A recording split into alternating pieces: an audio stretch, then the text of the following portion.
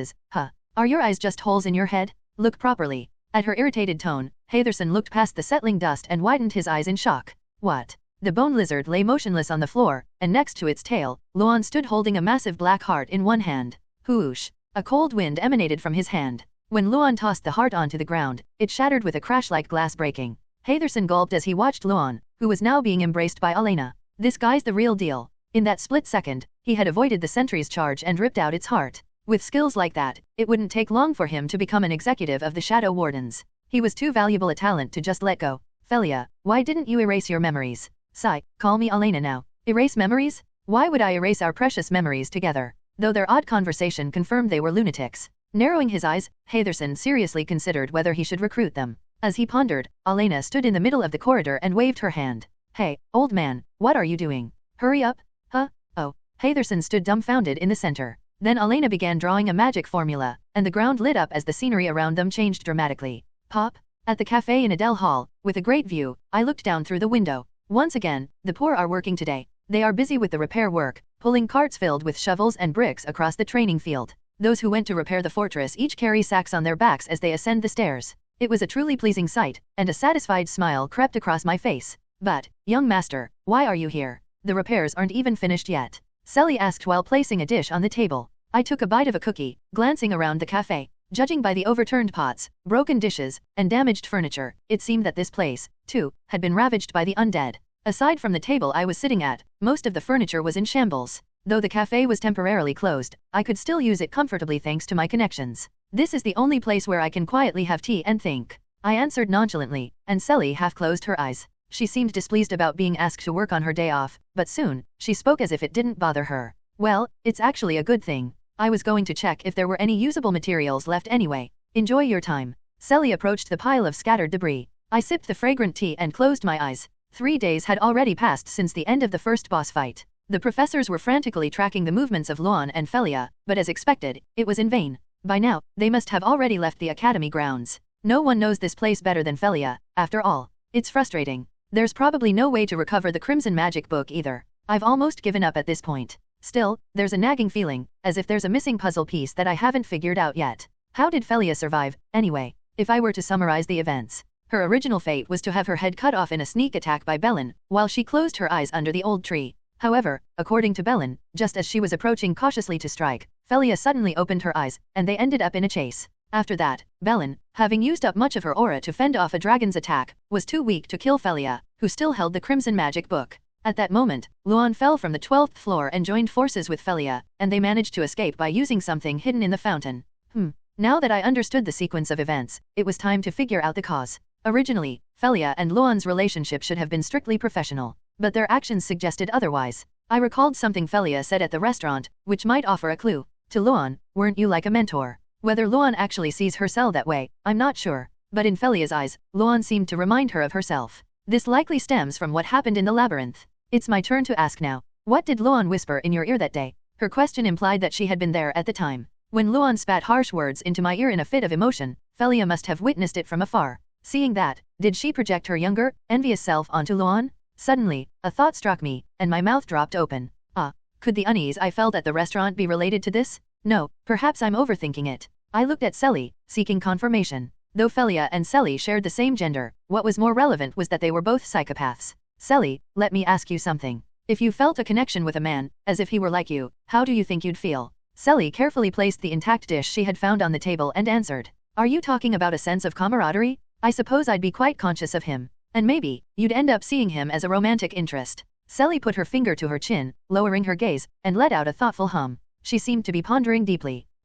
What does this man look like? Melon is known as the Mad Noble. Though he's a bit unhinged, the title of noble carries implications of dignity, and of course, a handsome face. He is quite good looking. Sally giggled as she responded. Then I'd probably fall for him. Really? Of course. For women, just brushing against a handsome man can make their heart race. No wonder she seemed so excited whenever she talked about Melon at the restaurant. So, it all comes down to looks, huh? Honestly, whether it's men or women, if someone has a dazzling appearance, they tend to overlook a few steps in the relationship process, don't they? And how would you know? You're just a kid. When I rebuked her sharply, Sally grumbled quietly while wiping a cup with a cloth. It seems that Felia's obsession, which was originally about erasing her memories and being reborn, had shifted to Melon. Maybe that's why she opened her eyes during the process of creating a new body. She must not have wanted to erase Melon along with her memories. This seems to be the most plausible explanation. But, young master, aren't you going out to watch tonight? Watch what? When I asked, Sally looked out the window. I heard that from today, the season of the green spectacle begins.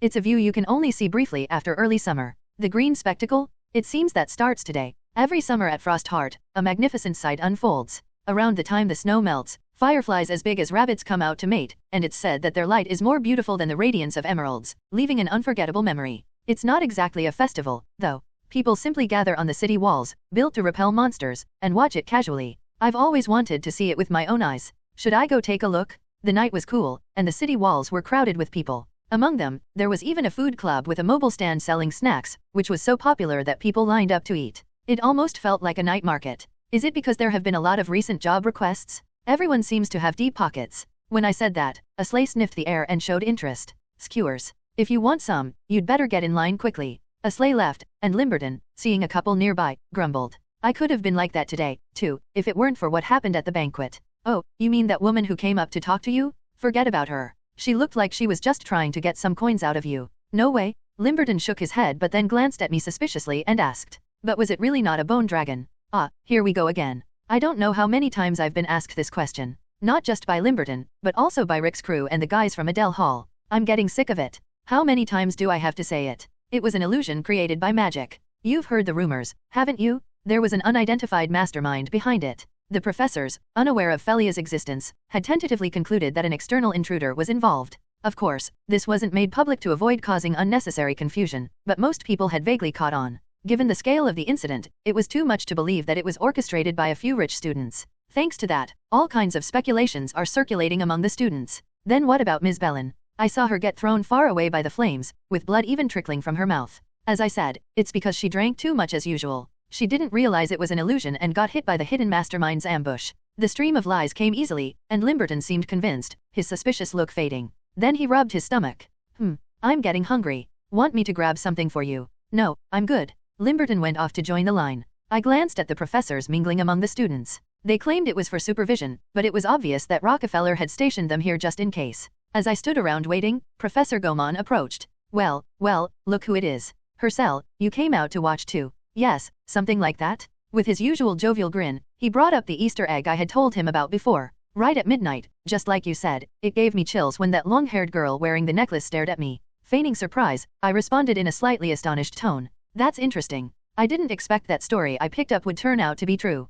Come on. I thought you were full of insider knowledge, but I guess you just heard rumors like the rest of us. There's always something weird going on, isn't there? Even back when I was a student, I poked around all over the place, and I'm still discovering new things. Professor Gaumont's hobby is digging into the secrets of Frostheart. I secretly wished he'd stop doing that. He's bound to mess with the wrong thing and cause trouble someday. Recently, I've been digging around suspicious areas with Stone Bear, too. Just then, a nearby couple interrupted Gaumont's words. Isn't that Special Division kid, Luan? They still haven't found him, right? I hope he doesn't come back and cause more trouble. SHH, Professor Gaumont is right over there. Professor Gaumont suddenly glanced around, then whispered quietly in my ear. I heard Luan was your friend? It's awkward to say this to a student, but I'm sorry. We didn't handle the situation well. Have you given up on the search entirely? Pretty much. Professor Gaumont made an uncomfortable expression. Should I even be telling you this? Oh well. I trust you, Hercel, so keep this to yourself. Luan Alvanaz, he became the first person to successfully escape. Because of him, there's now an official fugitive list and a whole new set of punishment regulations. If he's found, he won't just end up in the punishment division. They'll make an example out of him in the worst way possible. The first escapee. Why are you telling me this? Just in case you have any way of contacting him, I'm telling you to cut ties completely. Oh, and I don't mean to doubt you or anything. I'm just warning you because you might get caught in the crossfire. Judging by his voice, Professor Gaumont seemed to be genuinely concerned for me. But really, what could possibly happen? Increased surveillance means Luan will be restricted in his actions. He'll probably hide out somewhere quiet for the rest of his life. Oh, it's time. Professor Gaumont pointed toward the forest. At first, there was nothing visible in the dark, but soon enough, tiny glowing insects began to blend into the foliage, as if the Milky Way itself was descending from the sky. Those small light sources merged with the stillness of the night, softly illuminating the entire mountain range in a gentle green glow, like mood lighting. Feeling the cool breeze pricling my skin through the fabric of my clothes, I quietly muttered to myself. Green spectacle is the perfect name for this. It seemed like everyone else was feeling the same way. They were all murmuring words of admiration, their eyes captivated by the scene. For the first time since entering Frostheart, I thought to myself that maybe it wasn't so bad after all. Enjoy it while you can, because this peace won't last long. Below lay a dizzying cliff. They had come here because Felia insisted that they had to see this place. How is it? It's a special spot only I know. Isn't the view amazing? Hatherson, grinning with satisfaction, spoke as he admired the scenery. Well, the struggle to get here was worth it. No wonder the old man bragged about it. Luan couldn't take his eyes off the breathtaking view, his mouth slightly agape. He was probably thinking of that man right now. After all, he had wanted to see this with him. We finally made it. Just then, Felia suddenly jumped in front of him, blocking his view, and asked, "Are you thinking about him right now?" Luan stared at Felia, her expression as if she already knew the answer. Lately, it felt like she had somehow learned mind reading, because it seemed like she could read his thoughts.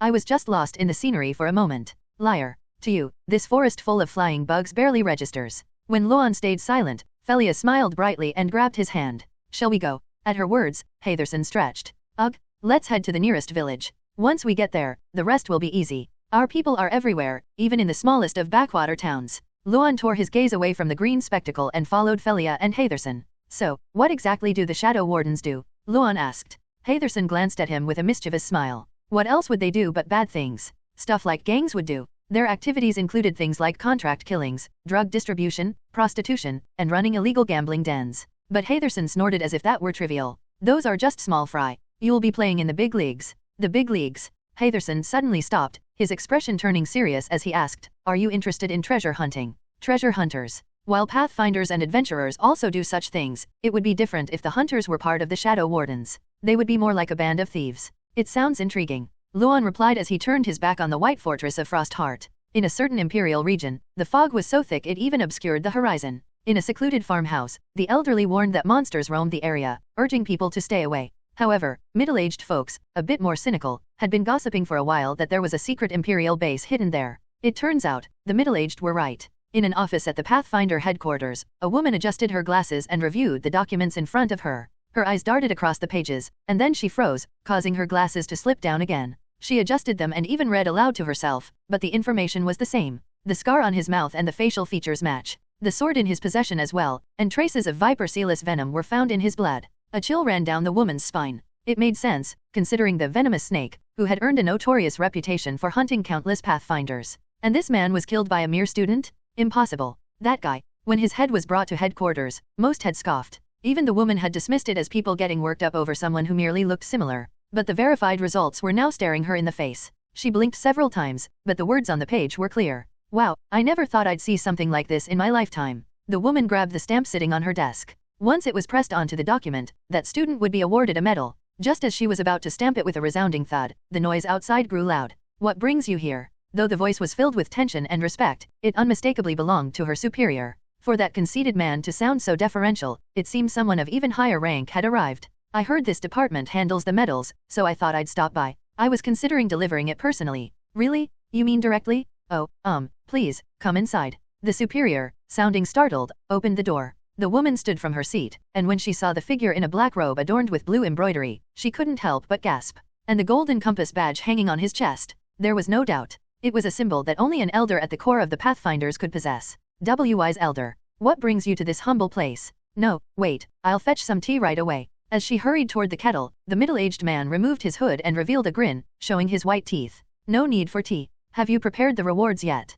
I was just about to prepare them according to the regulations. The smile vanished from his face. The woman, afraid she had made some mistake, was ready to bow in apology, but the middle-aged man stopped her and smiled again. No need to worry. I came here because I have something to say to him, and I thought I'd deliver the medal personally. The woman cautiously raised her head, trying to read his expression as he continued speaking. So, according to the regulations, what rank is it? Medals have different ranks. The highest is the platinum dragon emblem. Next are the lion, wolf, eagle, and so on. Her cell was supposed to receive the eagle rank. 4th rank. We were going to award him the eagle, but the elder's eyes widened in surprise.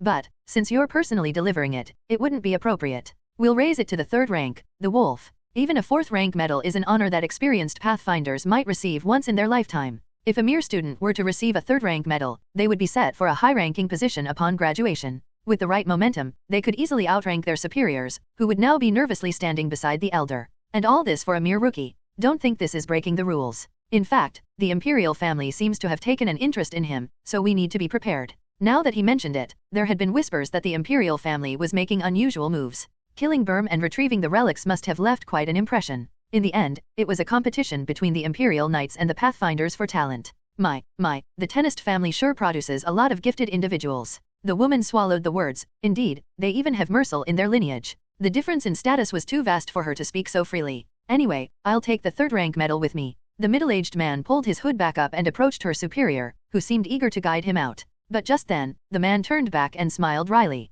I hope my presence here hasn't caused any discomfort? I'd hate to be a bother. The woman forced a polite smile and shook her head. Words that contradicted her true feelings slipped from her mouth. No, it was an honor. How often do I get the chance to meet an elder? She nearly died of shock from a heart attack. Oh, really? That's a relief. It's a bit embarrassing to admit, but I've always thought you all found me uncomfortable, so I've been avoiding coming around. Perhaps I should visit more often. Yes, that would be wonderful. No, please, don't. Whenever someone of higher rank visited, her superior would always nitpick about the state of the office, complaining about dust and all sorts of nonsense. And this time, it wasn't just any high-ranking official but the elder, standing at the pinnacle of power. Even a surprise visit like this was enough to send the lower ranks into chaos. I'm sure the professors would be thrilled if the elder visited them, too. If just living in the same building was a nightmare for her, the professors would surely have it worse. The woman thought that, in the end, the real victims here were the professors of Frostheart. Just the idea of him visiting would turn the academy upside down. In the principal's office, Arkandric was gloomily fiddling with a black pebble. Watching him for several days now, Rockefeller began to worry. He still seems deeply troubled because of Luan Alvana's. The order to execute the deserter as an example was issued from headquarters. Since it was an unprecedented event, it was intended to instill caution in the other students from the start. Arkandric was fully aware of this, so he hadn't said much, but, no doubt, he's still upset about it. Rockefeller pondered for a moment, thinking about what to say to lift Arkandric's spirits. However, with the Crimson Magic book stolen and the fortress still under repair, something stronger was needed to ease his mind. Ahem, the 7 who were dispatched to the field will be returning soon. I'm sure they would be thrilled if you praised them, Principal. The 7 were carefully selected after passing through strict criteria. Of course, they were promising talents. Ranked from 1st to 7th commanders were already eyeing them to join their units. Ah, those kids. It's been quite a while since I last saw them. They left right after the first semester began. They must have learned a lot. I'm sure they'll show great performances this year. Ha ha ha, I'm looking forward to it. Arkandric chuckled, but it was clear he was forcing the smile. Even with the promising students, it felt inadequate to fill the void left by a prodigy like Luan Alvana's.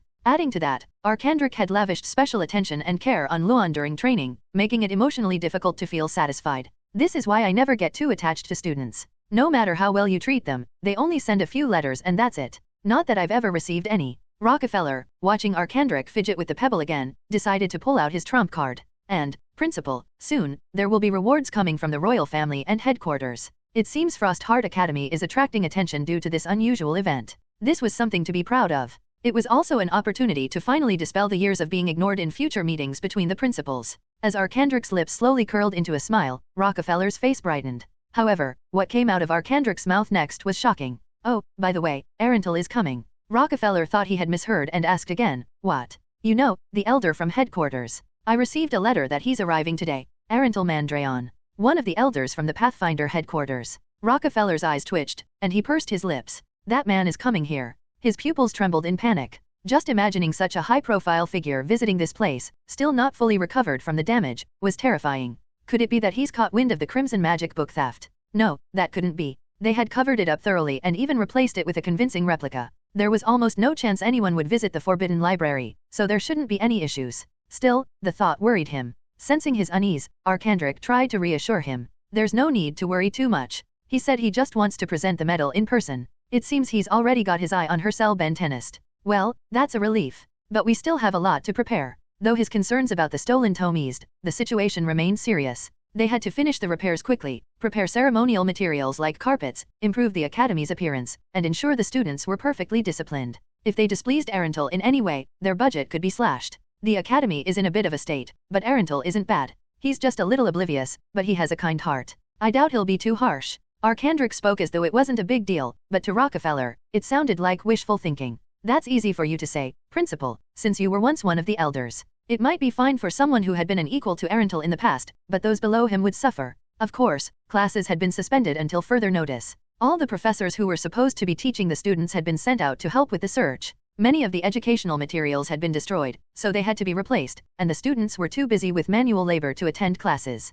I sat on a chair by the broken fountain. Today, the students were flattening the training grounds with shovels, filling cracks in the fortress with concrete. This situation was unusual. Not only were the workers from the Schlaf Hall involved, but so were the students from the Adele Hall, and even professors were out working. The reason for all this was something I learned through Professor Gomon. There's an emergency. What happened? Did you find some kind of unknown tunnel while digging? Huh? No, it's just, an elder is coming. The current situation reminded me of my time in the military. When I was a sergeant, there was news that a 3-star general would visit, and the battalion commander ordered us to move a pavilion. It was summer. But now, this situation was even worse. To put it simply, it was like a 4-star general visiting a recruit training center. The academy was in chaos. As a result, even I had to labor. I voiced my complaints, but the response I got was this. It's all because he wants to give you a medal. Are you sure that's not just a roundabout way of blaming me? Ugh, maybe I should follow Luan's lead and desert too. As soon as I applied a little pressure, this was the position I was offered. Please, don't say such things. Come on, let's not make a fuss, okay?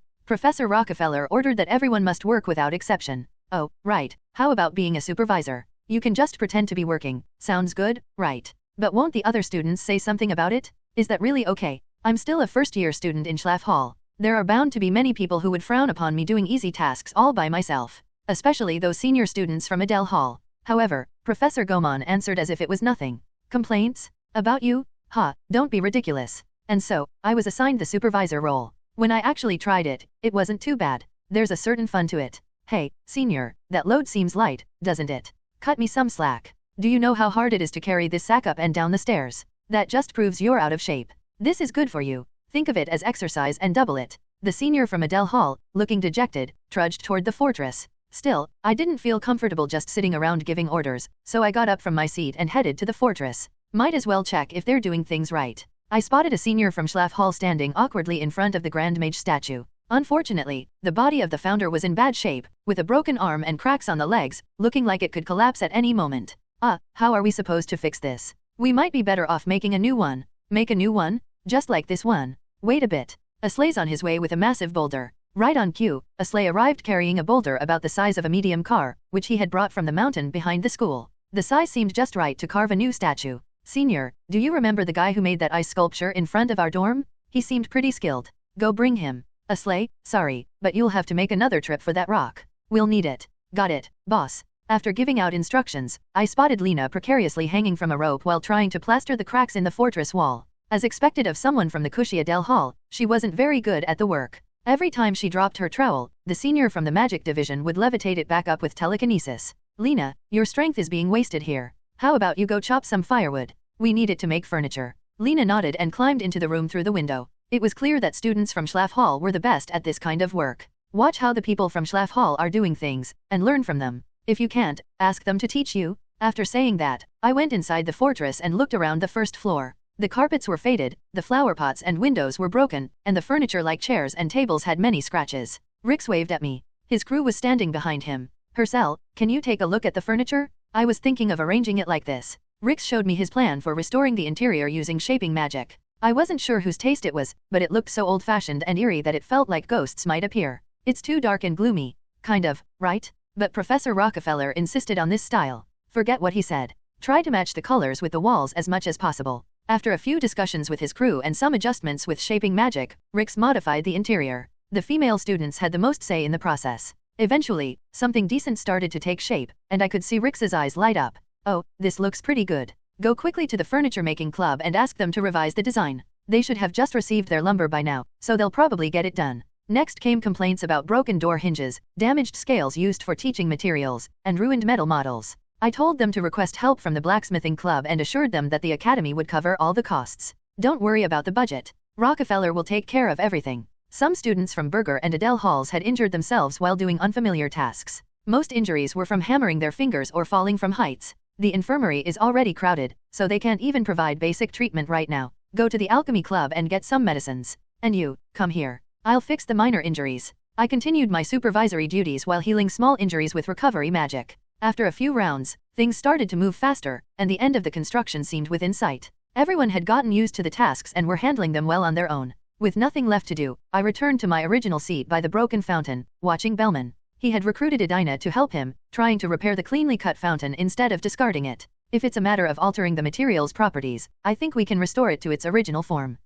I might be short on mana, but I'll give it a try, Bellman. Alright, let's at least get the shape right first. Bellman was trying to fit the broken fountain pieces back together like a puzzle, but it looked difficult. Seeing them struggle, Emmerich and Harmon approached to help. Emmerich, in particular, was meticulous, not allowing even the slightest deviation. Harmon, tilt it slightly more to the right. It's not perfectly level. Come on, it's just a tiny difference. After some collaboration, Edina successfully fused the pieces into a single fountain using her material alteration magic. I applauded them for their efforts. Well done. At this pace, we might just finish before the deadline. Emmerich took a sip of water and asked me, by the way, have you heard the news? What news? The group that went to the labyrinth is returning soon. Harmon, who had been listening, perked up and chimed in. Oh, from 7th to 1st rank? That's great news. Hercel, those guys have great personalities. You should try to hang out with them sometime. Want me to set something up?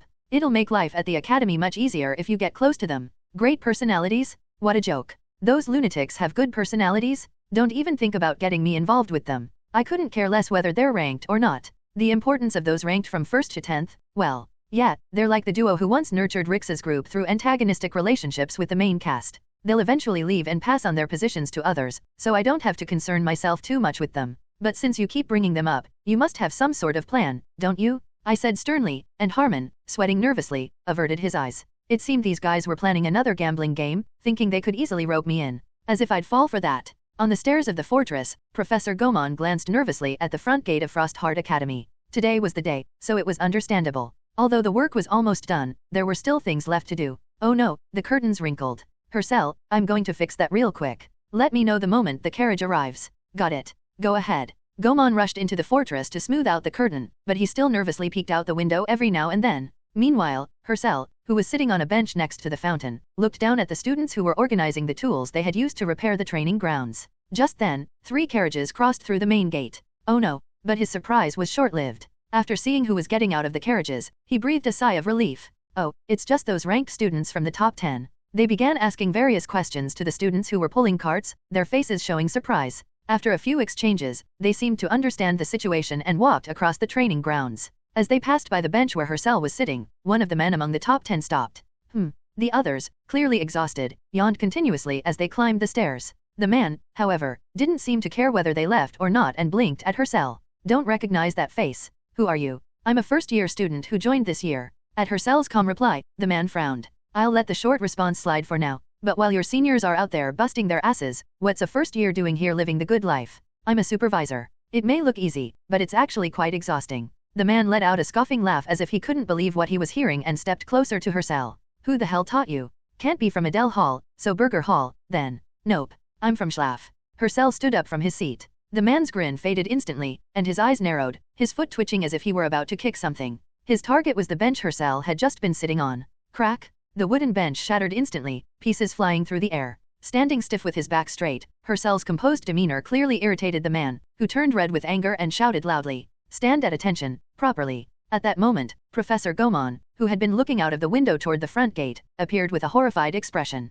The workers repairing the training grounds stopped what they were doing and gaped in disbelief. Amidst the murmurs, phrases like "that crazy bastard" floated through the air. Melon has been proactive since his first year, earning praise from promising seniors and being recognized by professors for his exceptional skills. Despite being a second-year student, he joined the prestigious 10 Elites, a group of elite third-year students, and ranked 7th. No one doubted his abilities. However, at this moment, Melon was in an extremely bad mood. Are you deaf? Stand at attention properly. When the 6 higher-ranked members left yawning, it was clear they meant for him to handle things on his own. Despite his efforts to restore discipline by shouting, the blonde delinquent in front of him only stared back with a sullen, uninterested expression. I don't want to. What? Melon was speechless. He had never encountered someone so clueless. Weren't seniors revered as if they were gods? Especially those from the Schlaf Hall, who always looked up to the Adele Hall and stayed sharp, like a razor's edge. Yeah, I've seen idiots like you before. But did you know? There's a cure for that? Of course, it's physical therapy. Professors always favored the 10 elites. At Frostheart, skilled students were rewarded.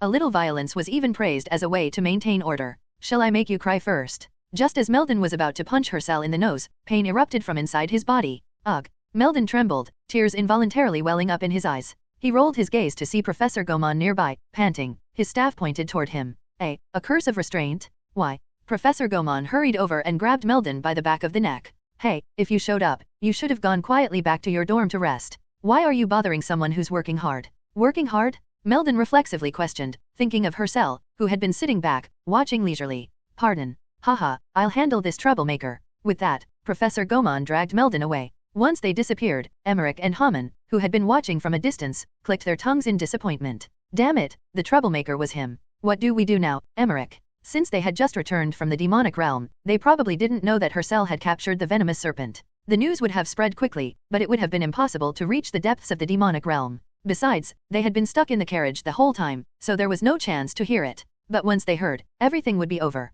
Do you think Professor Gomon will tell them everything? At that, Athera, who had appeared out of nowhere, pulled out her notebook. Don't worry. I figured this might happen, so I hired some insurance. They should be clinging to Professor Gomon by now, making sure he doesn't have a chance to speak. That's reassuring. More importantly, shall I show you the betting list? The bet wasn't on winning or losing, the topic was how long someone could last against her cell. The highest odds were on 3 seconds, and the longer the time, the lower the odds became. Athera put her notebook away and turned her back. Well then, I'll go distribute some medicine to the others. As she left, Haman scratched his head. That girl's pretty sharp when you think about it. Well, even though her combat skills are low, her test scores are always in the top ranks. If she had trained a bit, she might have barely made it into the Adele Hall. But I wonder if this will be okay. At Emmerich's cryptic remark, Haman asked, "What will?" Emmerich closed his eyes slowly and then opened them. "I'm wondering if it's okay to be doing this right now." Even the professors and Adele Hall students had been mobilized for the repair work, as if they were racing against time.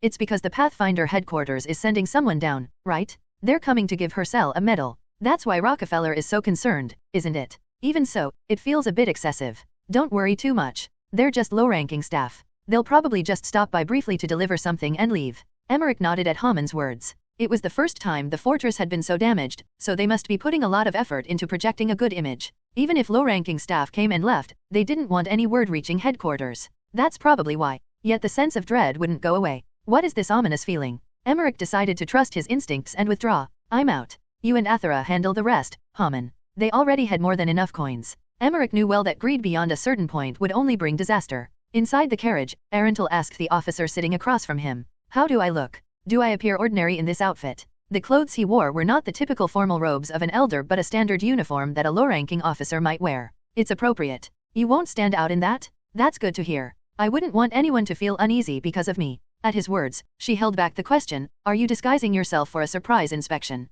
The carriage gradually approached the Frostheart fortress. Arental gazed out at the scenery, filled with nostalgia. Returning to my alma mater after so long, I feel excited. It was such a joyful time back then. The officer asked with a curious tone, right. There's a rumor that the Duke was once your senior. Is that true? Arental smiled broadly. Yes, that's true. I suddenly remember how I used to follow Senior AOL everywhere. Back then, I was a young man full of passion, eager to learn all I could. It must be quite emotional for you to meet his son. The officer's expression turned worried as a thought crossed her mind. But, is it really okay? There are some unfavorable rumors about her cell Ben Tennist. A sudden burst of laughter escaped from Arental's lips. Sir Arental. Oh, I apologize. I was just reminded of the old days. Senior AOL used to cause quite a bit of trouble, so much so that even the professors were afraid of him. As Arental reminisced, the officer tilted her head in confusion. AOL was famous not only for his strength but also for being a dignified and gentlemanly figure. Imagining such a man causing trouble felt oddly contradictory. I suppose the apple doesn't fall far from the tree. Her cell Ben Tennist must have inherited those traits from the Duke, don't you think? Haha. As Arental laughed heartily, the carriage arrived at the gates of Frostheart. Word had already spread that the carriage had arrived. All students were instructed to stay inside the dormitories or fortress and to behave exemplary. I, who was scheduled to receive a medal, waited in the indoor garden just below the headmaster's office. Once the elder arrived at the office, a professor would call for me. It's been restored quite neatly, her cell. Donaton commented on the now restored indoor garden. The place had been a battleground between Luan and the others, leaving the flowers trampled and the stone floor covered in dirt. The walls had been damaged too, though thankfully, the statues had remained untouched. I put a lot of effort into it, so of course. While admiring the pristine garden that looked as though it had been rebuilt, I was also speculating on which elder would arrive. Suddenly, I heard the sound of footsteps, followed by a cheerful voice. This place has changed quite a bit. Judging by the tone and the Pathfinder uniform, the speaker seemed to be an alumnus of Frostheart. It wasn't unusual for graduates to visit their alma mater from time to time. However, when I saw the kind face of the middle-aged man, my pupils shook with shock. Arental Mandrayon. One of the elders of headquarters. Our eyes met. Oh, there's someone here already. I was just reminiscing and ended up talking to myself. I hope I didn't disturb you. The sudden encounter left me speechless. All that ran through my mind was one question. Why is someone of his rank dressed like a low-ranking officer? After collecting my thoughts, I stood up from the bench and greeted him. It's a pleasure to meet you, Sir Arental. It seemed he had intended to hide his identity, but it was already obvious who he was. There would be no harm in revealing it since he was such an easygoing person, unlikely to be offended by such a thing. Arental scratched the back of his head awkwardly and gave a wry smile. I've already been found out, huh? I'm curious, how did you figure it out? I saw your portrait hanging in the main hall. I wasn't sure at first, but I decided to mention it, and it seems I was right. Arental approached me, nodding in admiration.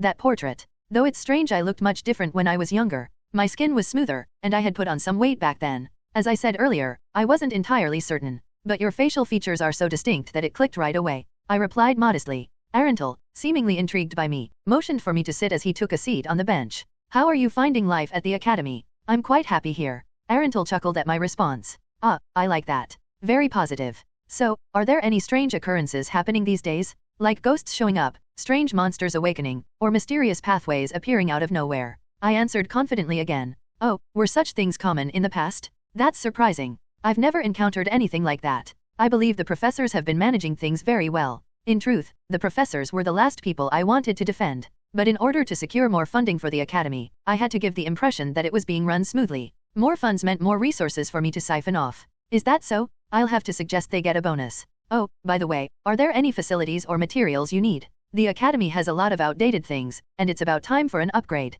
Well, there are some things. Though we've managed well enough with what we have, many items have naturally worn out over time. Arentel pulled out a notebook and began listening intently. I started by listing the outdated equipment in the armory and the shortages I'd noticed while overseeing things. He carefully jotted everything down, then gave a slightly embarrassed smile. Haha, the library does have a lot of those old books. Maybe it wouldn't hurt to bring in some light novels to help people relax from time to time. Though I aim to be a pathfinder, being human means those kinds of thoughts do cross my mind from time to time. Just occasionally, of course. After jotting down a few more notes, Arentel tucked his notebook away. That was helpful. Perhaps the headquarters could also adopt some of the suggestions you mentioned. He pulled out his pocket watch and then stood up from his seat. Oh dear, I've kept you too long. Not at all. I enjoyed our time together, Sir Arentel. Thank you for saying that. Now, I must be off to attend to my matters. Truthfully, I came here not just to reminisce, but also to check on something. Arentel glanced over at a statue in the corner. Though he didn't say it, I knew why he was so interested in that statue. There was a hidden Easter egg, a secret engraving of his lover's name from his student days.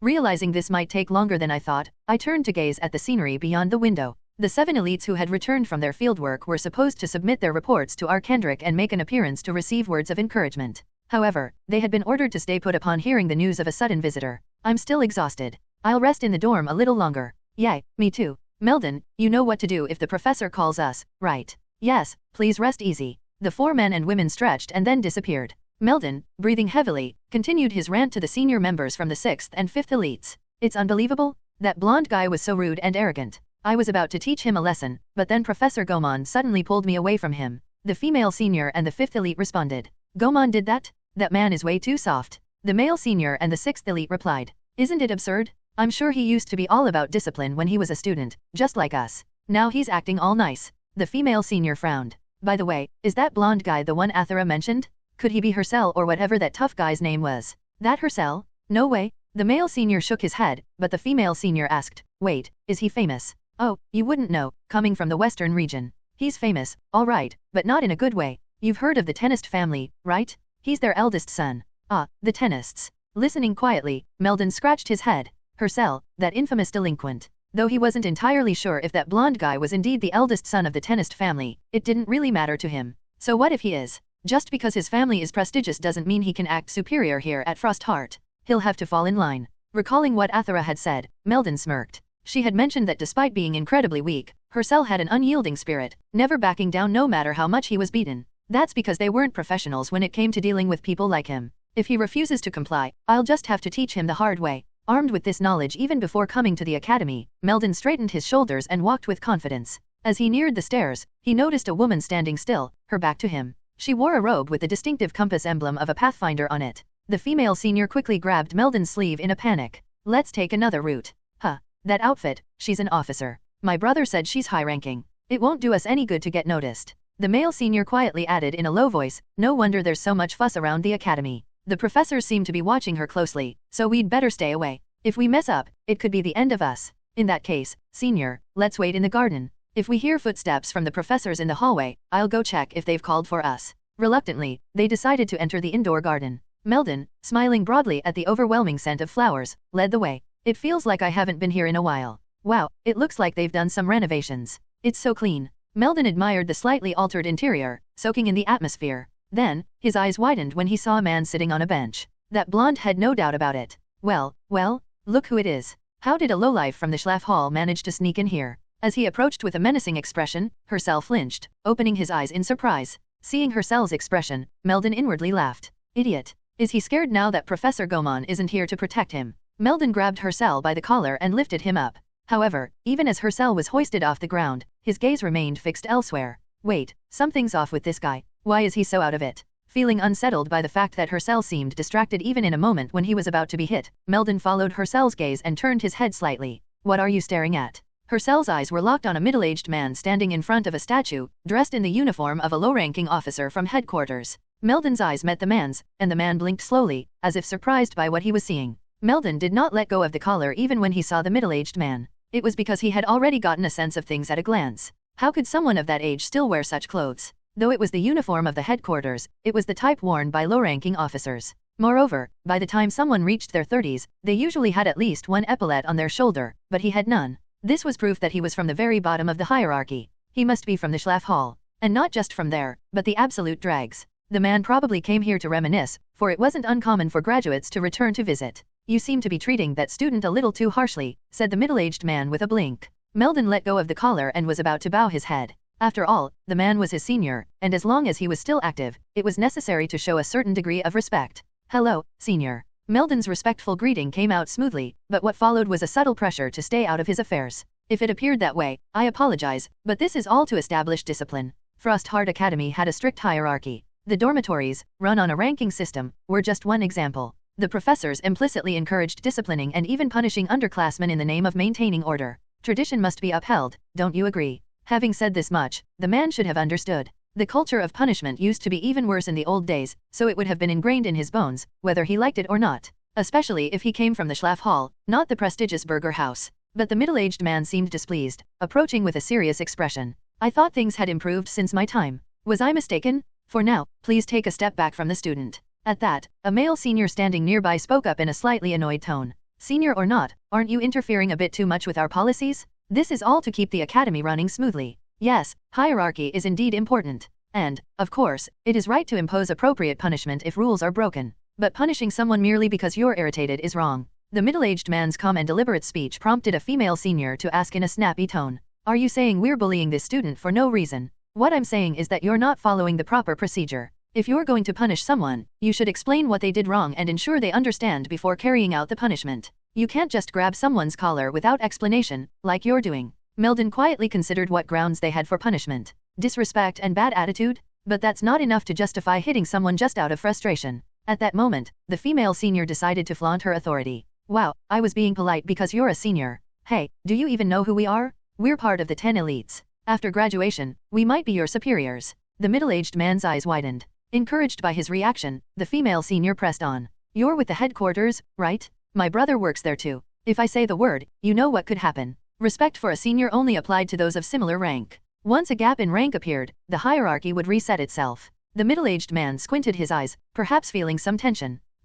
What's your brother's name? Does it matter? What's important is that I remember your face. I don't even need to know your name to figure out who you are. How many low-ranking men like you are still around at your age? The female senior turned to Meldon and shouted. What are you doing? Aren't you going to drag him off? Oh, yes. Meldon grabbed the collar again. Only then did Hercel, whose soul seemed to have left his body, regain his senses and snap his eyes open. As soon as he came to, the first thing he saw was Meldon, grumbling with his head slightly turned. Seriously, is he covering for him just because they're from the same loser house? Hercel despaired, realizing that everything he had seen wasn't just a bad dream. Is this really happening? At a high enough rank, you could behead someone with just a flick of your hand. They had failed to recognize their situation and were acting out in front of such a powerful figure. Let go of his collar, Arental said to the man holding my collar. The woman next to him frowned deeply. Old man, didn't you hear me? Should I have you transferred to some desolate corner of the wilderness? This was the result of the professors pampering and coddling their 10 elite students, practically raising them like golden children. Being spoiled for so long, they had lost all sense of propriety.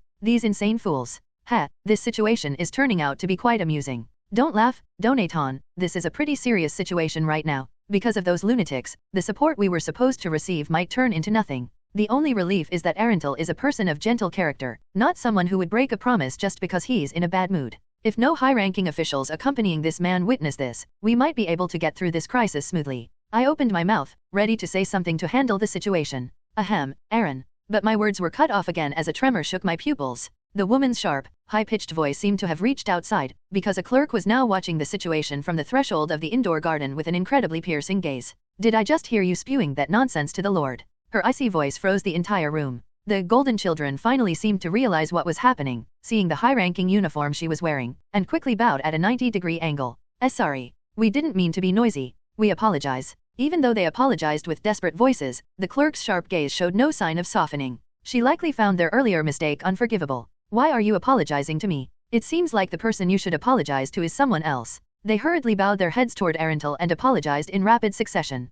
We sincerely apologize for the rudeness earlier. I said something excessive without knowing the situation. I'm very sorry. We promise this will never happen again. However, the commotion did not merely end as a ripple on calm waters, it seemed to have spread like waves. There were others who came, having heard the noise. Those idiots. It was Professor Gaumont, quietly observing with shifty eyes, and Rockefeller, glaring as if he wanted to kill them. The clerk took this chance to address Rockefeller. It seems there are many problems with your education policies. Even if the Lord is wearing a simple uniform, these students, who don't even hold a rank yet. I deeply apologize on behalf of these students, Lady Norris. Those who dare to act so disrespectfully towards an elder will be punished by me personally. At the mention of the word elder from Rockefeller's mouth, the faces of the golden children turned pale. In their heads, the events of just moments ago must have been flashing by, and their lives were likely passing before their eyes as well. The female senior who had been the most brazen earlier seemed to realize she was completely done for and began to sob. But there was no way someone like Rockefeller, who was a sociopath, would have any sympathy for something like that. Don't think you'll receive a light punishment just because you're part of the 10 elites. And don't think showing tears will make me feel sorry for you. By the time I'm done, you'll wish you'd been sentenced to death instead. The cold look in Rockefeller's dead eyes made even me shudder. As the golden children trembled and whimpered, Arental smiled bitterly. Haha, Norris, Rockefeller, there's no need to be so harsh on the kids. This all happened because I concealed my identity and wore these clothes, didn't it? Oh, of course, this uniform is still splendid. As Arental tried to smooth things over, Norris, his assistant and the clerk, smiled sweetly. Yes, if that's what you say, Lord Arental. However, the glance she shot at the golden children clearly conveyed the message, don't think this will end here. Unaware of this, Arental approached Rockefeller. It's been a long time, hasn't it? How have you been? Yes, Lord Arental, more than well, almost undeservingly so. It seemed they had some acquaintance from before. As they chatted, Arental took out his pocket watch. Oh my, we've been delayed here too long. Hercel Ben-Tenist must have been waiting for quite some time. Let's go at once. At the mention of my name, Rockefeller looked between me and Arental with a startled expression. Ahem, Hercel Ben-Tenist is over there. Arental's eyes widened, and as he looked at my face, he grabbed his stomach and burst into laughter. He probably hadn't realized I was Hercel. I hadn't mentioned it because it seemed too foolish to say, I'm the one you're here to reward without being asked. Haha, what a basic mistake on my part. Now that I think about it, I never asked your name. I finally managed to speak calmly to Arental. Let me introduce myself again. I am Hercel Ben-Tenist.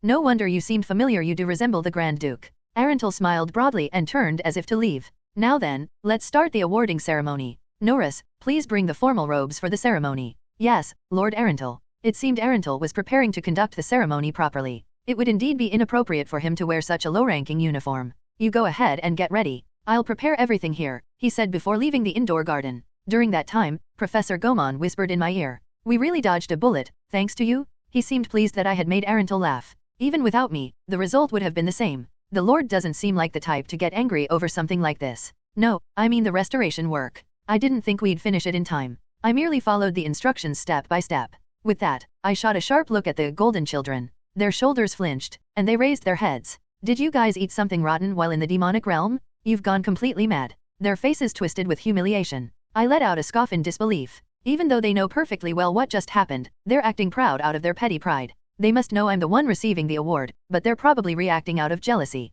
How childish. Just as I was about to say something more, Rockefeller used telekinesis to lift them into the air. Punishment is the professor's job, Hercel Ben-Tenist. With that, he disappeared, taking the golden children with him. After some time had passed, I was summoned. Leaving behind the supportive Professor Gaumont, I made my way to the headmaster's office. I had just returned to the dormitory after finishing my business. As soon as I stepped in, Athara came rushing up to me, his face pale as he asked, did my name come up at all? Why would your name come up, senior? Please, just tell me, whether it was with the elder or the professors. Did they mention me? No, they didn't. Why? Athara's complexion brightened as if she had narrowly escaped death, and she asked again. Really? For sure, they didn't mention my name. Yeah, seriously. Now stop bothering me and go away. I couldn't figure out what was making her act like this. The fact that she mentioned the elder. Could it be that she was involved in the mess the golden children caused? Well, it's already been resolved, and it's in the past now. As I walked away from Athara, this time Rix, Limberton, and Aslay approached me. Limberton, in a nervous voice, spoke first.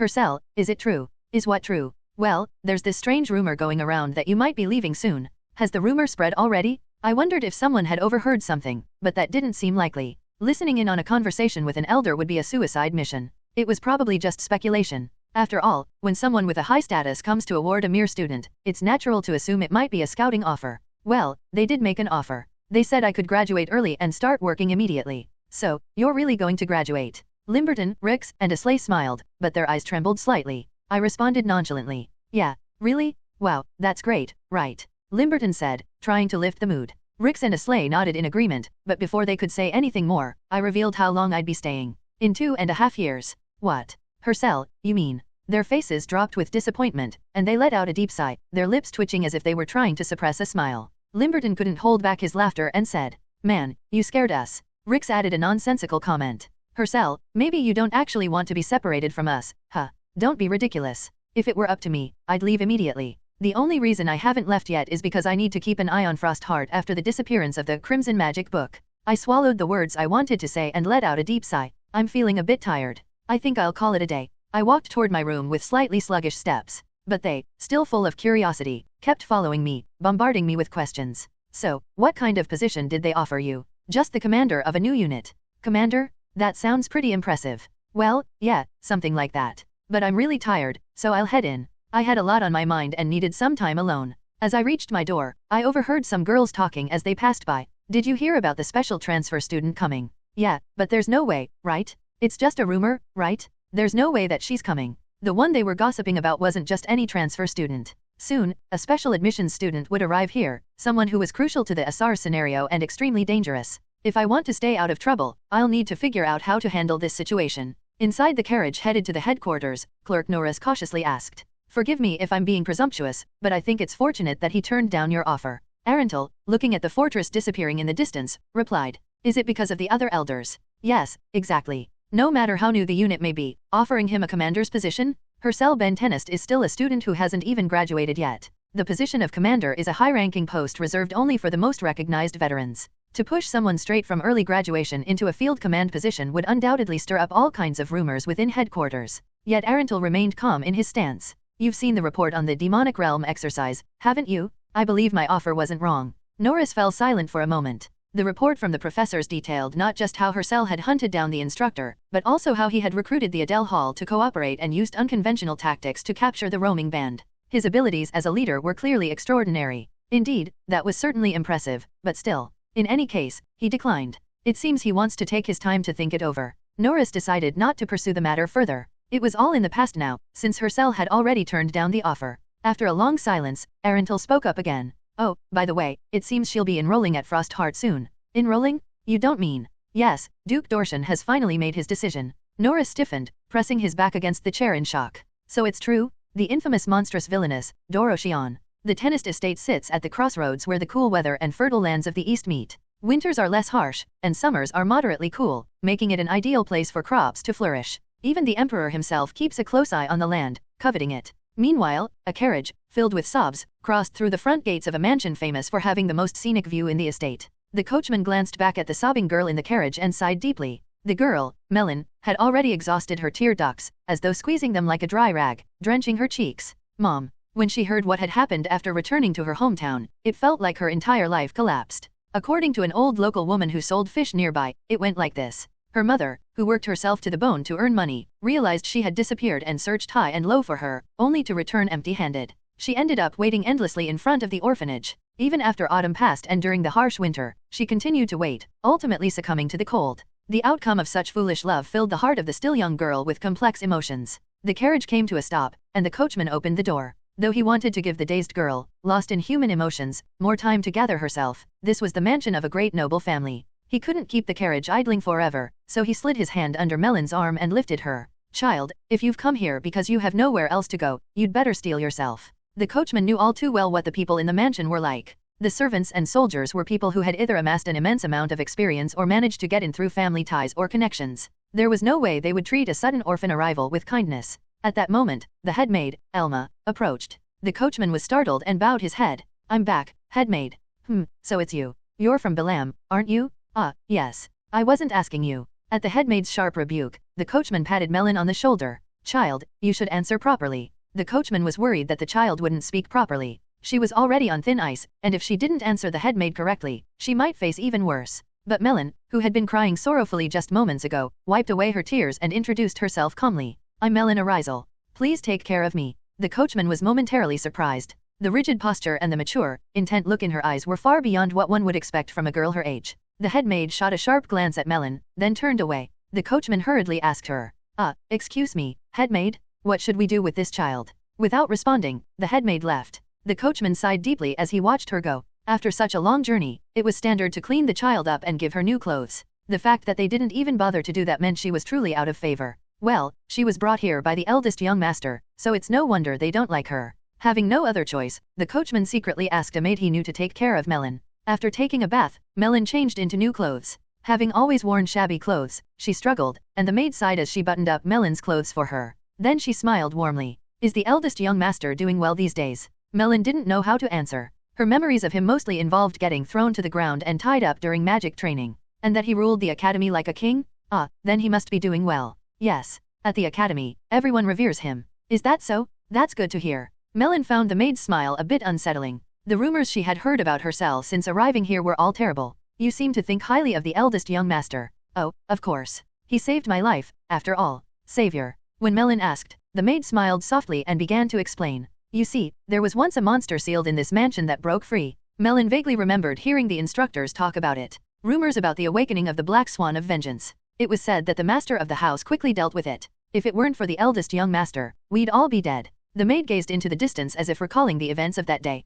All done. Now, how about you sleep in this sister's room for tonight? I'll figure out your own room later. Thank you. Melon left the dressing room. In the hallway, a towering man and a middle-aged man were chatting and waving. Judging by their armor, they seemed to be soldiers of the mansion. Are you the child that the eldest young master took under his wing? The middle-aged man asked, and Melon nodded. After that, there was a brief introduction. Through this, Melon learned that the middle-aged man's name was Jack, and the man beside him was Rodell. Uncle Jack, there are rumors that Sir Calro will be in charge of training. Is that true? Let's hope not. It sounded a bit ominous. Melon decided that if things seemed too dangerous, she would run away. Just then, as if remembering his business, Jack cleared his throat and said, Ahem. The twin young master and young lady have summoned you. Since the eldest young master sent you, they're probably curious about a lot of things. Leaving behind the maid who waved goodbye, Melon followed the two men. As they walked down the corridor, she became lost in thought, mostly about her Ben-tenist. If he has people this loyal to him, maybe he's not as bad as I thought. The only image she had of him from the dormitory was his fierce face, constantly hurling insults and calling people vermin. She had thought that the reputation she'd heard of here wasn't too far off from what she had seen, but after seeing these people, she wondered if perhaps he was different inside than he seemed on the surface in a good way. Come to think of it, he didn't kill us but instead accepted us as residents of his estate. Melon cautiously asked Jack and Rodell, what kind of person is the eldest young master? Both Jack and Rodell stopped in their tracks and widened their eyes. Jack folded his arms and groaned before turning to Rodell. Rodell, what do you think? You couldn't really call him a good person, could you? Of course not. He was an absolute scoundrel. Jack rubbed his forehead, frowning. In the past, I truly thought he was a devil reincarnated. The only reason we stuck around him was to pick up whatever scraps we could. Jack said this, then suddenly smirked. But now, grumbling, Jack turned his back again. Well, I guess you could say he's become a decent person. Melon pursed her lips and blinked. Just as she was beginning to form a clearer opinion of him, they arrived in front of the door where the twin children were said to be. All right, Melon. We'll be going now. Make sure you don't make any mistakes. Yes, thank you, Uncle Jack. And Rodell, big brother. Big brother. I guess I do look a bit young, don't I? Jack chuckled as he led Rodell away. Now left alone in front of the door, Melon suddenly grew nervous and gulped. She was terrified of what might happen if she made a mistake in front of the noble children. Whew. Melon took a deep breath to calm herself, then knocked on the door. Come in. It was the voice of a young boy. As Melon stepped into the living room, her eyes widened in surprise. A boy and girl, both a head shorter than her, approached with curiosity in their eyes.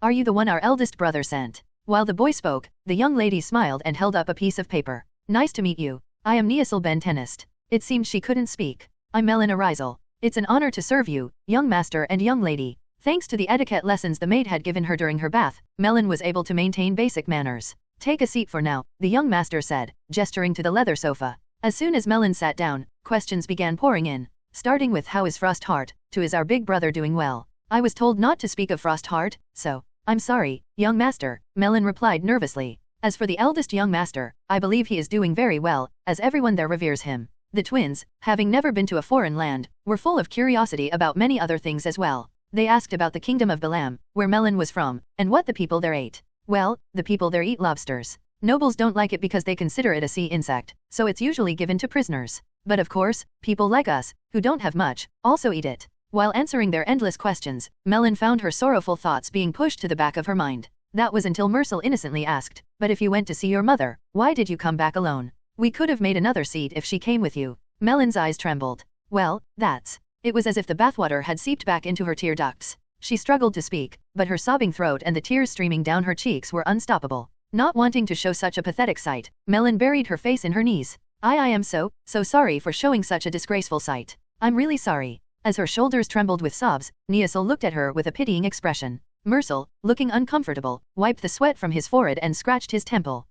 Why is she like this? Did I say something wrong?" Neasel frowned and gave Mercil a push. "Hey, don't push me, Neasel. Get out." All right. Stop pushing me already." In the end, Mercil was shoved out of the living room by Neasel. Once they were alone, Neasel approached Melon and gently patted her back. Feeling the touch of her small hand, Melon cried even harder. This is what happened. As Donaton read the illustrated journal Neasel had sent, he sighed in admiration. Such a kind-hearted child. Unlike some people. Yes, definitely different from Dasel and Erisiel. I was talking about you, actually. Oh dear, I'm too kind-hearted for my own good. It's a burden, really. Life must be hard for me. You shameless fool. I carefully placed the letter into a drawer. Though I was worried Melon might face some discrimination for being under my wing, it seemed my concerns were unnecessary. With the twins around, and Jack and Rodel looking out for her, she should adapt quickly. By the way, how long are you going to keep holding that? Donaton asked, making me glance to the side. A floating bed. It had been floating for about 30 minutes now, suspended by mana worth several gold coins. I think I can keep it going a bit longer. My mana reserves had significantly increased compared to the early days. Thanks to the recent blessing from Rix, I had accumulated an immense amount of mana during the magic training and the battle at Rouen. And then there was Felia's staff, mounted in the holster. Whispers of Mist. Attribute, Camouflage. A magic staff crafted by a great mage from otherworldly wood for his apprentice. Completely conceals the magic circle until the spell is cast. The mana can only be perceived by the wielder. Increases the accuracy of spell formulas by 30%. Improves mana efficiency by 10%. The staff's options were incredible, as expected of an S-rank artifact. The accuracy bonus stacked with the one on my gloves, totaling 40%, and the mana efficiency boost greatly reduced the amount of mana consumed. But the best feature was how perfectly the concealment option worked with the bed. It completely hid the spell formula. From the enemy's perspective, even if I drew a spell circle right in front of them, they wouldn't have a clue where or when the magic would strike. The magic circle would be invisible, and no matter how sensitive their perception was, the mana would only be detectable by me. It's amazing every time I see it.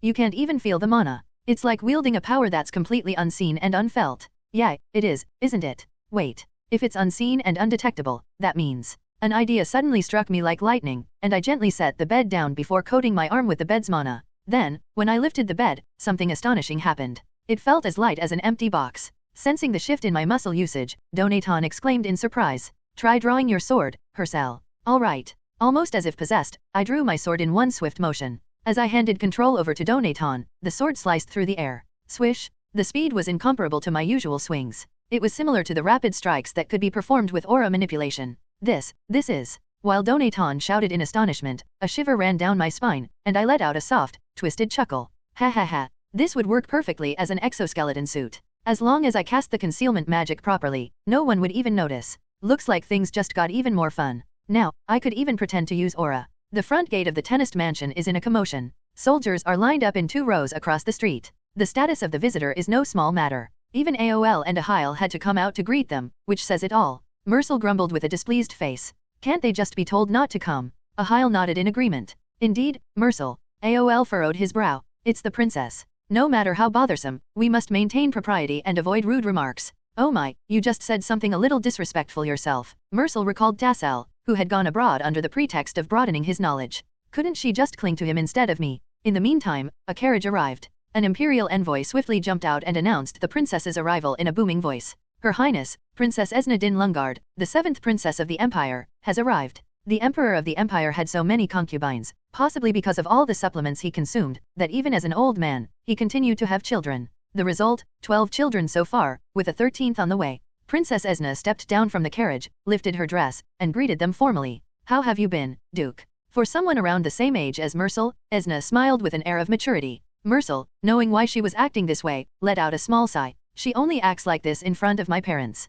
Esna exchanged formal greetings with AOL and Ahile and approached Mercil. It's been a while, Mercil. How have you been? It was an uncomfortable situation with many watching. Mercil had no choice but to respond politely, otherwise, his father would scold him. I've been well. And how have you been, Princess Esna. Even though the words were spoken with little enthusiasm, Esna smiled. But judging by her slightly twitching brow, she was surely irritated inside. Shall we have a private conversation, just the two of us? Not wanting to, Mersel casually replied. Without a bodyguard? That doesn't seem wise, considering your safety. It would be troublesome if something happened. AOL gave him a sharp look. Mersel reluctantly added a respectful tone. It would be troublesome, indeed. Oh, how kind of you to worry about me. But don't worry, here at the Tennis Mansion, there's no danger to my safety. Mersel glanced at his father. AOL, eyes closed, nodded. His mother, Ahile, gave him a sharp look, but it was of no help. What about the Imperial Guardian? Mersel gauged the reaction of the man standing beside Esna. He seemed to approve, or rather, encouraged the situation. That guy, he's always sticking to the princess like glue. With no choice, Mersel agreed to Esna's request. Well, as you wish. Mersel and Esna walked alone through the garden. Of course, the guards were watching them closely, but they kept their distance, far enough that their conversation couldn't be overheard. Esna looked around and, in a slightly sulky tone, said, "For a first greeting, you should have added a compliment. I went to all this trouble to dress up." She flicked her hair while gesturing to her dress. To Mersel, she didn't look much different than usual, but saying that would only make her drag him around longer. "Wow, you look really beautiful." Even though his compliment sounded insincere, Esna didn't seem inclined to ease her furrowed brow. She soon sighed deeply and brought up a topic Mersel didn't want to hear. "Have you thought about the engagement?" Mersel kept his lips tightly sealed. Esna was the 9th child. Compared to her older sisters, she was the lowest-ranked princess. If she didn't find a decent match, she was destined to marry some remote prince in a political marriage. Maybe my eldest brother's reckless behavior was a way to avoid getting caught up in something like this. To Mersel, Esna's intentions were clear. She wanted to use him as a tool to secure power within the empire. What's there to think about? We're still young. Why bring it up so soon? Think about it carefully. If we have a son, who knows? He might become the emperor one day. Only males could inherit the imperial throne. All that was needed was a powerful family to back them up and strong bloodlines. The Tennis family, one of the pillars of the empire, and Mersel's lineage provided just that. Perhaps we might even give birth to a magic swordsman. Our family has always produced powerful wizards. I, too, have inherited magical talents. Esna puffed out her chest with a smug look. Mersel glanced at her lazily and asked, "But do you even know how babies are made? No, do you? How would I know? Anyway, what I mean is, don't bring up such things when we're still supposed to be having fun." Feeling chastised, Esna pouted her lips. Mersel was in a difficult position. He had no intention of getting engaged. But he couldn't give a firm answer, as AOL had told him not to rush into any decisions and to wait until they were older. "I'll think about it a bit more. It's an important decision, after all." He knew Esna wouldn't visit again for a while if he could just get through today. In the meantime, he planned to go to Frostheart, and for now, he could afford to ignore the matter. Though Mersel thought his answer was reasonable, Esna scoffed and said, "Oh, really? And that kind of person is going to enter Frostheart?" Mersel's eyes widened. "How do you know that? Is that really important right now? What matters is that I came all the way here because of it." It was then that Mersel realized. That's why she seemed upset as soon as she saw me. Just as his mind began to clear, Esna stumped on the stone floor and angrily leaned closer. "Be honest. You're planning to run away, aren't you? To get away from me." "I'm not. Don't lie. But why of all places are you going there? Do you even know what kind of place Frostheart is?" Mersel didn't know. There was nothing in the letter Hersel had written, and when he asked AOL, the only response he got was, "You'll find out when you get there." "I don't know." When Mersel answered honestly, Esna's confident expression shifted into one of doubt.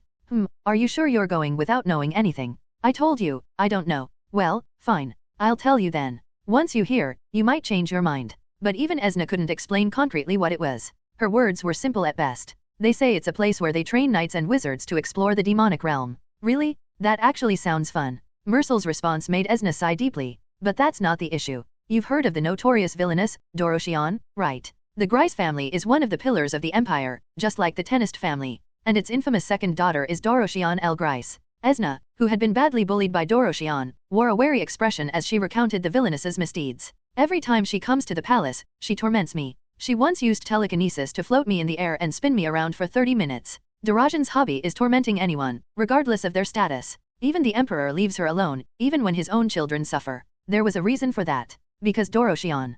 People say she'll become the next Grand Mage, but I think differently. She's a wicked witch who will bring down the empire. From the moment she was born, she simultaneously awakened all 5 of her senses, an unprecedented prodigy. Considering that the last Grand Mage naturally awakened their 5 senses at the age of 10, she is a once-in-a-lifetime talent. And that's not all. They say she turns her servants into frogs and eats them. The servants in her mansion disappear one by one. She even drinks strong liquor every day, just so she can breathe fire, to roast her victims properly. Despite all of Esna's attempts to frighten him, Mersel chuckled. "Is that so?" Esna, feeling frustrated, gritted her teeth. Mercil remained unmoved. After all, he believed her cell would protect him, even if Doroshion tried to eat him. Come on, change your mind. Huh? It's fine to go to an academy, but at least consider Valiant instead. Just as Esna reached out to grab Mercil's shoulder, it happened. Gasp. Esna flinched and quickly crossed her arms over her body, stepping back. She must have seen something that startled her. Following her gaze, Mercil looked up. On the terrace of the main building, Ahile was sipping tea, smiling warmly, and waving.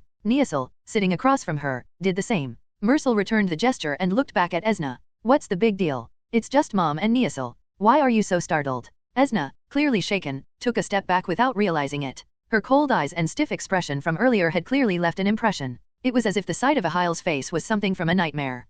No, it's nothing. Esna reassured herself that she must have seen it wrong, as Ahile's expression softened again. That happened. Today, one page of Neasil's picture diary caught my attention. A drawing of the lady of the house, looking down from the terrace at Mercil and Esna. Neasil's drawing skills have improved, capturing the lady's expression perfectly. Wow, look at those sharp eyes. The princess must be out of her mind to think of serving such a woman as her mother-in-law. Fathers never want to give their daughters away, and mothers never want to give up their sons. To her, every woman must look like a fox. With a brief sigh, I carefully placed Neasil's letter back in the cabinet. Now it was time to read Mercil's letter. As expected, just like AOL, it was short. I'll be there soon. It seems Mercil is indeed coming here. No surprise there, though. There had been many signs pointing to it. Well then, break time is over. Shall we continue the discussion from earlier? I've been waiting. Her cell. I stood up, gathered the liquid gold into a sphere, and floated it in the air. A special metallic liquid manipulated by mana. When I wrapped it around my arm and swung the sword last time, it moved as quickly as if it were covered in aura. Of course, saying it was fast is subjective. Superior to the average person, but still slightly lacking compared to the key players. After conducting several experiments, I noticed its shortcomings. I wish we had more of this liquid gold. It's a shame. It's not nearly enough to activate the mana blade and aura simultaneously. One disadvantage is that in order to unleash an attack comparable to aura, I have to forego strengthening the sword.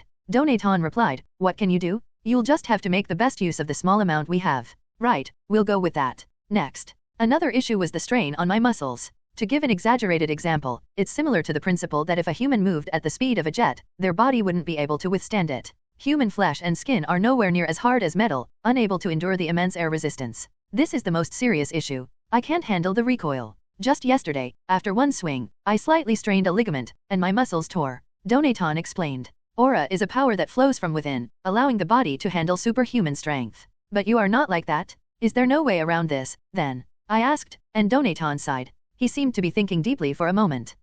How about infusing the liquid gold into your body? By attaching it directly to your muscles, it could help absorb the recoil. It was a pretty good idea. However, there was a big risk with that method. That would mean I'd have to run the liquid gold all throughout my body, right? I'm no doctor, but I do know the body contains complex organs and blood vessels. I don't trust myself to control the metal well enough to avoid damaging those organs and only target the muscles. Even if I can't handle the recoil, using an exosuite would be a much safer alternative. One small mistake and it could tear my blood vessels or internal organs. That's a no-go. True, that's a valid point. Handling it delicately during battle would be even harder. In the end, nothing had changed. No matter how much I trained, my flesh and blood were still the same. Without using aura, avoiding strain on the body was impossible. So, I can only use attacks that go beyond my physical limits a few times. 2 times. Any more than that and your body won't be able to handle it. Paralysis would set in. 2 times per arm and per leg. That means 2 strikes with the right arm, 2 with the left, and only 2 leaps. Alright, I'll think about this slowly and use it for now. I placed an empty bottle on the desk and assumed a drawing stance. What I was about to try was an experiment to channel all the mana I had into the liquid gold in a single blow, launching a strike so powerful it would almost tear my arm apart. Let's begin. As Donaton sent the electrical signal, my muscles responded instantly. The mana-charged liquid gold felt as if it were transmitting the explosive force of gunpowder into my arm. Ping. The slash passed in the blink of an eye. As expected, a cooldown notification appeared on my retina. Impact detected. Ability activated. 1 second invincibility cooldown. 58 seconds remaining. If it weren't for the 1 second invincibility, my arm would have been torn apart. This was not a speed that an ordinary person without aura could ever hope to endure. At that moment, I heard a belated slicing sound. It seemed I hadn't even realized the empty bottle had been cut, as the top half slowly slid along the cut surface and fell onto the desk. Thud. I grinned and approached to dispose of the bottle. But then, another slicing sound made me stop in my tracks. My god. Because on the wall, where the sword tip shouldn't have even touched, a long horizontal slash had appeared. It was so deep that light from outside now spilled into the room. Donaton's words closed my gaping mouth. When a strike draws out extreme power, it creates a sharp blade wind. You can cut without even touching, such is the razor-sharp wind of a sword. Evening time is after-school class time. It's a busy time for Aslay and Limberton, but I was an exception. After Hatherson left, there weren't really any classes left for me to take. I took my gaze away from the sunset and looked at the training ground. There, under Bellen's guidance, Lena was stirring water in a basin with a giant spatula. While I was lazily zoning out, Donaton spoke. Her arm movements have improved a lot. I can see she's making progress every day. Really? I can't really tell. Geez. When will you ever develop an eye for swordsmanship? Judging by the progress, Lena seemed to be working very hard. The same went for the other key figures. Just looking at the Schlaf Hall alone, Rix had doubled his training. The knights from Adele Hall were constantly running around the training ground whenever they had time. The mages seemed to be shooting magic in secluded areas, as I occasionally heard loud explosions. Perhaps being humiliated by Luan like a child was quite a shock to him. Still, seeing him working so hard without giving up, you could say it was typical of the key figures. They'd all figure things out on their own. Once again, the problem was me. It feels like I'm the only one falling behind. The others all know how to get stronger, but I'm stuck in a slump. Even with the exoskeleton suit made of several hundred gold coins, I'm still overall beneath the playable characters. My swordsmanship speed is above Lena but below Belen. And even that, only twice at most. Of course, I might be able to surpass Belen's speed with a single strike. Maybe. It was a strike so sharp that it could slice through even a wall that wasn't touched by the blade's edge. But that would mean giving up after 2 exchanges, and I'd have to sacrifice my 1-second invincibility and all my mana in that one blow. You've still grown a lot, haven't you? This is significant progress. Don't get discouraged, Hercel. Donaton's consolation didn't really resonate with me. It wasn't enough. I needed a long-term direction on how to grow from here on out. Time is still ticking. If I don't decide what to do soon, I'll keep wasting it. I was in a situation where it was so overwhelming that I couldn't even figure out a direction. Though I shared my dilemma, this annoying cursed sword was too busy pretending not to care. What can I say? That's the path you chose. Anyone who heard you would think I forced you into it. If you had a brain, why don't you help me think for a change? Contemplation is inevitable. That's your responsibility. As expected, Donaton was of no help, being as dumb as he was. It's because of that low intelligence that he ended up a prisoner trapped in a sword. In the end, I always have to do the thinking. What? What did you just say? Oh dear, I accidentally said that out loud while thinking to myself. You did it on purpose. Anyway, to get back on topic, the path I've chosen has no trailblazers. It means I have to research and teach myself everything on my own. The path of a fake sword master is an extreme and unconventional one. Shall I get up? I came to watch, hoping for some inspiration, but there's no real takeaway. I took my eyes off Lena, who was training with Belen, and stood up. I made eye contact with Belen, but I didn't ask him again about the mysterious swordsmanship I used to defeat the bone dragon. That was because I had already given a brief explanation. It was luck. You brat? Please, just hear me out. Frankly, at my age, pulling off a technique like that doesn't make sense, does it?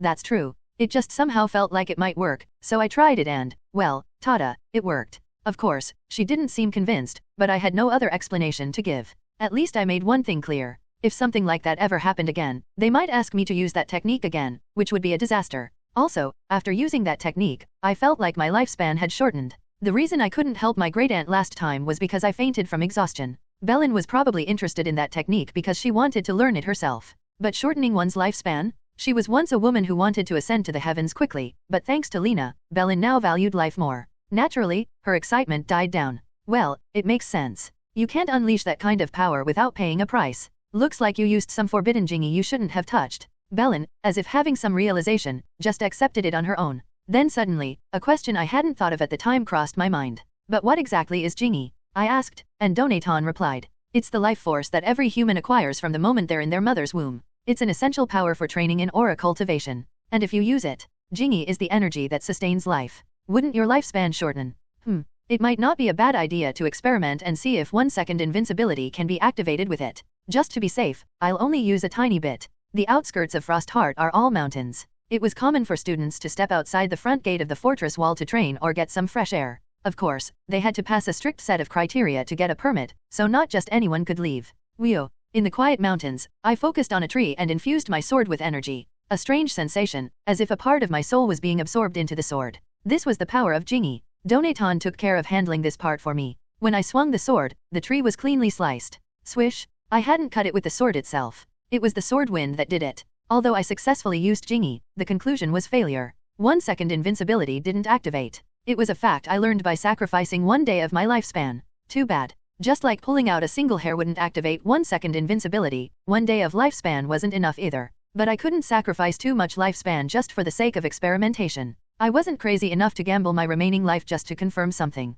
Hercel, you're quite fortunate. Donaton boasted proudly. Jingyi is a power that only those prepared to risk their lives can use. Unless you've reached a state of enlightenment, it's something that only comes out instinctively in the face of death. Donaton's explanation made Melon's earlier reaction more understandable. No wonder she accepted it so readily on her own. She probably thought I had somehow, in the face of death before the bone dragon, unleashed it by sheer luck. Thanks to me, you had a rare experience. You should acknowledge that. Yeah, you're amazing. Now stop bragging. In the end, it's a power I'm reluctant to use. Ignoring Donaton's boasting, I stared at another unscathed tree. Well then, should I start today's training as planned? The training was simple. Attach the exoskeleton suit to the muscles used sequentially when swinging the sword. For example, when a pitcher throws a baseball, the muscles are used in this order: the legs, torso, shoulders, arm, forearm, and hand. I had to quickly adjust the exoskeleton suit to provide power to each muscle as needed. This required extremely precise control throughout the entire process. Let's begin. At my signal, Donaton prepared the lightning quick draw technique.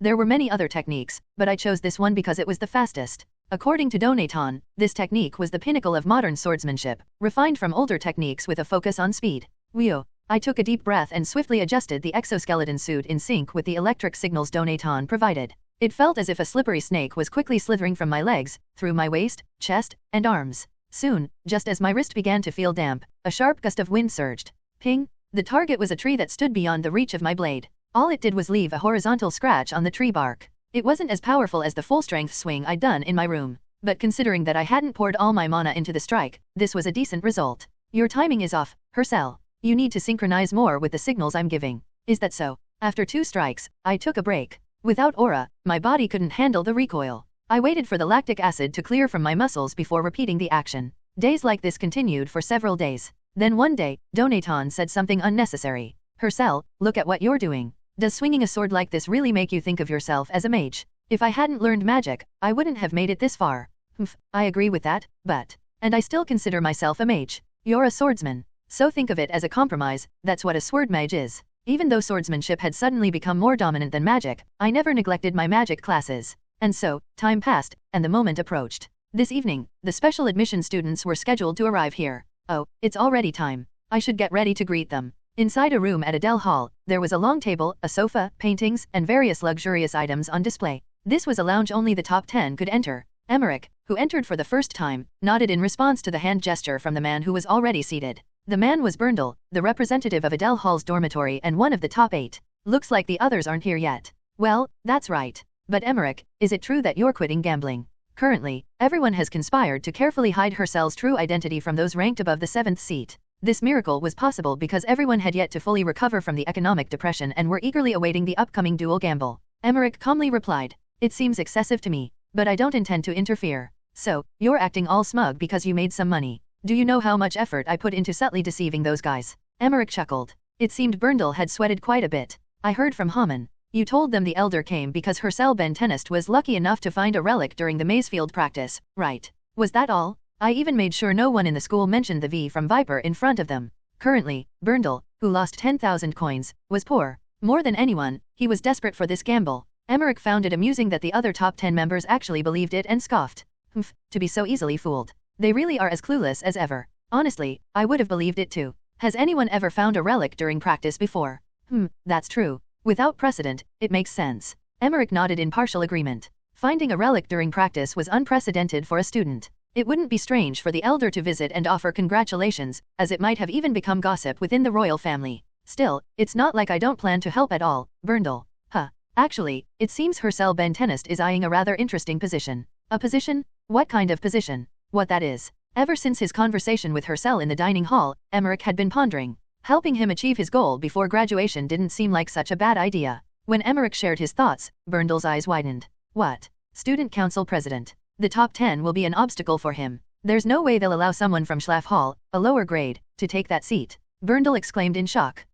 That's true, but, man, the issue isn't just the top 10. They're just naive puppets being manipulated. The top 10 had long since fallen into the role of the student council's lapdogs. The current student council was a near-dictatorial power group.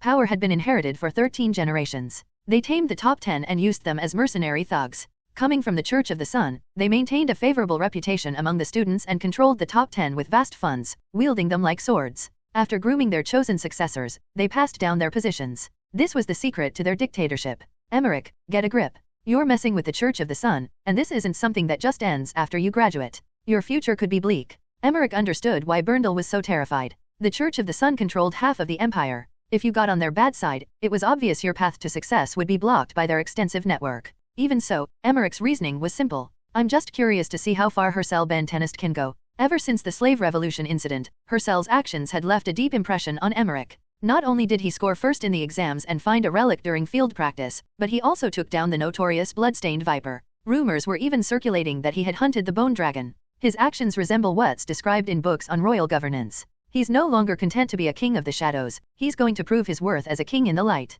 That time is coming, Berndel. You're still reading that strange book. Berndel shook his head in exasperation. Emmerich glanced at the grandfather clock. It had already been over an hour since they started waiting. So, when are they coming? Emmerich asked. Berndel looked toward the door and replied, well, whenever they feel like it. Click. The door opened 30 minutes later. Starting with Melon of the 7th seat, the top 10 members began entering the room. Emmerich observed each of their faces. But they all glanced at him and Berndel as if they were beneath them. Those guys. Still drawing the same line between us. The top 10 had never considered anyone below the 7th to be one of them. On top of that, since they had just returned from being personally selected by the current powers, they were even more arrogant than usual. In their minds, they were probably thinking, he's just doing menial tasks like being a dormitory representative because he doesn't have the skill. Emmerich looked at the head of the top 10, the first seat, Kerndl, a man with wavy brown hair and thick eyebrows. As always, his gaze was full of arrogance. Kerndl, looking displeased, spoke up. One person's missing. As he said, the 9th seat member hadn't shown up.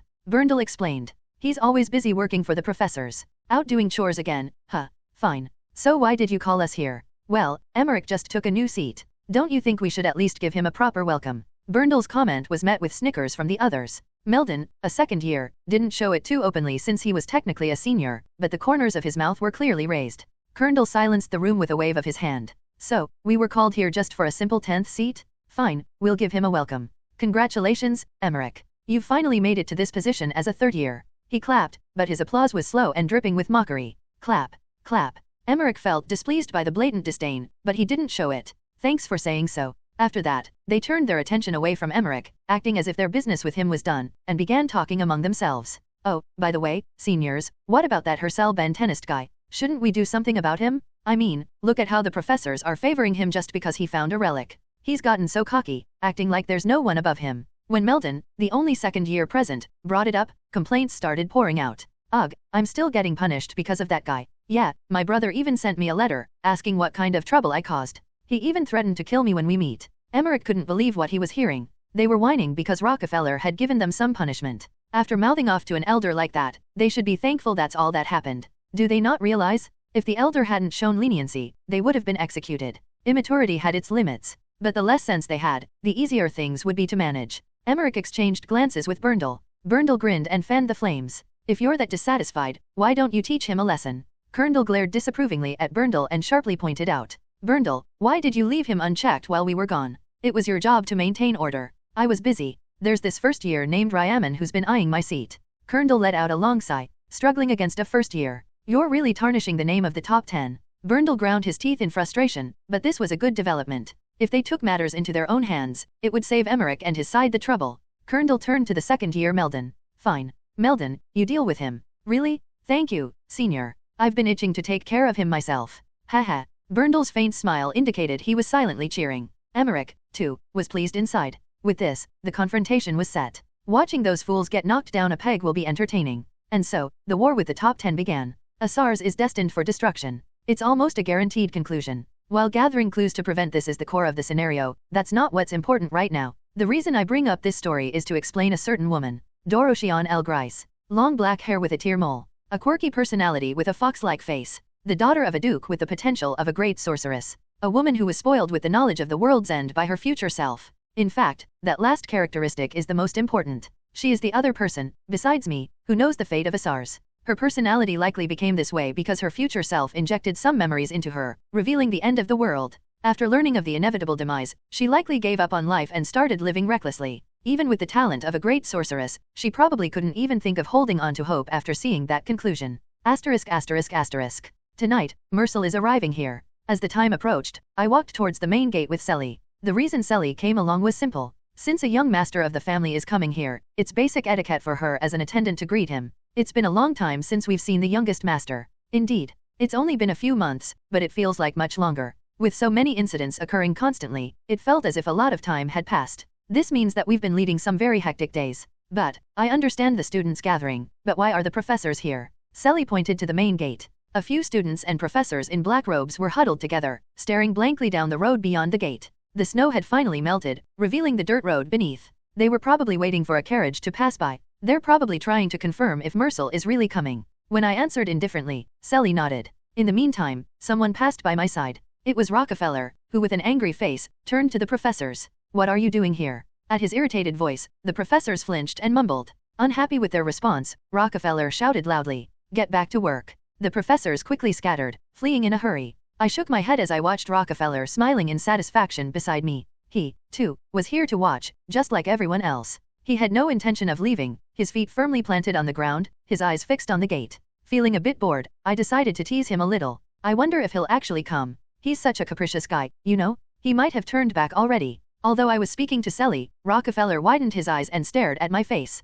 Ignoring him, I continued making snide remarks. Oh, and did you know, Sally? Valiant Academy offered him good terms too. They say they even provide horses there. They also give ample living expenses, so it's common for graduates to buy farmland on the outskirts after they graduate. Wow, really? Of course. Some graduates were so diligent in saving money that they bought the estates of fallen nobles right after graduation and started anew. They probably took out a loan, but with the royal family as guarantors, it wouldn't have been that difficult. Valiant Academy is known for producing the best knights. Many graduates end up in the royal palace right after graduation, so the benefits are plentiful. But what about Frostheart? It really contrasts with this place. Even becoming a pathfinder doesn't gain much recognition. Most people working in the royal palace don't even know this institution exists. Look at me, for instance. What's the point of finding relics and beheading infamous criminals? It's like being a big fish in a small pond, only the people in the know care. As I criticized harshly, Rockefeller's face turned red with anger. If he had any objections, he could have tried to refute what I said. With such poor welfare, it's no wonder we can't attract talent.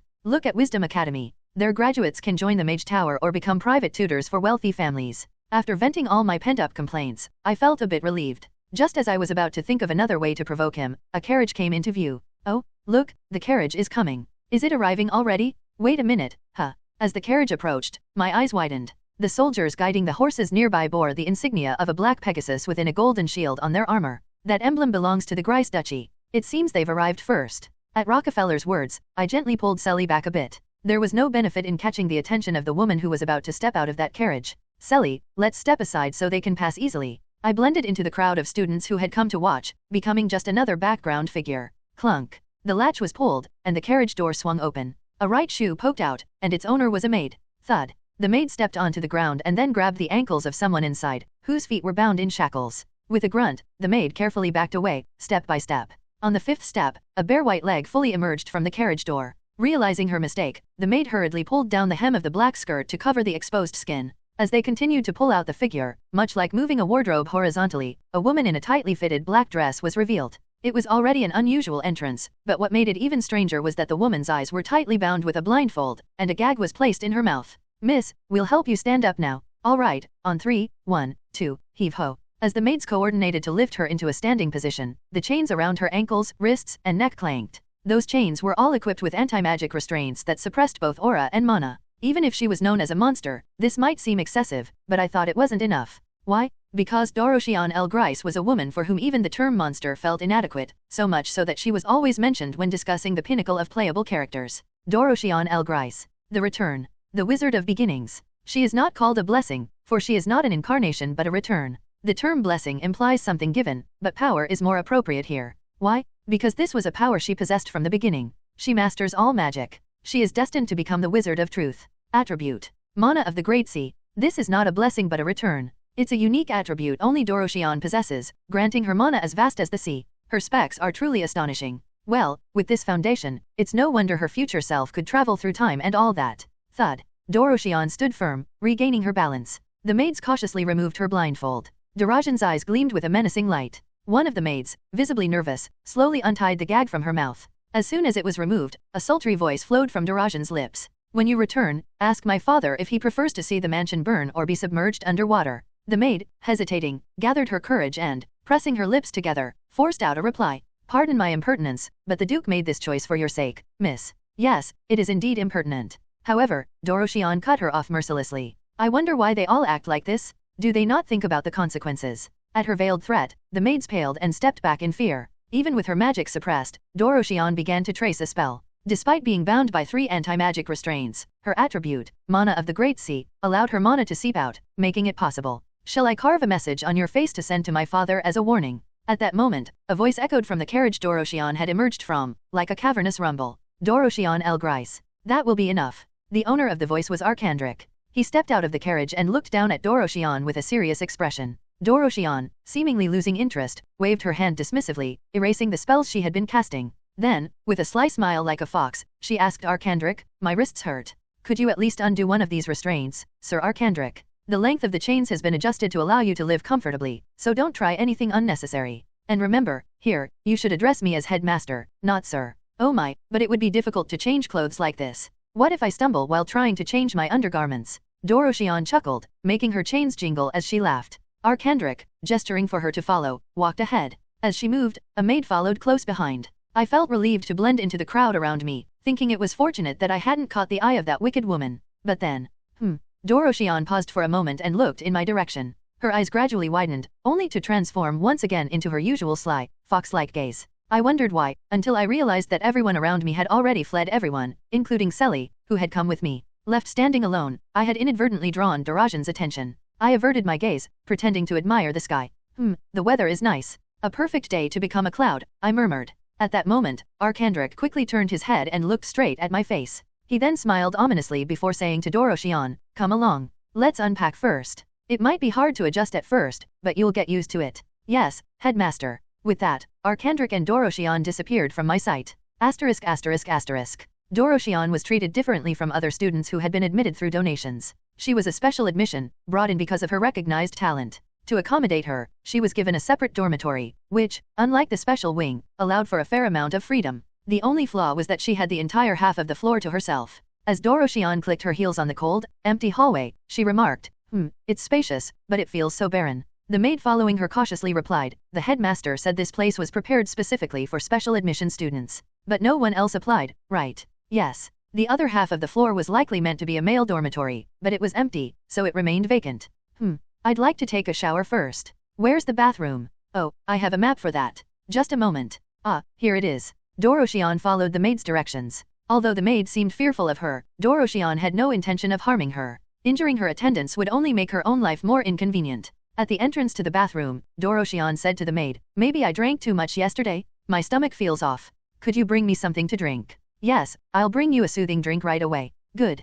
Come to think of it, it was alcohol that had led her here. Doroshion frowned as she recalled the event. She had heard that her father's wine cellar had received some fine liquors, so she openly took about 10 bottles and drank them all, only to pass out. When she came to, she found herself bound in anti-magic restraints, inside a rattling carriage. Considering her usual tolerance for alcohol, there was no doubt that her drink had been spiked. Father really? I didn't expect him to resort to such tricks. After finishing her shower, Doroshion drank the beverage the maid had brought. Burning her clothes was easy enough, but getting dressed was inconvenient. The maid struggled to help her change into specially made clothes that could be worn even while wearing the anti-magic restraints. It was the maid's first time doing this, so her hands were clumsy. Well, she'll improve with practice. All right, you can go. Go and do your tasks. Yes, miss. Please call me if you need anything. After the maid left, Doroshion flopped onto the bed. Though she felt some fatigue, perhaps from the long carriage ride during which she had slept extensively, her mind remained sharp even when she closed her eyes. Bored, Doroshion twirled the end of her black hair with her index finger as she recalled the blonde man she had just seen. Did I see wrong? Doroshion quickly dismissed the thought with a soft It must have been someone who just looked similar. After all, according to what her future self had told her, at this point in time, he was supposed to be in his grave. That guy? You'd better not get close to him. He's destined to die at the hands of his stepmother in 10 years. It had been a year since that prophecy. The timing didn't match. I frowned deeply as I glared at Selly. You just left me behind. Well, everyone else was running away, so I just followed the flow. You should have stayed with me. When I pointed out her dereliction of duty, Selly muttered quietly, "Isn't it your job to read the situation and get out on your own?" I guessed at her words by the movement of her lips, but in any case, if you abandon me again, I'll throw you to Doroshion. Upon hearing the infamous name of the wicked woman, Selly's face turned pale. I believe you really would do that, so I'm terrified. Of course. I could even make you Darajan's personal maid. So, you should be grateful. Do you realize how well I treat you? Selly pressed her lips tightly together. She was probably deeply moved and feeling truly thankful. Serving someone of my caliber must be a stroke of luck for her. Isn't that right? Answer me. Sigh. Yes, yes. Then, can I have this weekend off? No, you need to do my laundry. TCH. Sally scowled and kept her mouth shut. As I waited endlessly for Mercel to arrive, I looked around. Rockefeller, who had been standing as if he intended to wait forever, seemed to have left in a hurry for some urgent business. At that moment, I noticed a carriage approaching from the distance. He's here. Previous ITOCI next. While staying at the mansion, I had learned quite a bit about Mercel. In the later part of the scenario, the one known as the perfect and flawless swordsman is my younger brother, so it's only natural that I'd be curious about his childhood. What I found out about Mercel is that he doesn't have any friends. The reason is that he's a genius who is on a completely different level from everyone else. Children his age can't handle the relative sense of deprivation or the immature jealousy that comes with it, so they only gossip behind his back. Whenever he would say, "Do you think I'm a child?" it might have been because he found the jealousy of the other children petty, or perhaps it was his way of drawing a line and saying he was different from them. But deep down, he was still just a kid. The fact that he would pull me by the hand, asking to play with Neasel and me, is proof of that.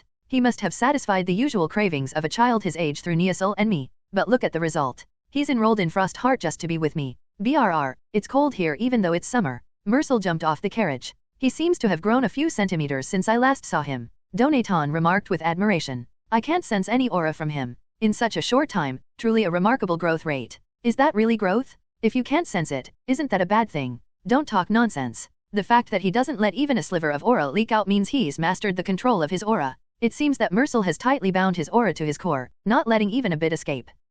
Somehow he feels slightly less present than before. Brother, how have you been? Mercel approached me, waving with an adorably cute face. I responded with a grin. You really came. Sally, who was beside me, bowed her head and greeted him. How have you been, Master Mercel? Oh, it's been a while. I was just talking about you with Myre on the way here. Me? Myre. Myre stepped out of the carriage just in time, carrying some luggage. She held out a coat she had pulled from a suitcase as if to help him put it on. Master Mercel, here's a coat. Oh, thanks. Myre was the maid who used to be in charge of cooking in my annex. I heard she started working at the mansion's main building after I left for the academy. Now, it seems she's been assigned as Mercel's personal maid. How have you been, Master Hercel? Myre greeted me politely after setting down the luggage, and I welcomed her warmly. You're not planning to poison the food here, are you? Ahem. Myre cleared her throat in embarrassment and quickly changed the subject. By the way, Master Erisiel. Ah, I had almost forgotten that he was my brother too. But where did he go when he knew Mercel was coming? Oh, the second brother? Maybe he doesn't know I'm here?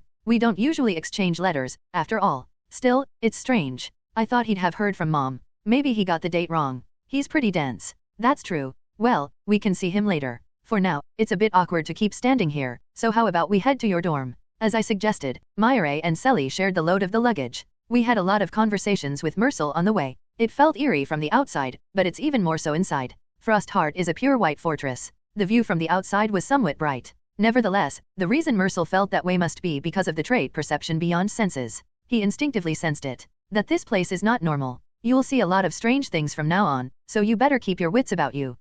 What could happen? I'll be with you. Oh, I didn't mention it, did I? You and I will be staying in different dorms. Mine is over there. On the way, I pointed to the Schlaf Hall. Mercel tilted his head at the side of the dormitory, which was barely distinguishable from an abandoned building. Do you really stay there? Mercel asked with wide, surprised eyes. I nodded and reassured him. Well, yes. But don't worry. The place where you'll stay has much better facilities than this. Hey, that means we won't see each other often, right? There's probably a curfew here too. Let's see, that means we can only meet during class and in the evenings. Oh, now that I think about it, I hadn't told him that I had enrolled in the magic department. Since getting caught by AOL would only bring trouble, I kept it a secret from Mercel as well. I should tell him now and handle the rest later. We might not even meet often during classes. I'm in the magic department. Even though there are joint classes with the Knights department, you'll be assigned to the Adele Hall, so we'll meet even less. Joint classes were more often conducted separately among students from the same dormitory rather than all together. When I told him that, Mercel looked disappointed, with a hint of confusion in his voice.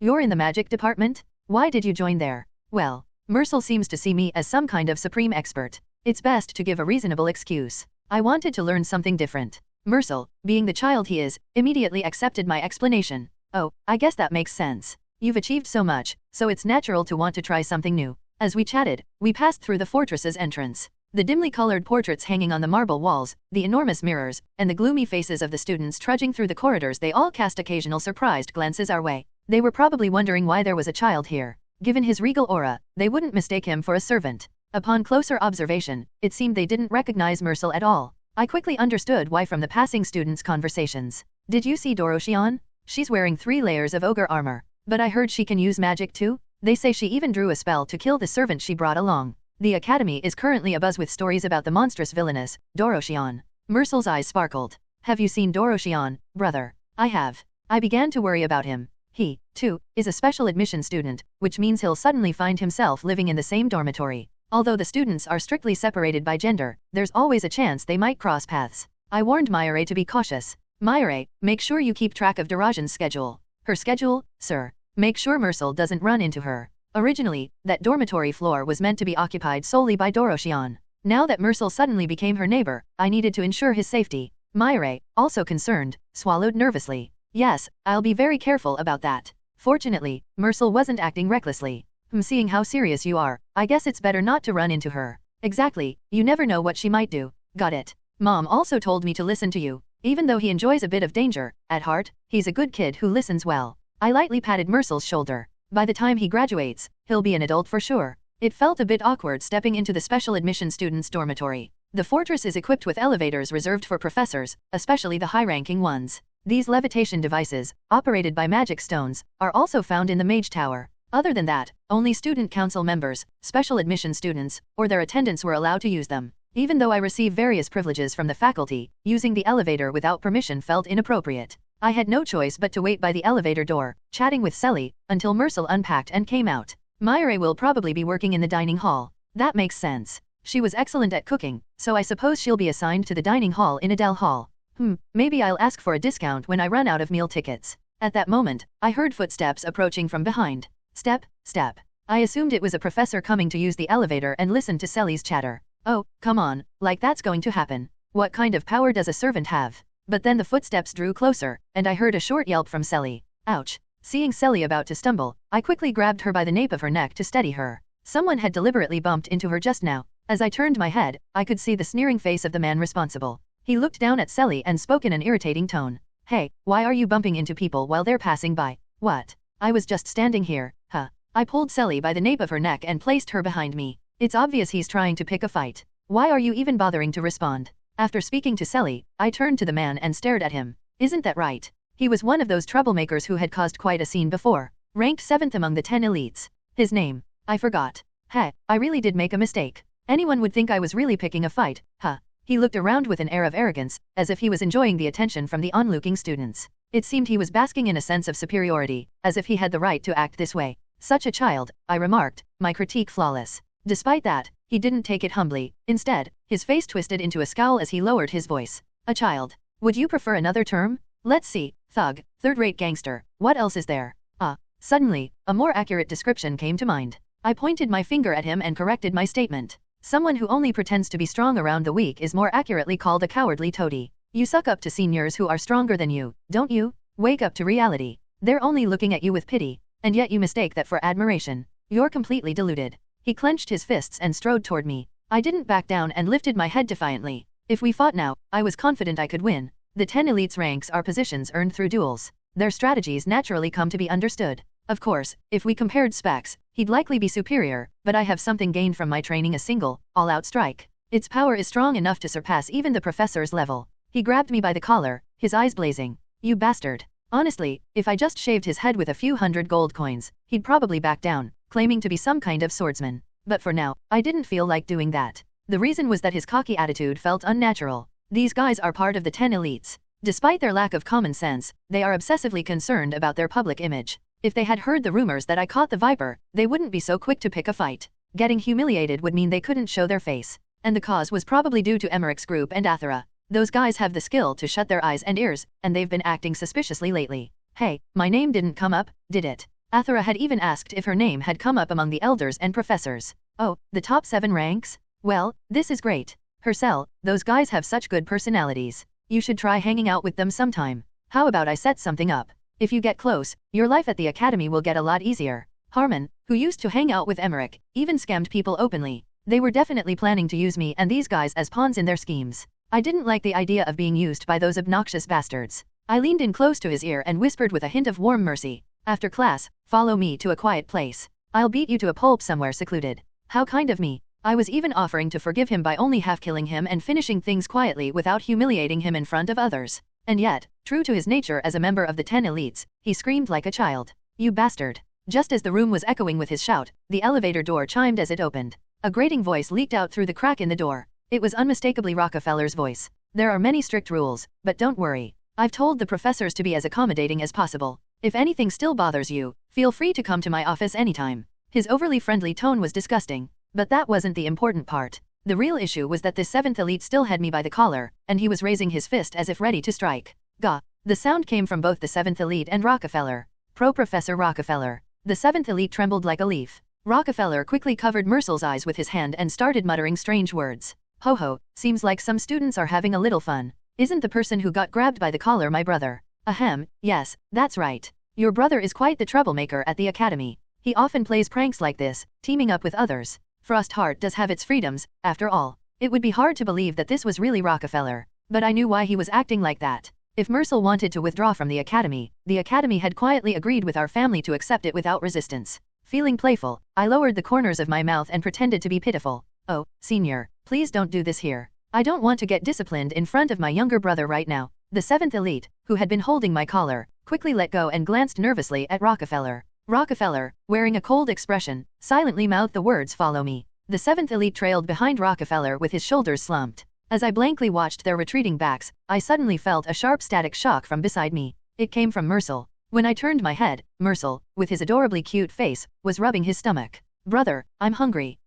It's about time for a meal, isn't it? I pulled out a meal ticket I had been saving and took Mercel to the dining hall at Adele Hall. Feeling generous today. Tell me anything you want to eat. I'll buy it all for you. Wow, really? Mercel smiled brightly with joy. Melon, who had grabbed Hercel by the collar. He prayed fervently that the next day would never come. More drills under that man again. Melon had grown increasingly frustrated with everything. Sure, he had been rude to the elders, but he had gotten away with it, right? By now, they should be acting like nothing happened, coddling him as usual. Lately, the professors have been strange. Why aren't they as accommodating as they always were? Even Rockefeller, who used to turn a blind eye to things, had been lenient in the past. The reason for that was that even if he attended another academy, he was talented enough to score at the top. But after returning from practical training, things had completely changed. Melon realized that one man was always present in all these incidents. Come to think of it, all of this started because of that blonde brat. Did he take over the academy while we were gone? He sensed that the professor's favoritism was now directed toward him. Melon gritted his teeth and punched the wall in frustration.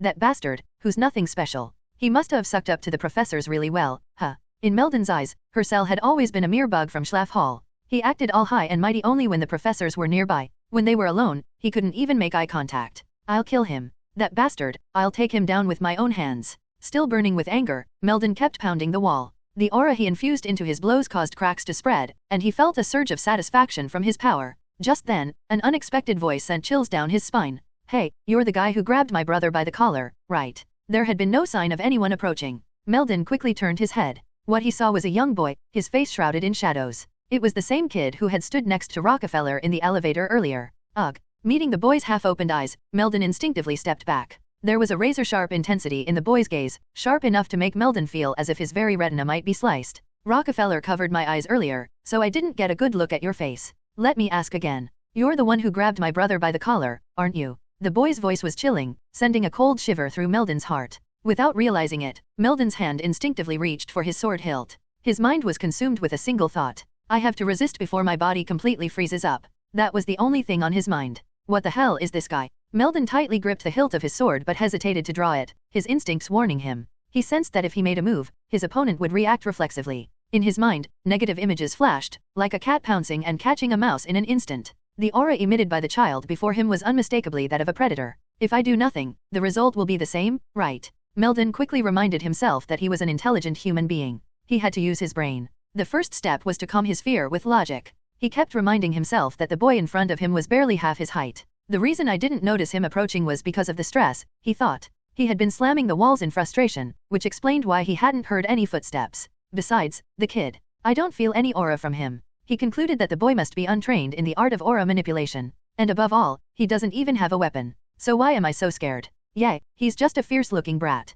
Melon let go of the sword hilt and casually shrugged his shoulders. Yeah, I grabbed your brother by the scruff of his neck, but that was... As he spoke, Melon suddenly remembered that this brat was Hercel Ben-Tenist's brother. And if this was his younger brother, it could only be Mercel Ben-Tenist. Wait, isn't this an opportunity? This might be perfect. Even if he was a genius, he was still an unbloomed flower. And on top of that, he was without a weapon. This thought sparked a greedy smile on Meldon's face. Ha ha ha. So, you're that famous Mercel. Mercel was expected to become a formidable force in the future. If Meldon could crush him here and now, it would become a great tale to boast about in the future. If he could claim to have defeated such a prodigy, his reputation would soar alongside it. Maybe I should train him not to even meet my gaze properly. That way, he'll still be useful to me later. Meldon was confident he could make that happen. The secret to his rise to power was not just his physical prowess. From a young age, he had crushed the spirits of his rivals, accumulating years of experience. Breaking this kid's will would be no different. Let's start by scaring him. It didn't take long for Meldon to realize how wrong that assumption was. Crack. He looked down at his wrist, feeling a sharp, tingling pain.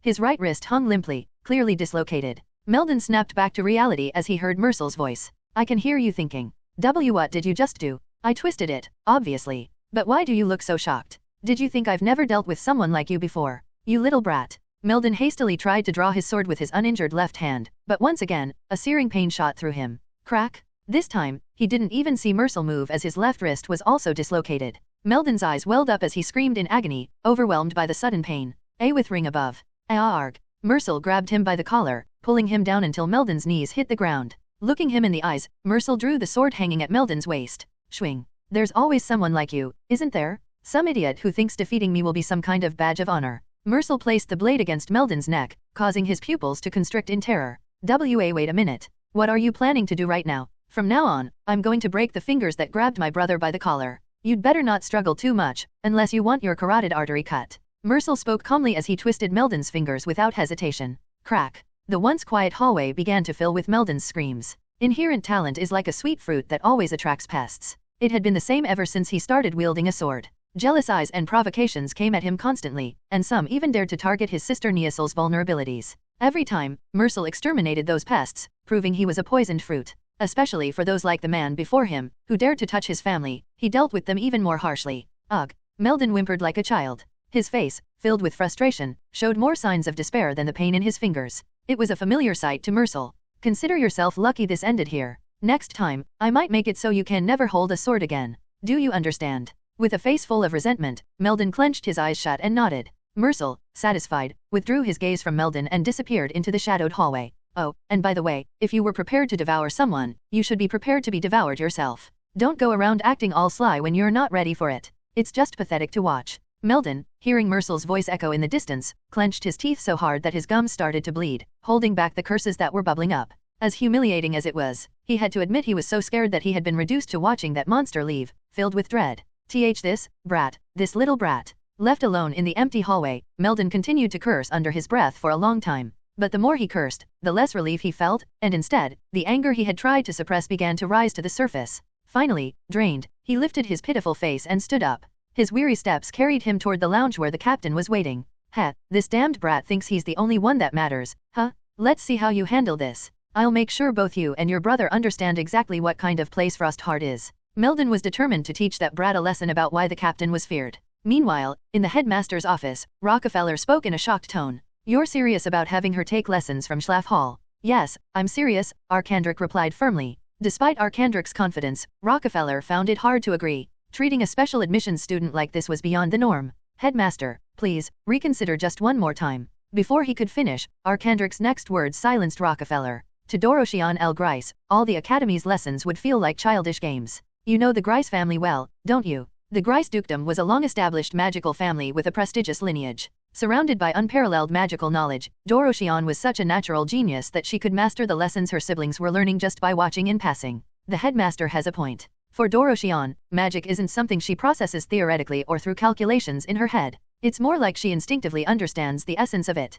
Would there even be a difference between the lessons in Schlaff Hall or Adele Hall for someone like her? But she's still a special admissions student. If Duke finds out about this, it could cause some serious problems. The Duke sent Doroshian here to keep her from causing any more trouble. I believe this decision aligns with his wishes. Rockefeller's eyes widened as he realized the headmaster's true intentions. You don't mean to assign her to him, do you? Yes, as you know, even with 3 aura seals placed on her, it's still a challenge for the professors. And we can't always be around her ourselves, can we? Oh, so that's what you mean. Arkandrick intended to use her cell as a buffer to keep Darajan's chaos in check. Rockefeller couldn't help but admire the headmaster's deep insight. That's a brilliant idea. Indeed, it had been a headache of a problem until now. The lesson today took place outdoors. The old professor, sitting on a neatly cut tree stump, explained the topic. Today's lesson is about sharpening your innate senses. For this, you'll need to fully utilize your mana sensitivity. The task was to find a mana stone hidden in the forest. Use your senses of touch, sight, smell, and hearing to detect the mana flow from the stone. Follow the clues,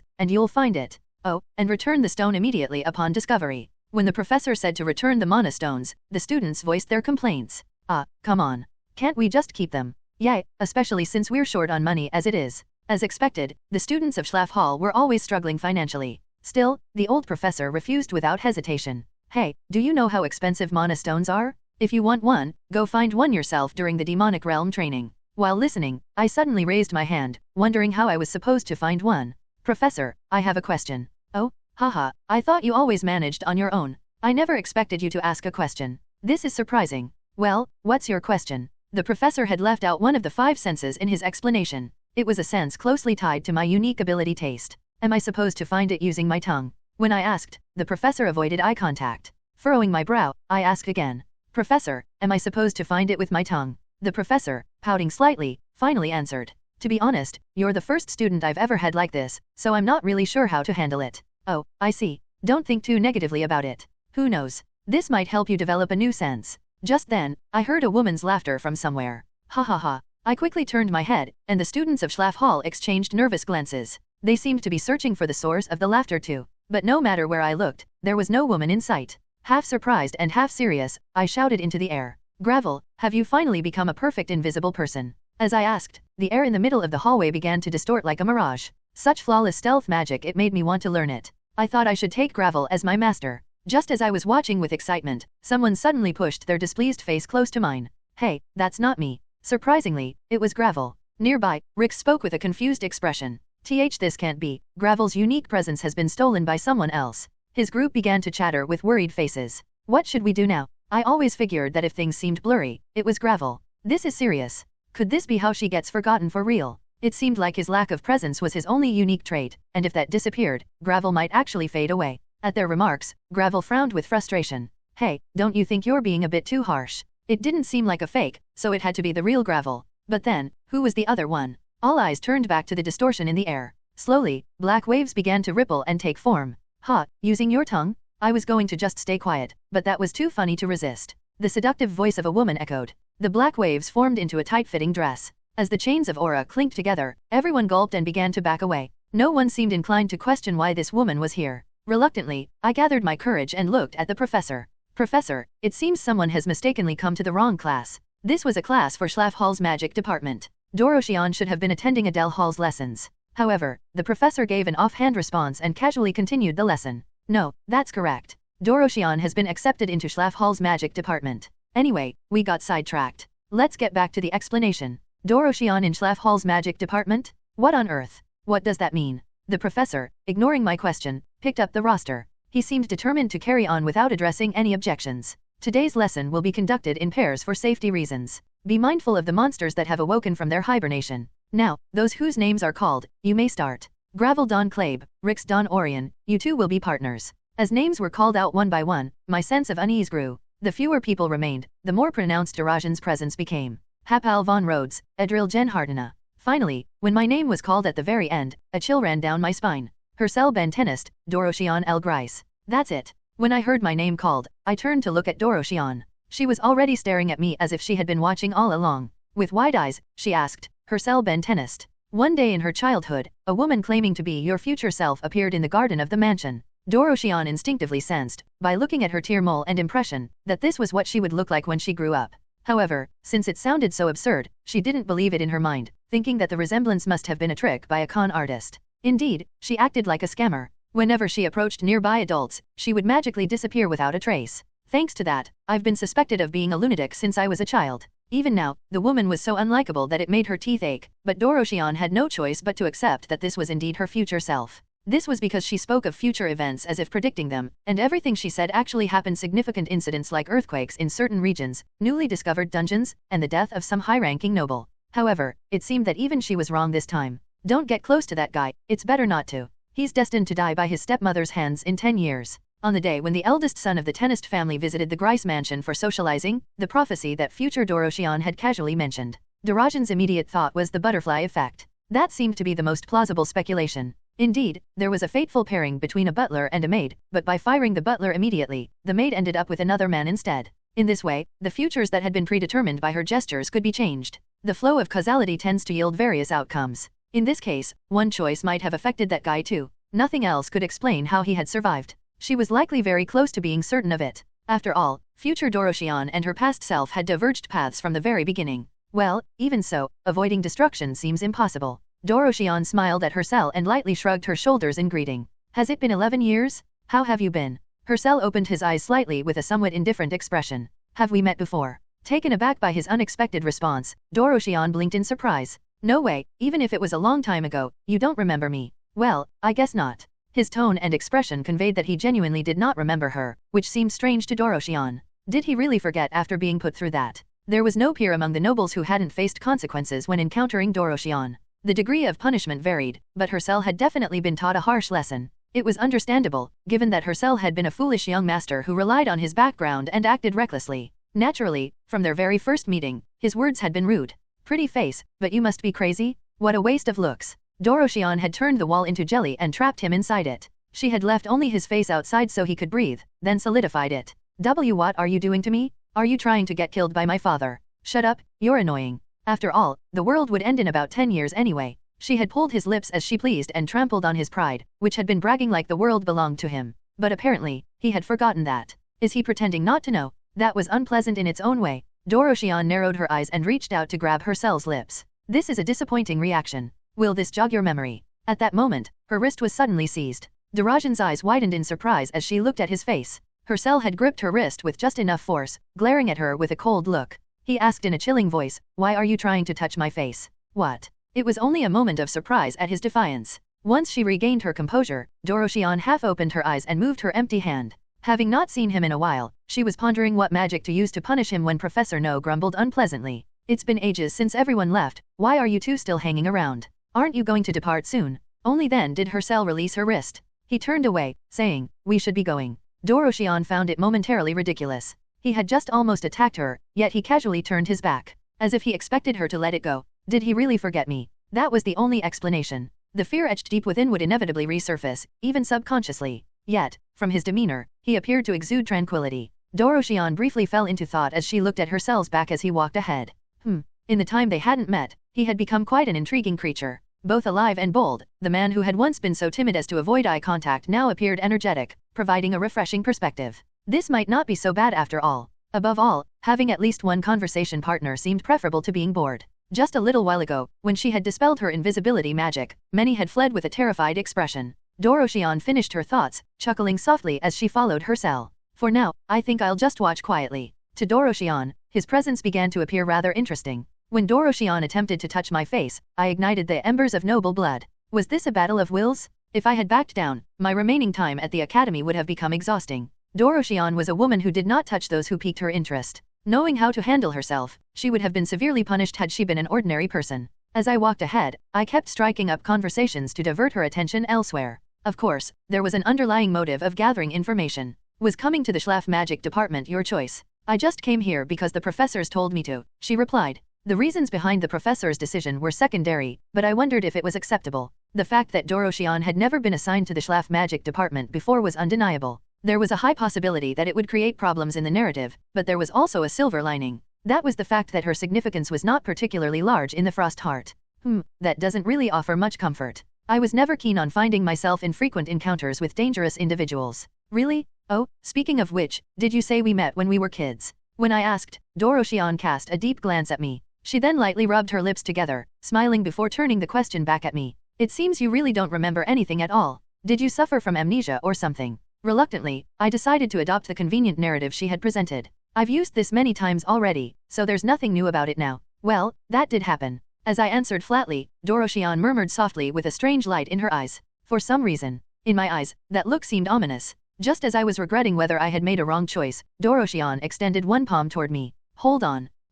We used to hold hands and wander around a lot when we were kids. You never know, this might jog your memory. It seemed like I had stepped on a landmine. As I looked at Darajan's outstretched hand, I quickly began to guess inwardly. Doroshion is a bad woman. Hercel is a bad guy. There might be something connecting these bad elements together. No, that seems like an overstatement. I couldn't even imagine a scene where the arrogant Hercel would treat the woman Doroshion kindly. Based on the data so far, I believed he would have been thoroughly punished for not knowing his place. That's why I doubted Doroshion's claim. My arms are heavy because of the chains. You should grab my hand quickly. Prompted by Doroshion, I came up with a wise answer. It wasn't something like how can I trust that we were close, to irritate her. Did you not hear what the professor said? It's the season when monsters wake from hibernation. It's better to keep your hands free. Doroshion, seemingly sulking, dropped her gaze and glanced at my waist. By the way, why are you carrying a sword as part of the magic department? And isn't the Tenist family known for their swordsmanship? There's no benefit in showing my weaknesses to this woman. Deciding to end the conversation there, I shifted the topic again. Whatever I learn is my choice, isn't it? Besides, we're in class now. Let's focus a bit. This place was slightly distant from the fortress. Now that the snow had melted, it was no different from a wild forest, and I didn't know when monsters might appear. Searching for magic stones through taste in such a place. I glanced at Doroshion out of the corner of my eye. She had a fox-like face and smiled slyly. Why? Are you asking me to find it for you? No, I just thought that if you had awakened your 5 senses, you might have some clues. Doroshion covered her mouth with her hand and giggled. Ah, right. You awakened your sense of taste first, right? I've never seen someone like that in my life. If you don't want to answer, that's fine. Turning my head as if I were completely uninterested, Doroshion let out a chuckle. It seemed she was thinking seriously for a moment.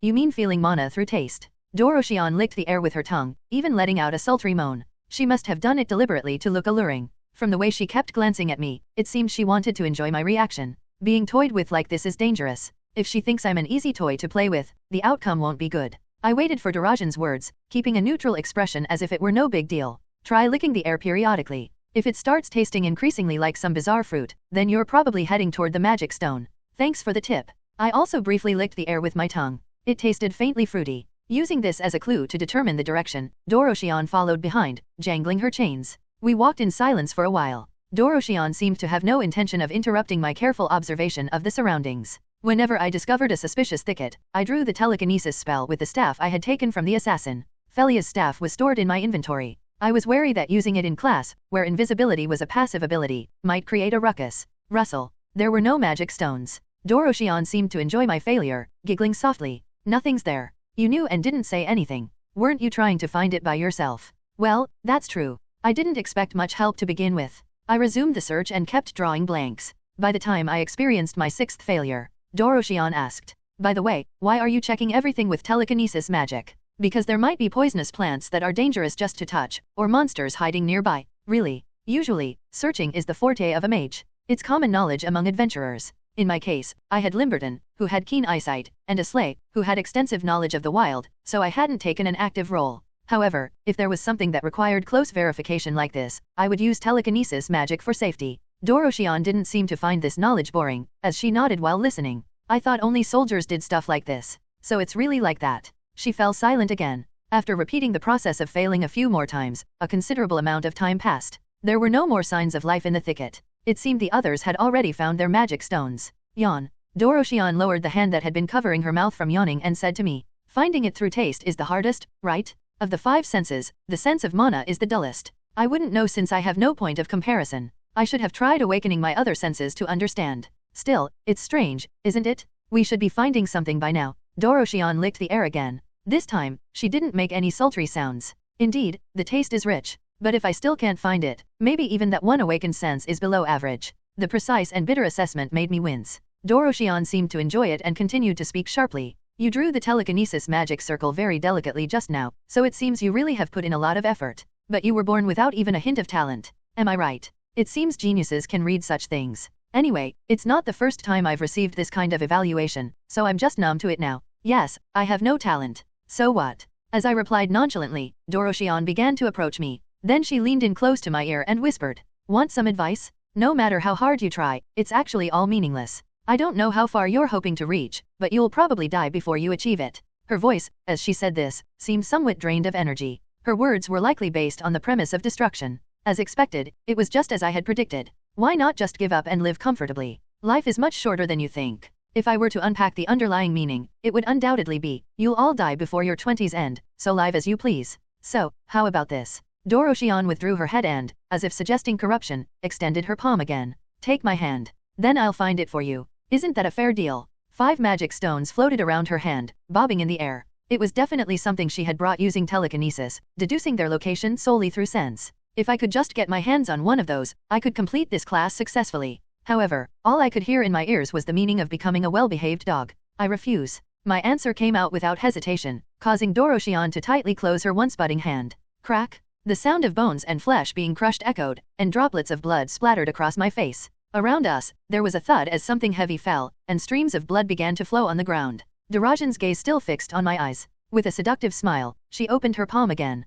I've killed all the monsters nearby. Now, using one hand for me should be okay, right? Feeling a strange stubbornness from her, I scanned the surroundings. Blood was dripping from the bushes and trees in the area. In an atmosphere where it seemed I wouldn't fare well if I refused, I didn't have some grand determination like, I'd rather burn the embers of noble blood. I choose to die as a human than live as this woman's dog. As a user, I was aware that she had reached her limit. No matter how much the trait Mana of the Sea exuded a lot of mana, with 3 slots filled, limits still existed. However, currently, she had used magic strong enough to kill all the nearby monsters. It was only natural that her mana was depleted. Although Doroshion smiled as if she were relaxed, her core was in a state of empty mana exhaustion. It was a moment when I could safely scratch the surface of my nerves. He. I sneered, as if finding it ridiculous. Then, I stared into her eyes and expressed what had been inside me. Doroshion, remember what I'm about to say from now on. This was something I genuinely wanted to convey to Doroshion. I am not someone who gives up over just a single failure, like some person who lives somewhere. Unless it's completely over, I will challenge again.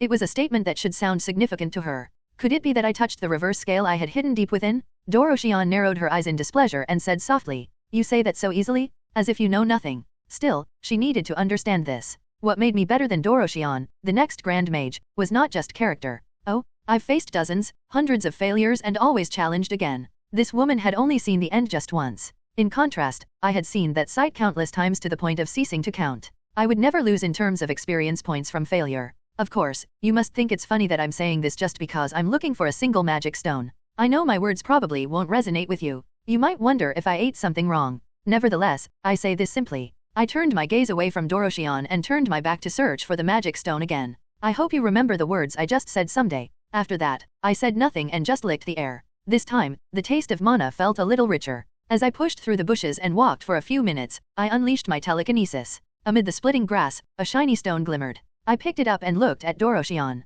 Though her gaze was cold, there was certainly a flicker of interest for a brief moment. I smiled as I raised the corners of my mouth. See, I found it. I hoped it could prove that there must be at least one way to save this world. Doroshion lay on the bed, looking up at the ceiling with displeased eyes. She was not feeling well. I refuse. When she extended her hand, he rejected it immediately. She hadn't felt any sense of control in the conversation with him. Above all, what bothered her the most was, I've faced dozens, hundreds of failures, and I always came back to try again. It was his unbearably arrogant statement after finding Magic Stone. He has no idea how I feel, how dare he? There are things in this world that can be achieved with effort, but also things that can't be done no matter how hard you try. Hearing that, she wanted to teach him a lesson about reality. When he was heading toward the real location of Magic Stone, she was tempted to secretly move it. But she stopped, knowing such a petty act would only make her feel like she had lost. Instead, the discomfort of feeling like she was the one being manipulated caused Doroshion to bite her lower lip hard. All that arrogance, just for finding that one thing. Doroshion started to feel annoyed by him.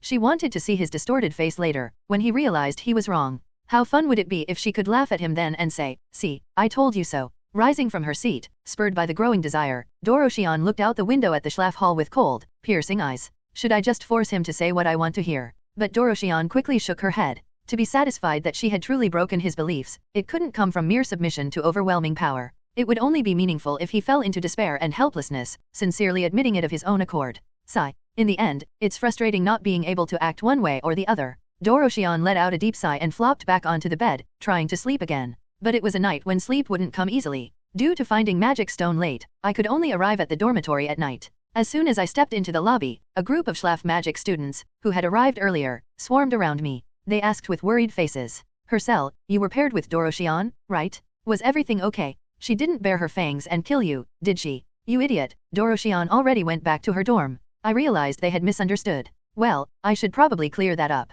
With a shrug, I responded in a calm voice. What do you guys think Doroshion is? She's actually a kind-hearted person. All those rumors you've heard are lies made up by people who are jealous of her. Oh, and she asked me to pass on a message to you guys. Rix widened his eyes in surprise and asked.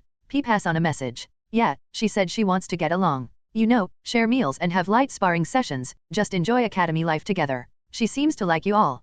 So, drop your biases and get closer to her. Then you will be able to have fun and laugh together. The group began to murmur among themselves. They were devils who had leisurely found magic stone while making me the scapegoat. I sincerely prayed that they would walk into the lion's den and be torn apart, but their leader, Rix, was no easy opponent. That's probably because you're her cell. Doroshion must have noticed right away that you're strong. That's why she didn't dare treat you carelessly, don't you think? TCH, slipping out of it like that. But, Hercel, did you check the training ground? When Gravel asked, I tilted my head. The training ground I passed by had been desolate. It was probably because I arrived late at night and the timing didn't match. Why? Well, it's just. Lena is still running around the training ground by herself. Is that so? Well, she's probably training hard. Lena was a woman who trained a lot. She excelled in stamina. If she didn't train enough to her satisfaction, she wouldn't sleep well. It wasn't a big deal, but what Gravel said next caught my attention. One of the 10 elites was supervising her alone. Bernal of the 8th seat. No, it was someone who recently returned from the Demon World training. Was it the 4th seat? The 7-to-1 are the elites. I don't remember the name, but the 4th seat was probably a woman. That woman, you say? I asked, and Gravel, with a heavy expression, answered with concern. Yeah, the atmosphere was tense, and it felt a bit dangerous. Really. This was definitely strange. It was still too early for the elites to interact with the main characters. They usually got crushed by the main characters around graduation and left. And your younger brother, Erisiel. They were using him as a chair. Erisiel. Yeah, I heard those people have been taking him with them a lot lately. Hearing Erisiel's name, I started to get a feeling. Recently, I've been clashing with them. The only reason Erisiel is being bullied is because he's my younger brother. Thanks for letting me know, Gravel. I didn't know what had happened with Lena, but I could figure that out from now on. The next morning, Bellman, who had arrived early at the lecture hall, looked at the empty seat where Lena had yet to arrive. Scylla, sitting next to it, kept staring anxiously at the door. Erisiel, sitting in front, grumbled at just the right moment. Ugh, my legs hurt. It's because of those 10 elites or whatever they're called.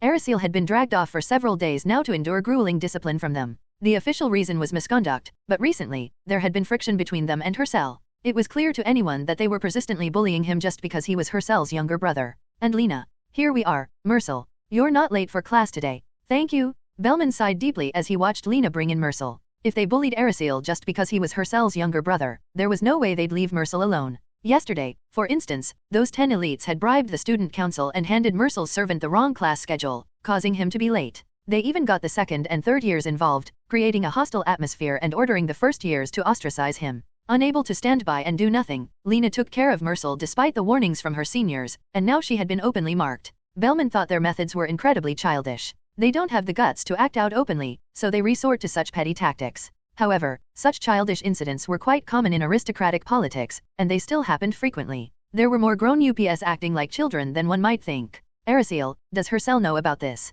Bellman asked, and Erisiel shook his head. I do have some pride, you know. It's hard to tell him about every little thing like this. Besides, knowing Mercel's personality, he's too proud to easily talk about it either. So, you're planning to handle this yourselves. Do you have any ideas? We're thinking about it. But isn't this something that Bernal, as the dorm representative, should be handling? He's also one of the 10 elites, isn't he? Bellman sighed bitterly. He doesn't have any power. It's better not to expect anything from him. The 10 elites operated by majority vote. Whenever a new rule was created, they voted on it and proposed it to the student council. The things led by Kerndl, the first seat, were often readily accepted by the student council, as if there were some kind of close connection between them. People tiptoed around and submitted to this power. The top 7 are united, but among the first years, the only ones friendly are Bernal and Emmerich. The remaining one doesn't even care about the 10 elites, just sitting in their seat. In the end, unless you can take over the majority, it's meaningless. Hearing the grim news, Erisiel asked with a frustrated expression. So, do we have no choice but to ask Big Brother for help? Bellman adjusted his glasses and delivered a colder truth. Even if Hercel were to take the first seat position, it would be the same. Kerndl would immediately take over the second star position and continue wielding power. That would probably push Emmerich out of his seat. Whoever gave up their seat to Kerndl would challenge Emmerich. Couldn't that be resolved if Emmerich just refused the challenge? No, the 10 elites is a position gained through challenge. If he refuses, it will be considered a forfeit, and he will automatically lose his seat. In the end, even if they were pushed out, those people would simply re-establish the 7-to-3 ratio. There's only one way to solve this. We need at least 5 people. 5 of our own people need to take root in the 10 elites. Hearing Bellman's words, Erisiel's face grew pale. That's impossible. Even Ryaman hasn't beaten Bernal yet. Next to Erisiel, who had been lying down asleep, Ryaman lifted his head. Did someone mention me? Well, I was discussing some of the things I've been going through with Bellman, and your name just happened to come up in the conversation. Erisiel's words made Ryaman chuckle. Honestly, it's not that tough for you, is it? You haven't even been doing your individual training recently. Isn't it actually easier for you now? Bellman silently nodded. Erisiel, displeased, retorted at Ryaman. Even so, it feels awful. I've got pride and self-respect too, you know, and being used as a human chair is just humiliating. Did you even have such things? Ugh, whatever. Just wait until graduation or something. If you feel so wronged, you can pass it down to the juniors like they did to you. Ryaman lay back down, already drifting off to sleep again, snoring softly. Bellman glanced around at the first-year students from Adele Hall who were waiting in the lecture hall, lost in deep thought. If we leave things as they are, their tyranny will only get worse. What was happening now was just an appetizer. Most of the students here were probably feeling relieved watching a few scapegoats being bullied. But over time, the first years would begin to follow the lead of the 10 elites, and the bullying would intensify. That was how mob mentality worked.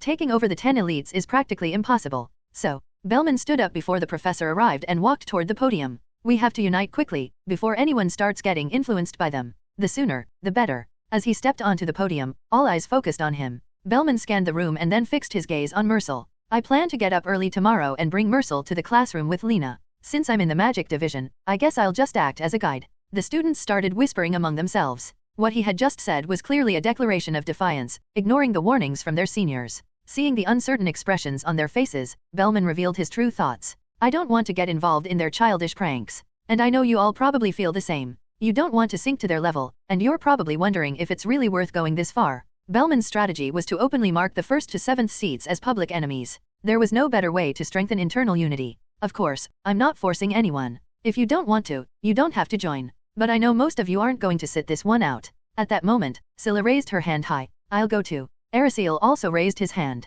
I'm in. I'll wait in front of Mercel's dorm in the morning too. Mercel gave Erisiel a sideways glance, squinting. What's with you? Why are you suddenly acting like a big brother? You brat. Can't I act like a big brother for once? Just stop talking and accept it. Ugh, I feel like throwing up. Despite Mercel's dramatic gagging, more and more students started raising their hands to join. If you guys are doing it, I might as well rebel too. If I don't join, I'll just look like the bad one, won't I? Before long, everyone except the still sleeping Ryaman had agreed to stand together. Mercel, quietly watching, tilted his head in confusion. But, do they really need to go that far? Can't I just destroy the 10 elites and leave them crippled? After all, that was exactly what Mercel had planned to do. But now, things felt different. It would be awkward to act alone now. He didn't quite understand how things had escalated like this. Wow, life at the academy is more complicated and difficult than I thought. At that moment, the sound of angry footsteps echoed through the room. It was the professor, and with a furious expression, he yelled so loudly that the classroom reverberated. You lot? What's all this chatter before class?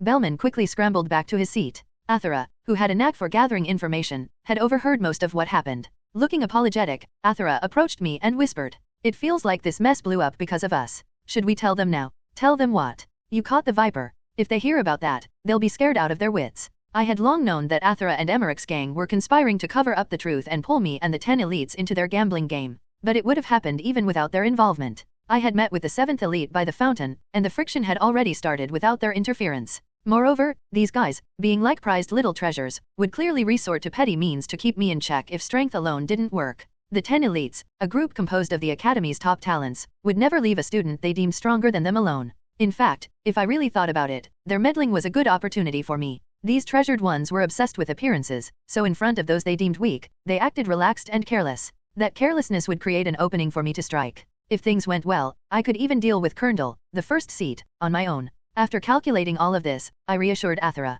Forget it. Just keep it under wraps. Really. If you tell them now, they'll just act annoying, right? They're a bunch of idiots, after all.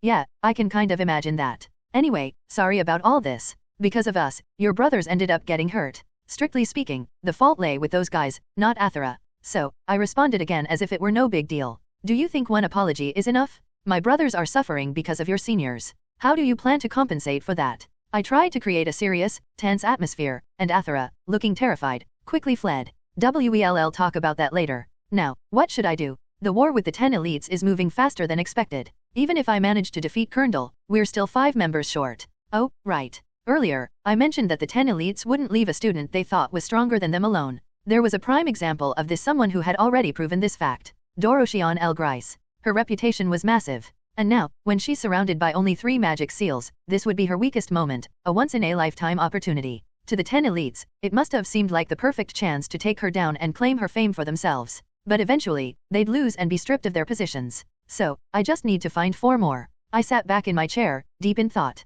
What I need now are individuals who stand a chance of beating the 10 elites at this moment. It seems I'll need some time to carefully select them. From early morning, the area in front of the elevator was bustling with people. All the first-year students of the Adele Hall were waiting for Mercel. As second and third-year students passed by and witnessed this, they broke into a cold sweat, anxiously observing the scene. They were worried that the 10 elites might pass by. Are they staging a protest or something? What else could it be? They sighed deeply, knowing that the more the first-year students acted out, the more the 10 elites would shift the collective responsibility onto the second and third-year students, pressuring them as well. Let's make sure they don't hear about this. If they find out, they'll definitely blame us, saying we can't even manage our juniors properly. Yeah, everyone agreed on that, right? At that moment, an unwelcome voice chimed in. Wow, what a sight. Hey, seniors, why are they like that? It was Melon of the 7th seat, with bandages wrapped around his wrist and fingers. He had witnessed the scene. Well, you see, Melon passed by a third-year student who was about to explain and instead looked at Bellman. Rumor had it that this guy was the de facto leader of the first years.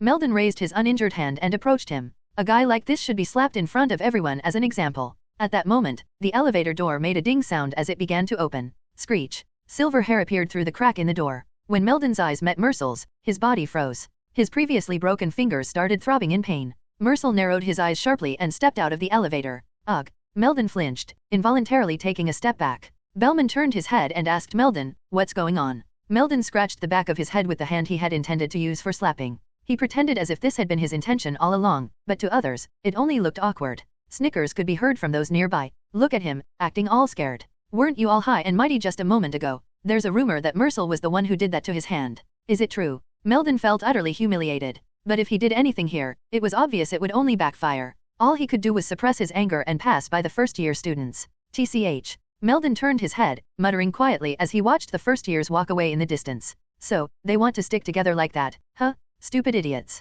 Melon swore revenge as he waited for the end of the day. From today on, first-year students of the Adele Hall are banned from using the cafe and dining hall. At the lounge of the 10 elites, first seat Colonel's declaration caused Emmerich to frown. Bernthal, the dormitory representative, voiced his dissatisfaction with such unreasonable actions. Colonel, are you really doing this just because they went to greet Mercel? Just because? Don't be ridiculous, Bernthal. They dared to defy the 10 elites. Naturally, they must pay the price. Melon, eager to suck up, chimed in with a sly tone. Wow, Senior Colonel, you're so generous. I'm sure you could have made it even more unbearable for them. Well, as you said, we could take away more privileges from the start. But we should at least give them a chance to reflect, don't you think? If they back down now, I'm willing to forgive them without further consequences. As expected, you're magnanimous. At the childish conversation, Bernthal slammed his hands on the table and stood up. I'm the dormitory representative. This is my responsibility, and you guys have no right to interfere. Colonel crossed his arms and leaned back in his chair, raising his chin arrogantly. Yes, you're the dormitory representative. I have no intention of meddling. But Bernthal. Colonel's tone caused Bernthal to respond with a wary expression. What? Does the dormitory representative rank above the rules? Bernthal's eyes widened, and he clamped his mouth shut. The representative's role was to uphold and enforce the rules, nothing more. If Colonel's outrageous proposal were passed, Bernthal would have no choice but to enforce it himself. And the rules are always decided by vote. What I just suggested is merely my personal opinion. Colonel glanced around at the others seated, seeking their agreement. Of course, you have the right to refuse. Isn't that so? At this, the others began to mock him. Yeah, Bernthal, if you don't feel like it, just say no. Who knows? Maybe someone here will vote against it. Right, right. We're just proposing the rule. It's up to the student council to approve it, isn't it? Even though the student council could reject the proposal, it was unlikely they would. The student council and the 10 elites were deeply intertwined. Moreover, the professors didn't intervene in the internal rules set by the students unless there was a major issue. After all, the positions of the 10 elites and the student council were created to ensure their power. Emmerich, who had been quietly observing the scene, sighed at the sight of this corrupt, absurd politics. This is what happens when power leans too heavily to one side. Meanwhile, Colonel raised his hand. Then, let's start the vote. From the 7th seat up, one by one, they began raising their hands. Some glanced at Bernthal with contemplative expressions, but it was merely a spiteful act. I wasn't sure about this at first, but now that I think about it, it seems fine. Sorry, Bernthal. I thought about siding with you this time, but these first-year students are just a little too out of line. Don't you agree? Emmerich felt ashamed looking at their smug faces. Ironically, he saw a reflection of his past self in them. Not to the same extent, but I, too, once talked about tradition and all that. The difference, though, was that he had advocated for order and hierarchy, while they were wielding power solely for personal gain. Even this realization wasn't enough to wipe away his shame. Is this some kind of mirror therapy? While Emmerich was lost in thought, Colonel smiled. 7 in favor, 2 against, and 1 vacant. With the majority vote, we will present the new rule to the student council. Bernthal stormed out, slamming the door behind him. Emmerich, too, was about to leave, not wanting to stay any longer. But then, an interesting conversation caught his attention. Oh, right. Have you all heard that Doroshion is here? As one guy brought it up, the mood among the others became heavy, their expressions cautious. She's bothersome, but it's best to avoid provoking her. I really don't want any unnecessary conflicts. Yeah, I saw her from a distance once, and she's no joke. If you don't want to make a fool of yourself, it's better to just stay out of her way. The monster villainess. That name had long been feared. Even the 10 elites, who prided themselves on being the strongest, wouldn't dare mess with her. However, not everyone seemed to agree. Should I give it a shot? Aros, the third-year head of the Adele Hall's magic department and the second seat, spoke with confidence. What? Are you serious? Senior, even though you're a senior, I'm a bit worried about that. Aros shrugged. It's fine. You guys know what the eternal shackles are, right? Those shackles used to subdue criminals on the field. I've had experience with them before, so I know. Yeah, we've tried them on as a demonstration. But Doroshion apparently has 3 of those shackles on her. Doesn't that make her beatable? Melon rubbed his neck nervously and asked, I think that could be enough, but are you sure? She might come back for revenge right after she graduates. So what? I'm heading to the demon realm after I graduate. Do you really think Darajan's going to become a pathfinder? At most, she'll end up in some place like the magic tower. Emmerich couldn't help but nod at that. Someone like Doroshion would indeed be recruited by the mages of the magic tower. Or, as the rumors suggested, she might not work at all and just live an idle life.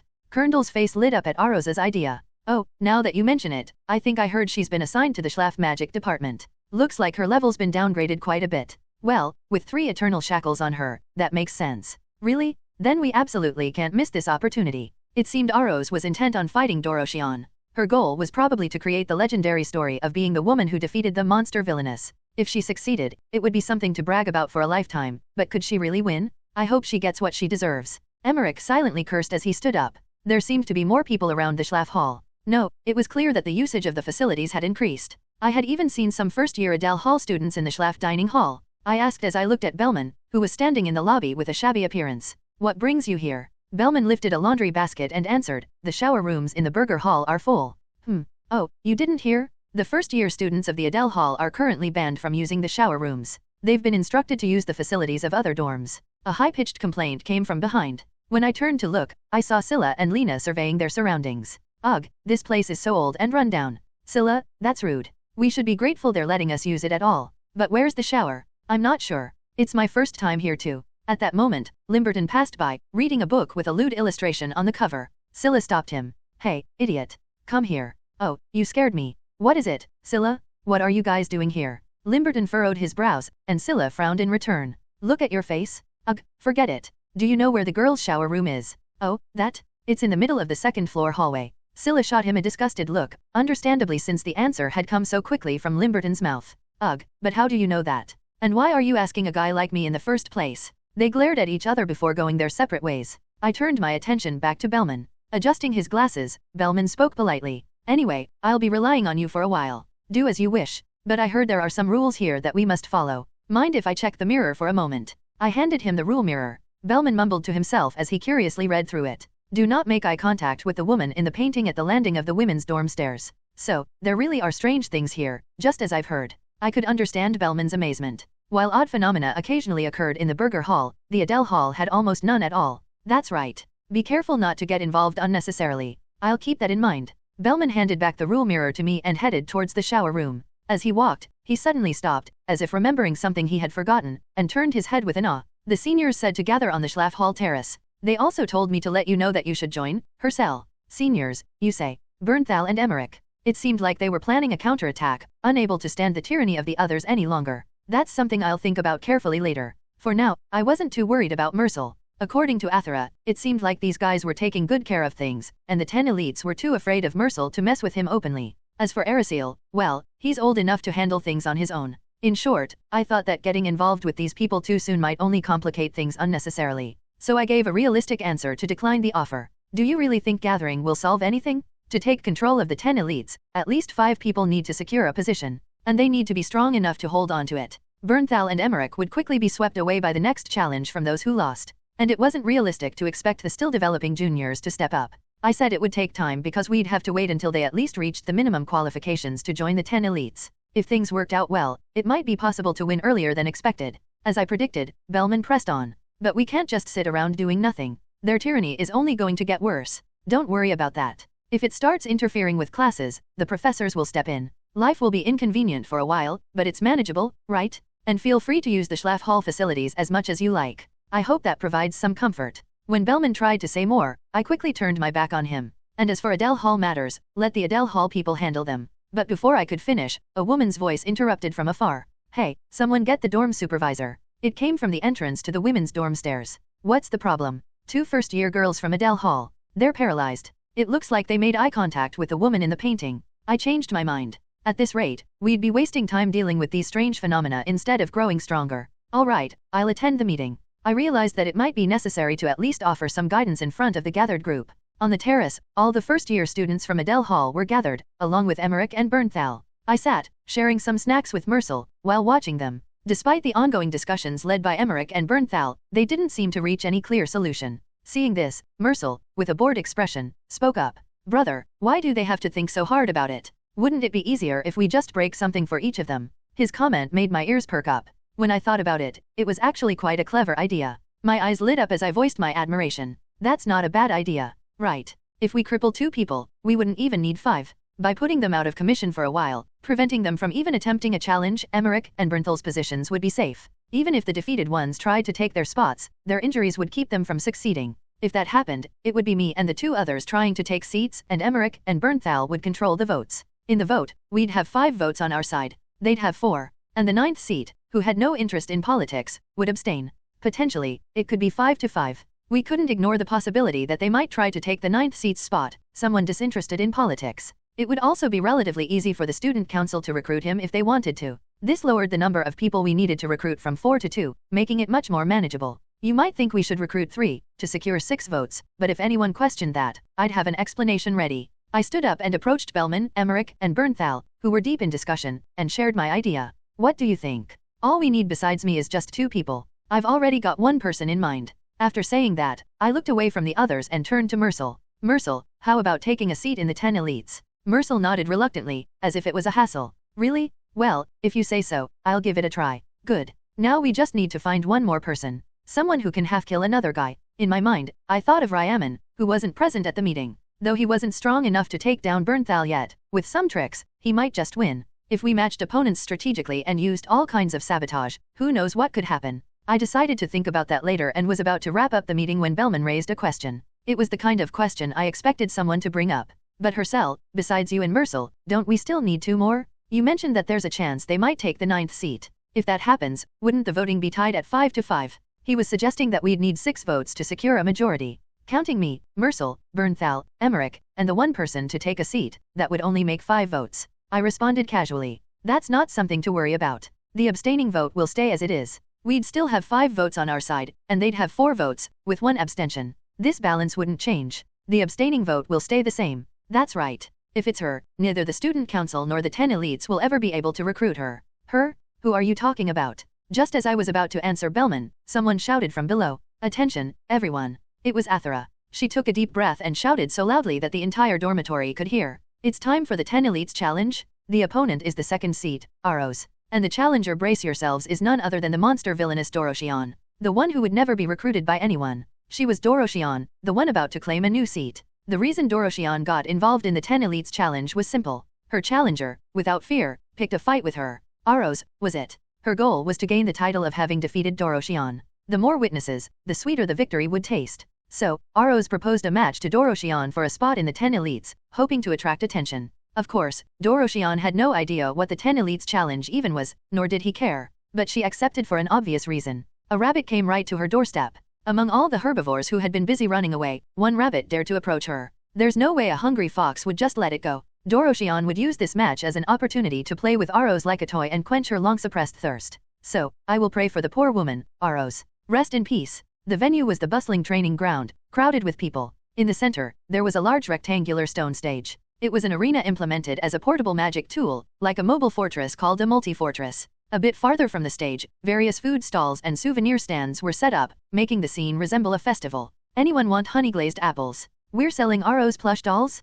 Oh, these aren't for sale yet, they're just samples. Since the match was unexpected, we don't have finished products, so we're only taking pre-orders with deposits. Anyone need souvenirs? Next to me, Mercel gaped in amazement. They're selling a lot of stuff, huh? All of these are from clubs here for the event. With the famous Doroshian facing off against second seat Aros, it was no wonder. For those who had been cooped up, this kind of intense spectacle was a big deal. Naturally, nearly the entire student body had gathered, and merchants showed up to empty their wallets. And, of course, there was betting. Place your bets, place your bets. Athera was waving a betting ledger with a portable loudspeaker in hand, one that she had probably bought from somewhere. People swarmed around, shouting excitedly. One of them was loud enough for me to hear clearly even from a distance. I'm betting on Aros. Second seat Aros. I wanted to tell him it was a foolish choice, but from his perspective, it made sense. After all, Doroshian was encased in 3 layers of magic restraining armor, while Aros was an upper-level mage who had awakened 3 sensory abilities. Furthermore, the second and third-year students were well aware of something.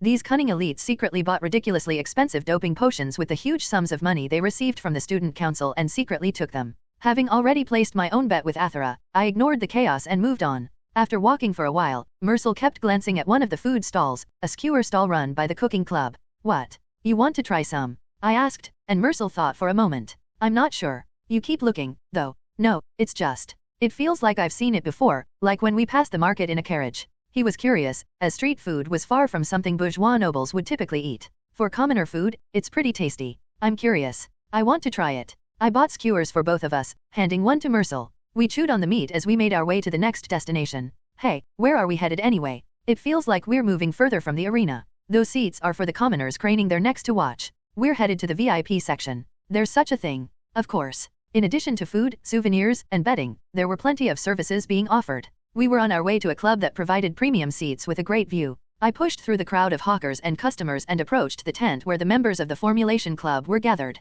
At the entrance stood Rix, who greeted me with a welcoming expression. Hercel? What brings you here? Ah, and you must be Mercel. Nice to meet you. Nice to meet you, Mercel responded politely. I asked Rix, are you working here? They asked anyone confident in formulation magic to come, and the pay was good, so here I am. Rix's job was to use magic to create things like seats in the far end of the arena. Since the festival was unexpected, it was nearly impossible to get the materials to build the seats in time. But for those talented in formulation magic, that wasn't a problem. They could just create them with magic. 2 of the best seats, please. All right, 2 seats reserved. Rix pulled out a pocket watch. It seemed like the match was about to begin, as he hurriedly ran over to a man visible beyond the tent entrance. The man appeared to be the leader of the club. Senior, it's almost time, Rix said. Oh, all right. Is everyone ready? When the club leader asked this, the magic department members began streaming out of the tent like a river. They controlled the crowd and cleared some space, then drew magic circles with their wands toward the empty area they had created. A buzzing sound echoed. I figured it was because they were casting magic together. A few seconds later, the club leader shouted loudly, you all remember the blueprint, right? Just follow it exactly. Even if you make a small mistake, don't worry. We can fix it. After his words, a massive spectator stand began to take shape. It looked like a quarter slice of a baseball stadium's bleachers. Though it was a temporary structure created with magic and would eventually disappear, it would last long enough for the duel to finish. The VIP seats are this way. Follow me. Mercel and I followed Rix up the stairs. As expected of premium seats, the area was spacious with only a few chairs, and side tables were equipped with telescopes. Mercel sat in one of the cushioned chairs and bounced against the backrest. For something made with magic, it's really soft. I made that. How is it? Feels real, right? Wow, you can even make things like this. Magic is really amazing, isn't it? Mercel looked away from the proud Rix and glanced up at me. Can you do stuff like this too? Ahem, one day, I answered vaguely. Mercel nodded in awe. So that's why you're learning magic. My heart skipped a beat. The cursed sword didn't miss this chance to throw in a snide remark. Do you really think you'll ever wield magic like that someday? Shut up. I pulled out my pocket watch and sat down. In a few minutes, the professor serving as the referee would arrive, and Doroshian and second seat Aros would appear from both sides. I kept an eye on the field, waiting for them to show up. Meanwhile, Mercel seemed to be thoroughly enjoying himself, marveling at the scene below. So, this is what a festival is like. Yeah, this is a festival. Not the kind where people get killed, like your mother's idea of one. Getting to see something like this. I'm really glad I came with you. His glowing praise made me feel good. I had been worried he might regret coming here, but it seemed he was pretty satisfied. That's good to hear. A few minutes passed, and as the pocket watch struck 6 o'clock, the bustling training ground fell silent. In the center of the arena stood a professor in a black robe. It was Rockefeller. Rockefeller waved his outstretched arms inward. It was the signal for the duelists to come up. Doroshian and Aros ascended the stairs and appeared on the arena stage. Finally, the match for the second seat was about to begin. A roar of cheers erupted from the crowd surrounding the arena. Despite the noise, Doroshian calmly focused her senses on the opponent before her. Though reluctant, she knew she had to pay at least some attention in this fight. After all, her mana was being restrained by 3 layers of magic armor, and she didn't even have a wand. Meanwhile, the amount of mana radiating from her opponent was greater than her own, and Aros was holding a top-grade wand. The awakened senses are Formulation, Elemental, and Special series. The most prominent one seems to be Elemental, so it looks like she first awakened her sense of touch. As Doroshian observed Aros, her eyes widened in surprise. She sensed an unusual energy from Aros's mana. It felt like a mixture, as if something artificial had been added to her natural mana, like seasoning dissolving in clear water. There was no doubt that an artificial power, as if created through alchemy, had been infused into her innate mana. Oh, I see. Doroshian immediately realized what that power was. She had encountered countless challengers who had come prepared like this. You drank a mana enhancer, didn't you? Aros's eyebrows twitched, betraying her discomfort. Emmy, do you think I would do such a thing? It was obvious to anyone that she had been caught, but Doroshian just smiled slyly and spoke. I don't mind. Go ahead, show me your best. Aros quickly began drawing a magic circle. Doroshian, watching her, had a bored expression. Her excitement had faded right from the start. As expected, she's a bit below the level of the tower's magicians. Though she had placed a protective spell on her magic circle, it was terribly sloppy. At the very least, she should have drawn 2 circles for backup or encrypted it more thoroughly. Otherwise, it would be this easy. Crackle. With just a discharge of mana from her finger, Doroshian created static electricity, disrupting the entire magic circle.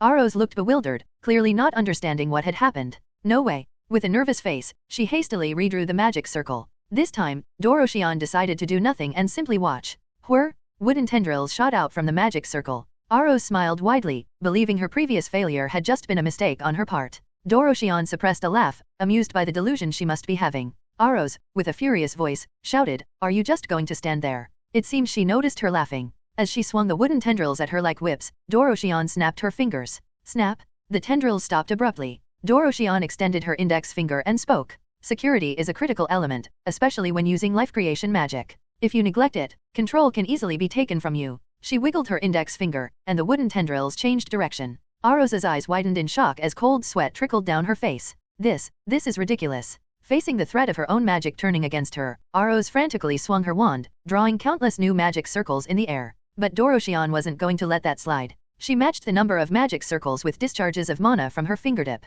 Crackle. The magic circles all fizzled out in a burst of static, just like before, turning to dust. Aros refused to give up, continuing to wave her wand desperately. But it was already too late. The wooden tendrils were upon her, casting shadows as they closed in.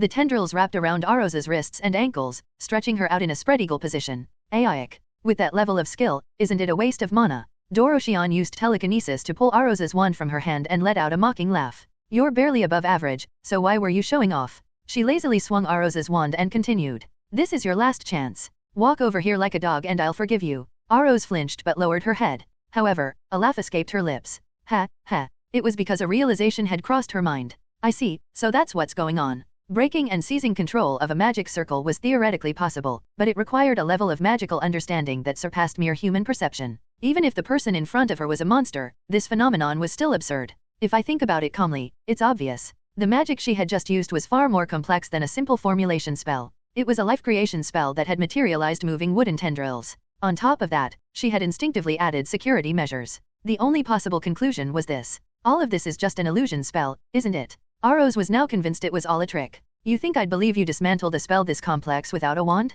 That's ridiculous. It's like trying to pick a lock with a stick you found on the street. And the fact that her opponent was demanding her surrender meant only one thing. They were trying to end the fight quickly, before their deception was uncovered. Still, it's impressive. I didn't even realize I was cursed with an illusion spell. Aros hastily drew a purification spell with her fingers. This would free her from the illusion in no time. Too bad for you. I'm not dumb enough to fall for such a petty trick. Really? So, it's an illusion, is it? Doroshian chuckled and flicked her index finger. Then, I'll start with one arm. Before she even finished speaking, one of the wooden tendrils lashed down like a whip, striking Aros's right arm. Slash! Aros's eyes widened as she felt an agonizing pain, like her flesh was being torn apart. It was so excruciating that she couldn't help but scream, pride be damned. Aiaic. At that moment, Aros finally realized it. Dismissing it as an illusion had been a mere mistake. Doroshian, without even using a wand, had done the unthinkable, seizing her magic. It hurts? To the bone. Before the second whip strike could land, Aros frantically looked toward Rockefeller. Quick, I need to surrender. Just as she opened her mouth to declare her defeat, her voice suddenly slurred, and she heard a sound next to her. SHH. Rolling her eyes, she saw Doroshion approaching with a finger pressed to her lips. Aros tried to ignore it and force her voice out, but her attention was drawn to Doroshin's hand gestures. What? She opened and closed her hand in a motion resembling a dog's muzzle. Aros gathered her thoughts and tried to speak to Rockefeller, but for some reason, the words that came out were the complete opposite of what she intended. Professor, I can keep going. Why am I saying this? Aros glanced down at her rebellious mouth. Professor, I can keep going. If I keep trying, I might win. It's not over yet. No matter how hard she tried to surrender, she kept repeating the same words like a parrot. A sudden, unsettling thought crossed her mind, and she looked back at Doroshion. Her pupils shrank in terror. Gasp. Every time Doroshion opened and closed her hand, her mouth moved on its own. Professor, I can still. Oh my, how admirable. Your willpower is impressive. Very well, shall we continue? This was undoubtedly the basic curse magic puppet magic. A bead of sweat rolled down Aros's forehead. It was unheard of for such a basic spell to control someone's speech like this. Now, let's go for the left arm next. Ready. Doroshion prepared to swing the wand again, and Aros's eyes trembled with fear welling up from deep inside. In the end, she broke down in tears in front of the onlookers, sobbing. Professor, I. Just as Doroshion was about to slash through the air with her wand, someone intervened. That's enough, Doroshion L. Grice. Rockefeller used telekinesis magic to take the wand from Doroshion. She said she can keep going, so why stop? You've gone too far. Did you think I wouldn't notice it was puppet magic? Oh dear, I've been caught. With a wave of Rockefeller's hand, the tree roots dissipated like a mirage. Aros was freed, but her legs gave out, and she collapsed to the ground. Her mind was filled with one thought: she was lucky to be alive. Just moments ago, she had been nothing more than a rabbit trapped in a tiger's cage. From the terrace of the Adele Hall, 6 people were looking down at the arena. Colonel, the first seat, shakily put down his telescope. Recalling the duel between Doroshion and Aros, his eyes began to twitch. That's an outrageous monster. To think she defeated Aros like that. The other members of the 10 elites were just as shaken. Their faces were pale, and it took some time for the color to return. Once they regained their composure, Colonel pointed out the severity of the situation. This is bad. You're all aware, right? Lately, Bernthal and Emmerich have been plotting with the first years. It was no secret they had been gathering at the Schlaf Hall. Their objective was obvious. What else could it be but to take control of the 10 elites? The only way they can harm us is by stealing our seats. But Aros, the second seat, was utterly destroyed. This will give those guys false hope. The new holder of the second seat was Doroshion, and taking it back from her would be nearly impossible. Moreover, everyone knew there were some promising challengers waiting in the wings. There are too many talented first years this time. That's why Emmerich and Bernthal have been focusing on recruiting them. If things continued like this, it would only be a matter of time. Those with potential grow fast, and it wouldn't be surprising if they stripped the 10 elites of their power before graduation. If we don't hold on to our positions until graduation, the title of 10 elites becomes meaningless. If we lose to mere first years, it would be embarrassing to even mention on our records. While everyone wore serious expressions, Melon offered a suggestion. Then how about we crush them early? They're always hanging around in groups. Too many eyes are on them. And we, the 10 elites, can't directly challenge them, either. They just refuse, claiming it's not the right time. Melon stroked his chin, deep in thought. Suddenly, his eyes lit up as if he'd had a brilliant idea. Ah, right. There's that guy, Ryaman, who's already being compared to Bernthal even though he's just a first year.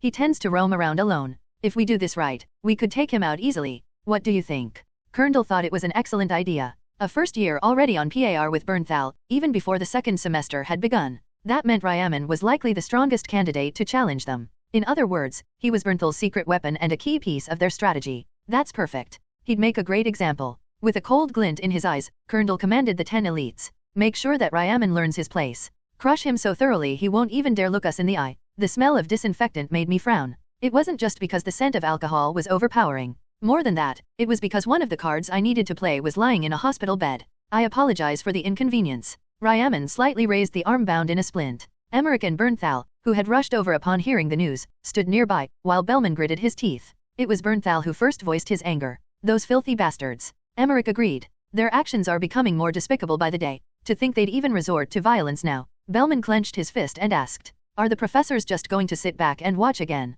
They're using discipline as their excuse. They'll probably pass it off as a form of punishment. Even if we try to oppose it, it won't change anything. As long as they stick to their story, our efforts will go to waste." Emmerich was right. As long as those 10 elites bastards stuck together and claimed that Ryaman had committed serious insubordination, their words would become the truth. Unless we had concrete evidence or witnesses, their claims would stand as the only proof. This is troublesome. We might have been able to strip Melon of his position, but... Emmerich mumbled regretfully. Melon, despite whatever might have happened, was currently injured. If only Ryaman had been able to exploit that weakness, we could have taken him down quickly. But in this state, when will you recover? When I asked, Ryaman answered. They said it'll take about 2 weeks for the bones to fully heal. If that's the case, then maybe magic could accelerate the recovery. But even magic couldn't fix everything. What I'm asking about is your dantian. The bastards had also damaged the dantian, the organ that controls the flow of aura. This couldn't be healed with magic because, if the dantian is the hardware, the cultivation technique for using aura is like the software. Fixing that messed up cultivation process wasn't something I could do.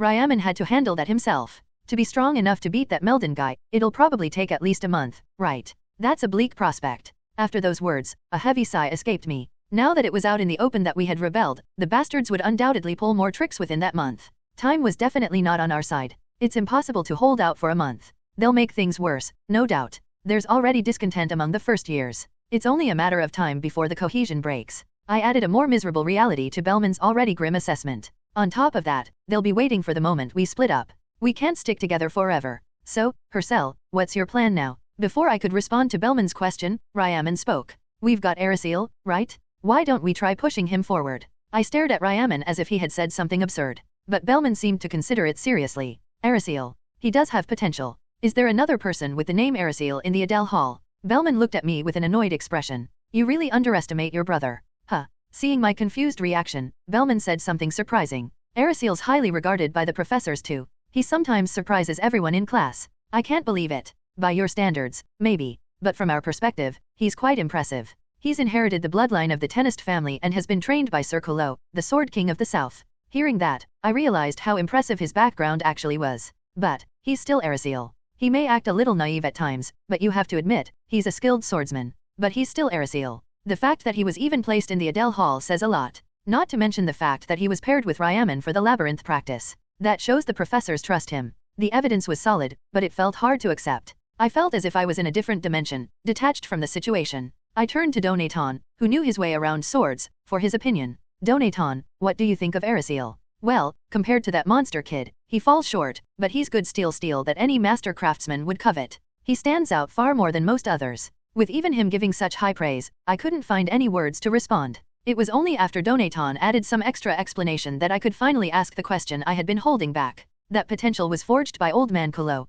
His aura manipulation was impressive, and the swordsmanship he displayed when cutting down the undead was far beyond his years. But why is he like that then? Donaton remained silent for a while before answering.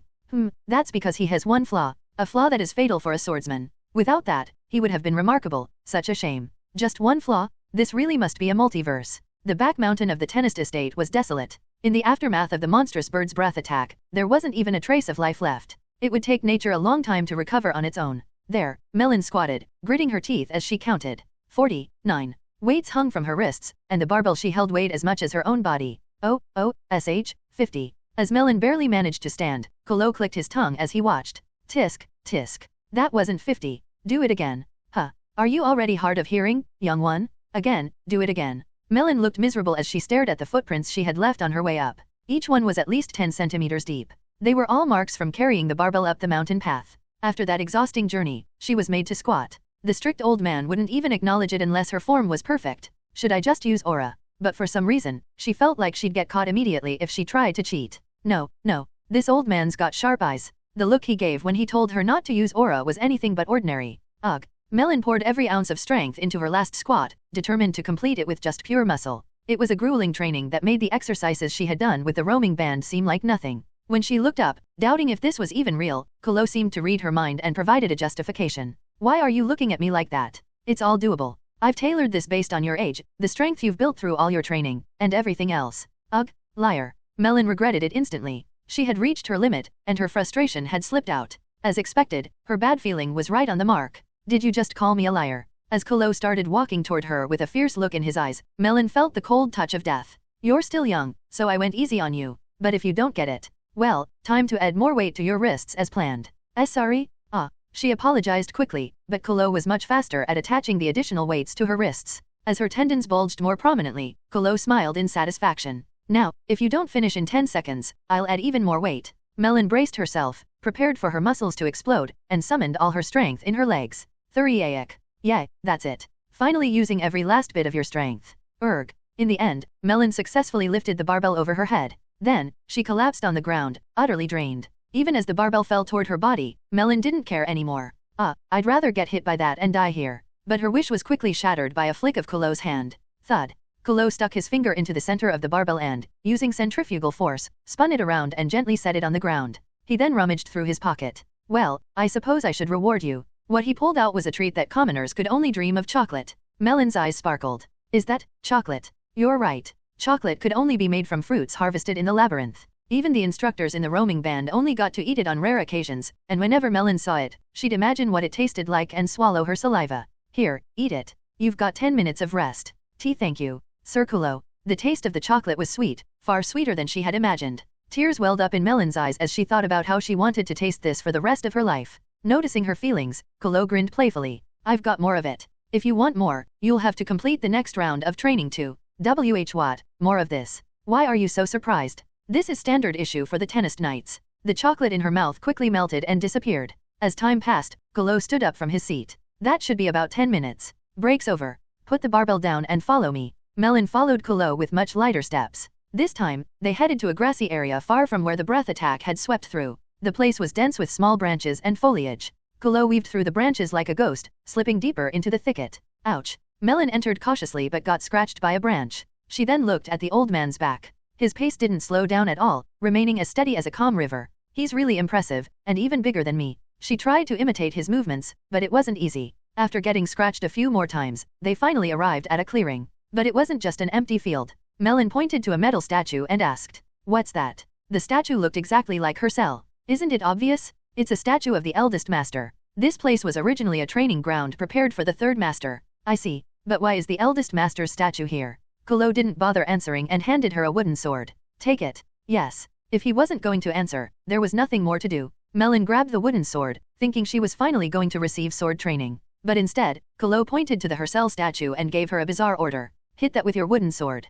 Melon hesitated and replied, hit the metal statue? Won't that just break the wooden sword? Oh, right. It seemed there had been some mistake. Hitting metal with wood didn't make any sense. But Kulo appeared to be serious. Use the aura you've been saving and strike it. What? Just do as I say. Though full of doubt, Melon approached the statue as instructed. Her gaze shifted to a more distant spot, where she noticed another statue that had been hidden by the bushes. That statue was covered in deep dents.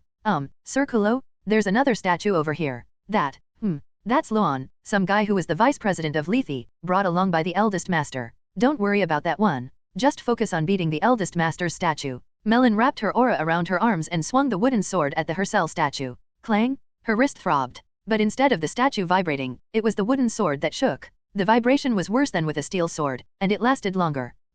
Kulo smirked and explained. That wooden sword is made from a material that vibrates more than steel. For a while, you'll be learning to control the recoil. That's the foundation of my swordsmanship. Although Melon didn't fully understand why she had to do this, she gave an answer that seemed to please Kulo. Oh, such deep meaning. And so, Melon continued swinging the wooden sword while keeping an eye on the old man. Clang! The more she hit the statue, the more questions filled her mind. Did he say Luan? Isn't he the guy who tried to kill us? She vividly recalled the dark mage who had stayed in the highlands of the Purple Forest, leading a group hostile toward the first-year students in the lowlands. And the Hercel statue. Kulo probably didn't bring this here just to take out his frustrations on the young master. Does the third master hold some kind of grudge against those two? Curious, Melon cautiously asked Kulo. By the way, what kind of person is the third master?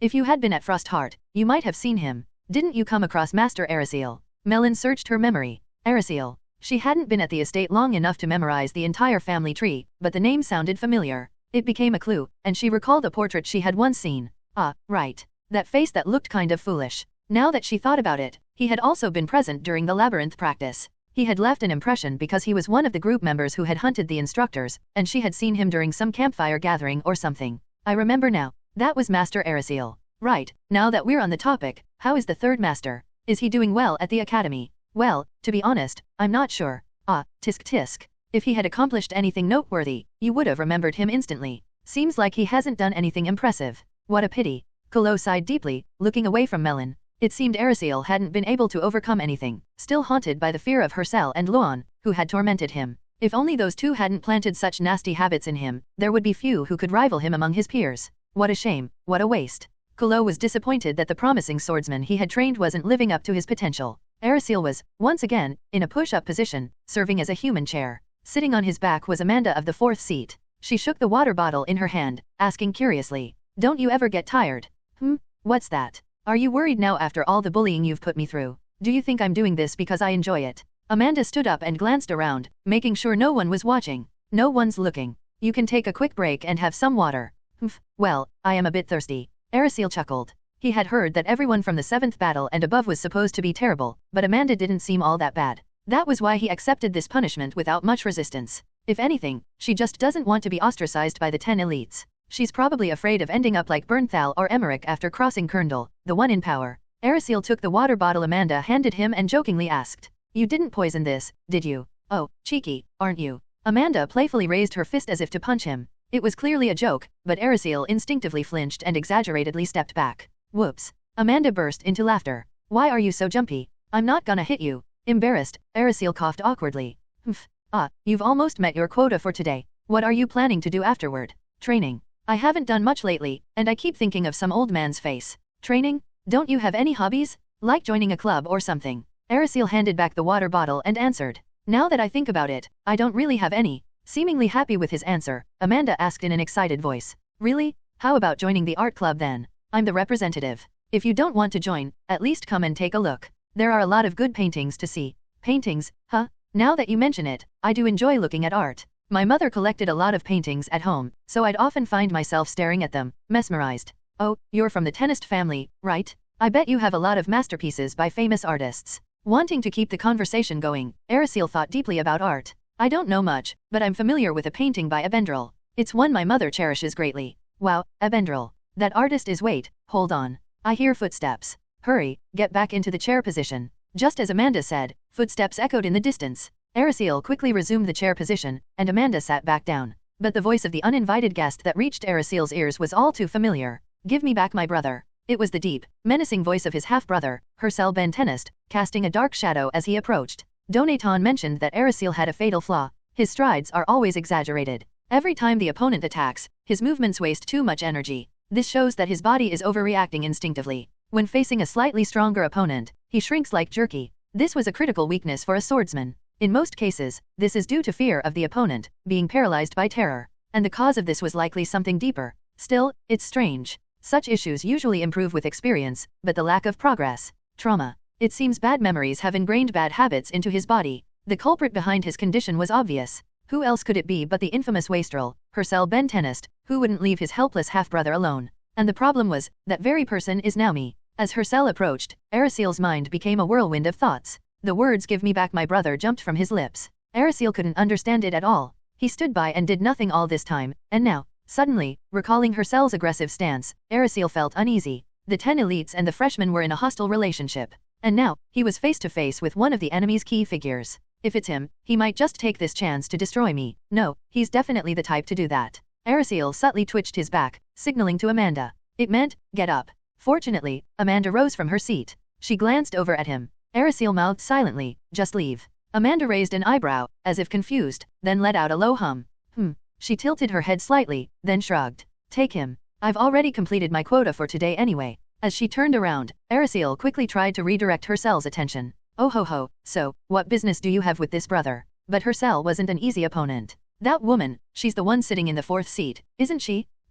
Hercel's long hum made Arasil uneasy. He thought Hercel might rush out and attack Amanda at any moment. But thankfully, that didn't happen. Well, it's nothing serious. You've heard, haven't you? That Ryaman was carried into the hospital. I've heard. I was thinking of visiting him myself. Anyway, there's something I need you to do. Arasil blinked and asked, something to do? It's simple. Just take one of the 10 elites. What are you suddenly talking about? Well, everyone's been recommending you. It was a nonchalant response, with no sign of high expectations. Arasil actually felt relieved. If I just throw out some reason and refuse, he'll probably go look for someone else. With a smirk, Arasil replied, do you really believe I could defeat one of the 10 elites? Annoyingly, Hercel responded immediately. No, that hurts a little, but regardless, I refuse. Don't waste your time on something that's impossible. Go find someone else. Hercel let out a deep sigh. His gaze was fixed on Amanda's departing back. This is a problem. Should we deal with someone quietly, like they did with Ryaman, without anyone noticing? Leave Amanda out of this? Hercel asked with a puzzled expression.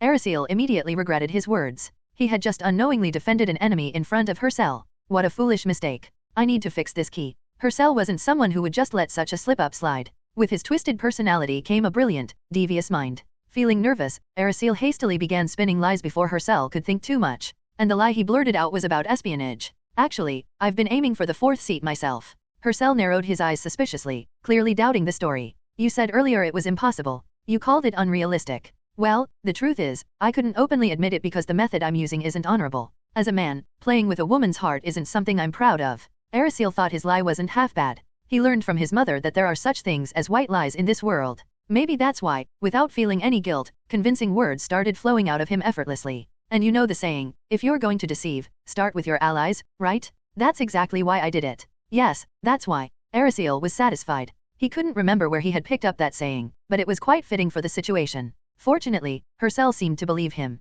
Oh ho, so that's what it was. Your plan was to use that woman's heart. Well done, Aristocratic. Exactly. It was all part of my plan. Hercel lightly patted his back as he said, as expected, your twisted personality is still the same. That cold-blooded mentality from when you tried to cut down a young girl. I knew from then that you were bound to go down the wrong path. Wait, something's off with this compliment. They say you should strike while the iron is hot. How about preparing now? Preparing now? For what exactly? There are plenty of ways, aren't there? Call her to a quiet place. And then, have a good conversation.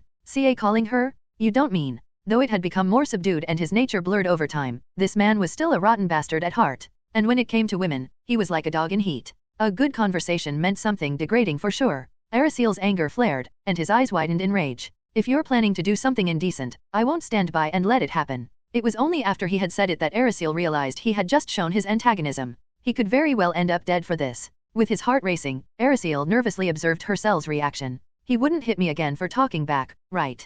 Hercel wore a disgruntled expression, blinking slowly. This is no longer fun. Let's end the joke here. What? A joke? Caught off guard, Aristocratic showed a bewildered reaction, and Hercel furrowed his brow. You didn't actually think I'd fall for that cheap lie, did you? Since when did you realize? From the moment you claimed you were playing with that woman's heart. Aristocratic couldn't quite grasp it. That alone didn't seem like enough to give him away. Don't lie. You're no mind reader. It was a simple guess. Should I even say this? It might hurt your feelings. Ugh, stop being vague. Just say it, like you normally do. Hercel responded with a pitying expression and a bitter tone. I just thought it was impossible for you to charm a woman. From the start, everything you said sounded like nonsense that not even a passing dog would believe. Aristocratic lowered his gaze in embarrassment. Hercel silently patted his back. Then, as if a thought occurred to him, Hercel asked, by the way, what did you mean by indecent behavior? What exactly did you think I was planning? Clearing his throat, Aristocratic dodged the question slightly. Well, isn't it obvious? Given the kind of things you've done in the past. Hercel's eyes widened in disbelief, then quickly narrowed into a threatening glare, his fist clenched tight. You little pervert. You've got some filthy thoughts in that head of yours. His fist came down hard on Aristocrac's head, delivering a painfully stinging blow. Aristocratic clutched his head in his hands, but Hercel wasn't done dishing out more of those painful thumps. When I said good conversation, I meant a discreet negotiation, persuading someone to step down from the 10th position. Of course, I knew it wouldn't work, but I was just playing along with you. Ow. Aristocratic couldn't help but despise Hercel once again. There's truly nothing remotely pleasant about this guy. Despite all the times I took him to eat, treated him so well, he still sees me as the same scoundrel, Hercel the troublemaker. But no matter what, I couldn't become a real scoundrel, so I decided to stop hitting him. After all, my goal is to help him overcome his trauma.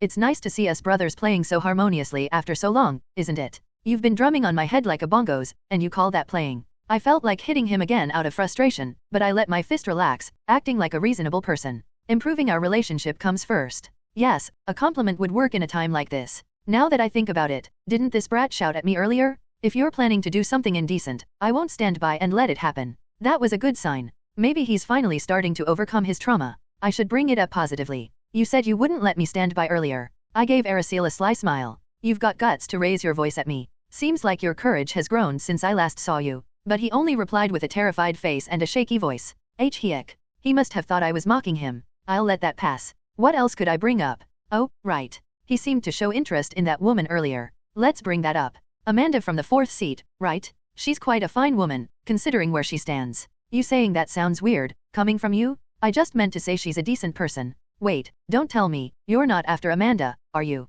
Aristocratic trembled, his eyes darting nervously. I began to wonder if it's even possible to improve my relationship with this guy. The troublesome impression of me as a rogue was far more deeply ingrained in his mind than I had anticipated. No matter how much effort I put in, it feels like it'll never work. In that case, my only remaining choice. Ha ha ha. I burned with the noble blood's embers as I gave a twisted smile. Reality hit me hard. Although I was used to mimicking the disgusting Hercel, this felt too crude, and I didn't like it. But for the sake of motivation, there was no better method than this vile intimidation. Well, who knows? I didn't want to degrade myself any further, so I stopped there. Even that was enough to spark his imagination. Arasil clenched his teeth, grimacing. Gore. I looked down at him dismissively and finished with an indifferent tone. Half-kill Melon from the 7th seat. That's my request to you as your older brother. No matter how much I try to help, it's pointless. He's just a pain and always drags down my dignity. Indeed, there's nothing likable about him. Arasil accepted the task, albeit reluctantly. His face looked like someone being blackmailed by a villain holding a hostage, but it was the start that mattered. I watched Arasil and Mercil gripping their swords in the backyard of the Schlaf Hall. Donaton had insisted that we needed to see Arasil's full strength to properly assess him. Hercel, it's nearly impossible to fix that guy's mindset. I thought the same. My approach had failed. I had tried to ease Arasil's fear of Hercel by improving our relationship with a gentle approach, but the results were poor. Still, he was the only useful card I had, so I had no choice but to make the best of him. Is there a good way to break Melon's legs? If we disguise it as an accident, it would be perfect. Quit that cowardly thinking. There's another way? Huh. Donaton's voice sounded nostalgic. My former master used to train his disciples harshly. There were some who were as frightened as that guy. Do you know what the Sword Saint did with them? What did he do? He beat them. It seemed like he wanted to toughen them up. Maybe if they got used to the pain, their exaggerated movements would lessen. But could that really work? Toughening them up is fine, but wouldn't that cause a different problem? What if he starts to take dangerous hits without thinking? If he becomes reckless, relying on toughness, it could be fatal. After all, a single proper strike from a sword usually means death. I had hit the core of the issue, but Donaton's intention was different from what I thought. It's not about toughening them up. It's about learning through pain. The idea is to hammer into them that exaggerated movements are a disadvantage. Hearing that, it made sense. If he made exaggerated movements, punish him. If he was too reckless, punish him. It was like training a circus elephant to lift its legs with a single whip. A way of correction. In that case, their unconscious will fight to survive. When they start doubting their own judgment, their body will refuse orders and move instinctively. So, yes, he needs to be beaten. Completely cornered, to the point where he feels like he wants to die, several times. I relayed Donaton's words to Mercil. Mercil, beat him to the point where he wants to say he wants to die. Huh? Sure, no problem. As Mercil responded casually, Arasil backed away in shock. What? Wait, Mercil, I'm your brother. You can't do this to me. Complain to the eldest brother, not me. The deadline was set for 2 days. Within that time, I needed to draw out Arasil's potential. Ow, my bones, you hit my bones. Then why are you running away? This isn't a game of tag, it's a sparring match. I tore my gaze away from the beaten-up Arasil and began writing a challenge letter to Melon. Kerndl slid a letter across the long table, sending it toward where Melon of the 7th seat sat. A challenge has arrived for you, Melon. Oh, yes. Thank you, senior. Melon carefully opened the letter. Huh? Arasil? Isn't he that fool who's constantly being disciplined? I've heard he's a defective member of the Tenist family, but you should be able to take care of him easily. Kerndl's words reassured Melon. If the opponent was weak, he'd win easily. He was already itching for revenge, and this was the perfect opportunity. This is great. Just hearing the name Tenist raises my blood pressure. Melon clenched his fists, veins popping on his forehead. The grass beneath the soles of the shoes was crushed. They were Arasil's shoes. Mercil glared at him with a gaze full of displeasure and spoke. You were told you'd be hit harder if you took your feet off the dirt. The ground was shaped into a rectangle, replicating the size of the training arena. Going beyond it meant you were out of bounds. Arasil trembled as he stepped forward. Yeah, I know that. Donaton let out a sigh. Compared to when he was fighting the undead, this is pathetic. His body is way too stiff. His footwork resembles a grasshopper. Can he really manage this within 2 days? His stamina is higher than expected. It'll take some time to push him to his limit. While Arasil stood idly holding his sword, Mercil leapt forward. Even though it was a pure sparring match without any aura, Mercil's jump was high enough to almost resemble a dunk. Mercil unleashed a diagonal slash, putting the weight of his fall into it. Ugh. Arasil, with a pale face, rolled away to dodge the attack. Unhappy with that, Mercil grumbled. You could have dealt with that if you had just used the swordsmanship that Grandpa taught you. Why aren't you using it? Arasil responded in a deflated tone, looking ashamed. For some reason, I can't do it properly. Did you forget how? Fine, then. How about you attack me? I'll show you Grandpa's swordsmanship. This time, you can use your aura too. Mercil lowered his sword and beckoned Arasil to come at him. Arasil furrowed his brows and assumed a stance. His younger brother's relaxed posture, not even bothering to defend, must have been humiliating to him. With a flash in his eyes, Arasil charged like a wild boar, aiming his strike at Mercil's side. However, Mercil effortlessly deflected it with his lightly held wooden sword. The recoil sent Arasil's arms flailing. Controlling the recoil is the basic principle of the rock sword technique. With that, Mercil smacked Arasil's ankle with his wooden sword. What's the point of packing that much aura if you're just going to bounce back like that? Arasil stood on one leg, cradling his injured ankle with both hands. Why you used aura too? Of course, it's the rock sword technique. And besides, I barely used any aura. You used 4 times as much. Mercil then struck Arasil's other ankle. Losing support from his only remaining leg, Erisiel collapsed clumsily. Curious about Mercel's words, I asked Donaton. Is it theoretically possible to reflect 4 times the aura? It is. If you can fully control the recoil and direct the aura properly, you can return it with significant force, just like that? I was a bit surprised. Things like Melon setting her sword on fire, or AOL emitting electricity, are techniques beyond high-level aura control. Even for Mercel, isn't that too much? He's already learned that. When I asked, Donaton replied, it's still just at a basic level. If someone is talented, you sometimes see hints of it at a young age, but using it in real combat requires a clear gap between you and your opponent. It demands intense concentration, so it's not easy to pull off. Hearing that, I felt a bit more convinced. Lena, who was trained by Melon, also managed to ignite flames by the end of her first year. Still, it's impressive. Despite being a novice, he's already eyeing the threshold of the strong. Judging by Donaton's amazement, this seems to be far beyond the realm of ordinary. Really? Yet, even Erisiel has reached at least the basic level. I stood up and approached the two of them. Mercel, it's your turn to switch. I brought some snacks over there, so take a break and enjoy. Really? Thanks, brother. Mercel began eating the snacks from the basket. I turned my gaze away from him and pointed my wooden sword at Erisiel. Raise your sword, Erisiel. This was training, so no aura would be used. The only reason Mercel had used it earlier was because I allowed it, but the condition was to stick to pure swordsmanship. As for that, I could leave it to Donaton, so it wouldn't be too hard. Before he knew it, it was almost sunset. His legs were trembling, and his body no longer moved as he wanted it to. It was all because of the man in front of him. Erisiel, sweating profusely, glared at Hercel. What is with this guy? Even Mercel's sword skills had improved so much since he last saw him, and it was shocking. But the man in front of him, casually scratching his back with a wooden sword, was on a completely different level.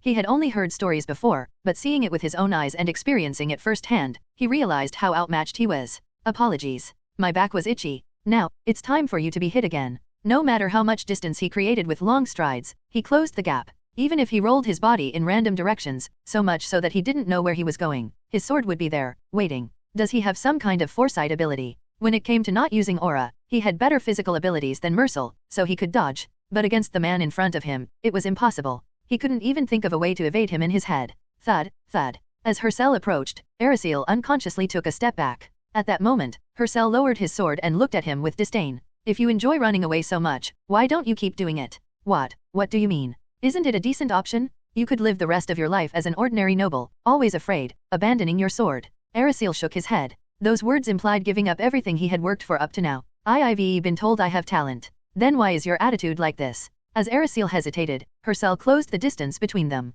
Are you trying to say it's because of me? His words pierced like a dagger. Looking back, it was all because of this man. He would hit him whenever he felt like it and never backed off until he was reduced to a laughingstock. That's right. It's because of you that I. Then why are you only angry with words? If I were you, I'd strike back, no matter how messy it got. Do you know why? Hercel whispered softly into his ear. If you don't resist, you'll lose everything. Your money, your pride, your honor, and even your woman. At the mention of a woman, Erisiel flared up. The Amalda he had always seen was a kind-hearted person. There was no way he could ever allow such a despicable man to defile her. Don't make me laugh. You filthy bastard. He launched a full-force attack, even unintentionally channeling aura into it. But with a loud crack, the wooden sword snapped in two. And it wasn't because of Hercel's raised sword, it broke against his casually extended finger. My turn now. Hercel's wooden sword struck Erisiel's body with a dull thud, his neck, shoulders, thighs, and side all in one fluid motion. Ugh. Erisiel tried to hold onto his trembling legs, but he soon lost strength and collapsed onto the ground. Thud. Hercel approached, carrying a bag and a magic staff.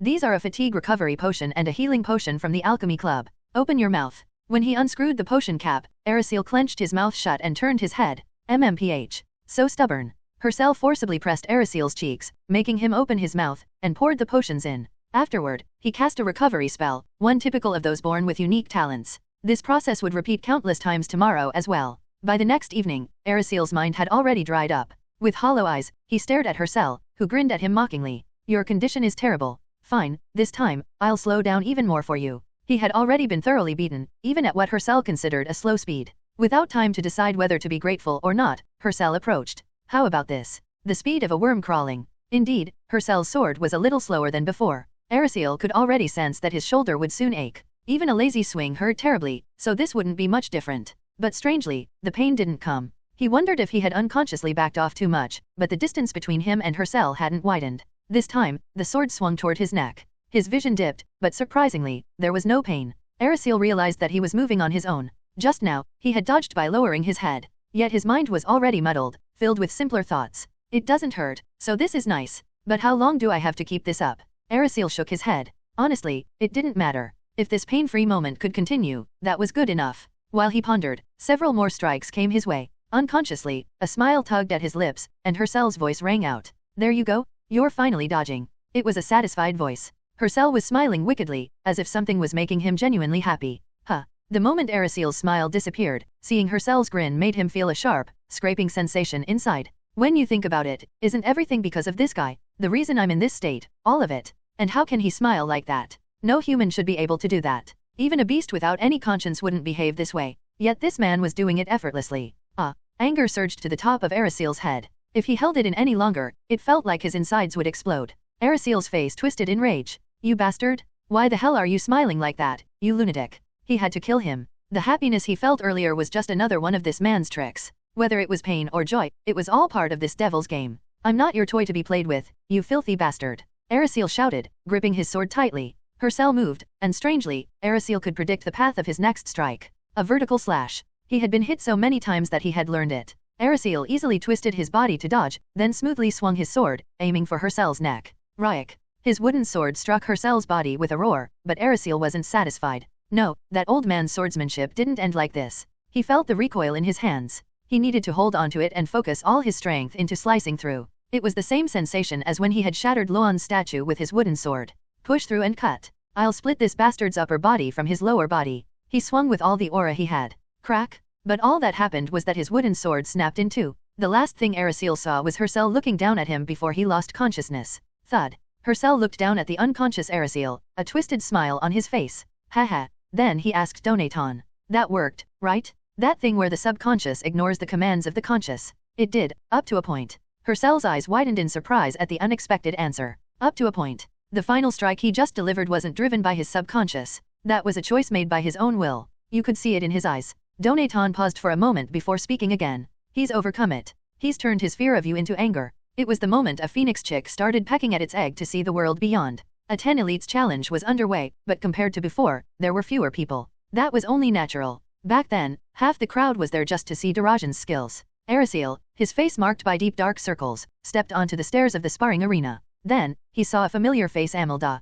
Though she couldn't openly support him due to her position, the fact that she had come this close to watch the match meant she was rooting for him in her own way. She really is a kind-hearted woman. Arasil smiled weakly but then widened his eyes. A blonde man approached Amelda from behind. His outstretched arm seemed like it was about to rest on her shoulder, but at the last moment, he switched course and stretched, making it look like a mere stretch. It was an obvious threat. A clear message: if you lose, I won't leave this woman alone. Hersel, standing nearby, shot a sneaky smile in Arasil's direction. This hateful man. But a calmer Arasil wasn't foolish enough to believe Hersel would actually do it. If he were the same wild dog from before, he would have already been chasing after women left and right. Moreover, Hersel had thrown down the challenge of defeating Melon of the 7th seat. Anyone could see it was bait. But, he's a bit less annoying than before. Arasil didn't want to admit it, but he had to acknowledge that Hersel had changed if only by a tiny bit. To your positions, called out the professor. This time it wasn't Rockefeller, but Professor Gomon who was acting as the referee. It seemed he didn't expect a situation as dangerous as the one with Doroshian.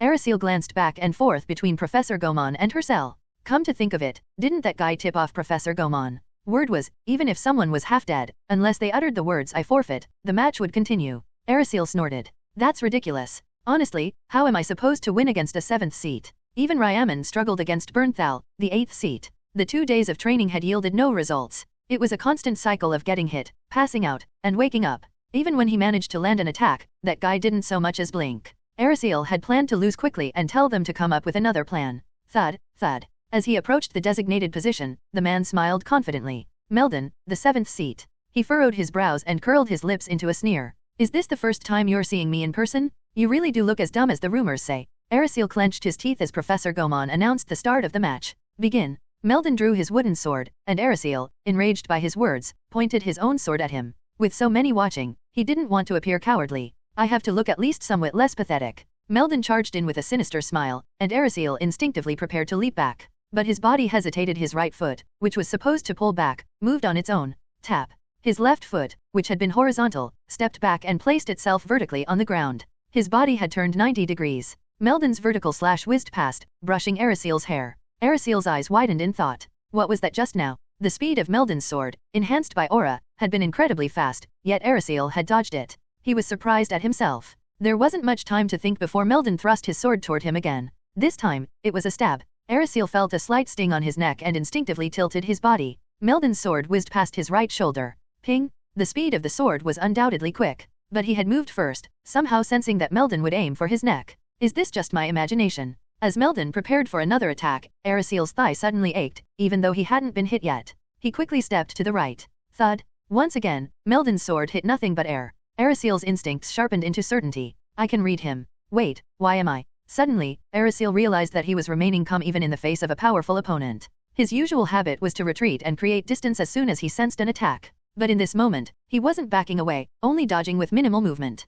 He looked at Melden with a puzzled expression. This guy. The furrowed wrinkles on Melden's nose made it clear that his attacks had been serious, not playful. Without realizing it, Aristocratic muttered to himself. 10 elites. What's that? You're suddenly mumbling in the middle of a duel. Melden asked irritably, and Aristocratic replied in a calm voice. The training arena began to fill with cheers. Since the situation defied expectations, those who bet on the underdog were shouting in excitement. The first-year students from Adele Hall opened their eyes wide in surprise, marveling at Aristocrac's completely different demeanor. I've never seen anything like that in a duel before. Yeah, seriously. That was always his weak spot. I, too, felt a bit puzzled as I observed the scene. His movements were much smoother than when he dodged my attack during the last phase of our training. Wasn't this guy originally not that good? It's because he's mentally at ease. He's observing the enemy's movements and reacting instantly. It seemed that was what dead.A meant. So, because I threatened to hit him harder if he ran, his body learned to dodge to get hit less painfully. Exactly, Hercel. I kept hitting him lightly to break his habit, unless he deliberately backed off. Backing away meant a hard strike.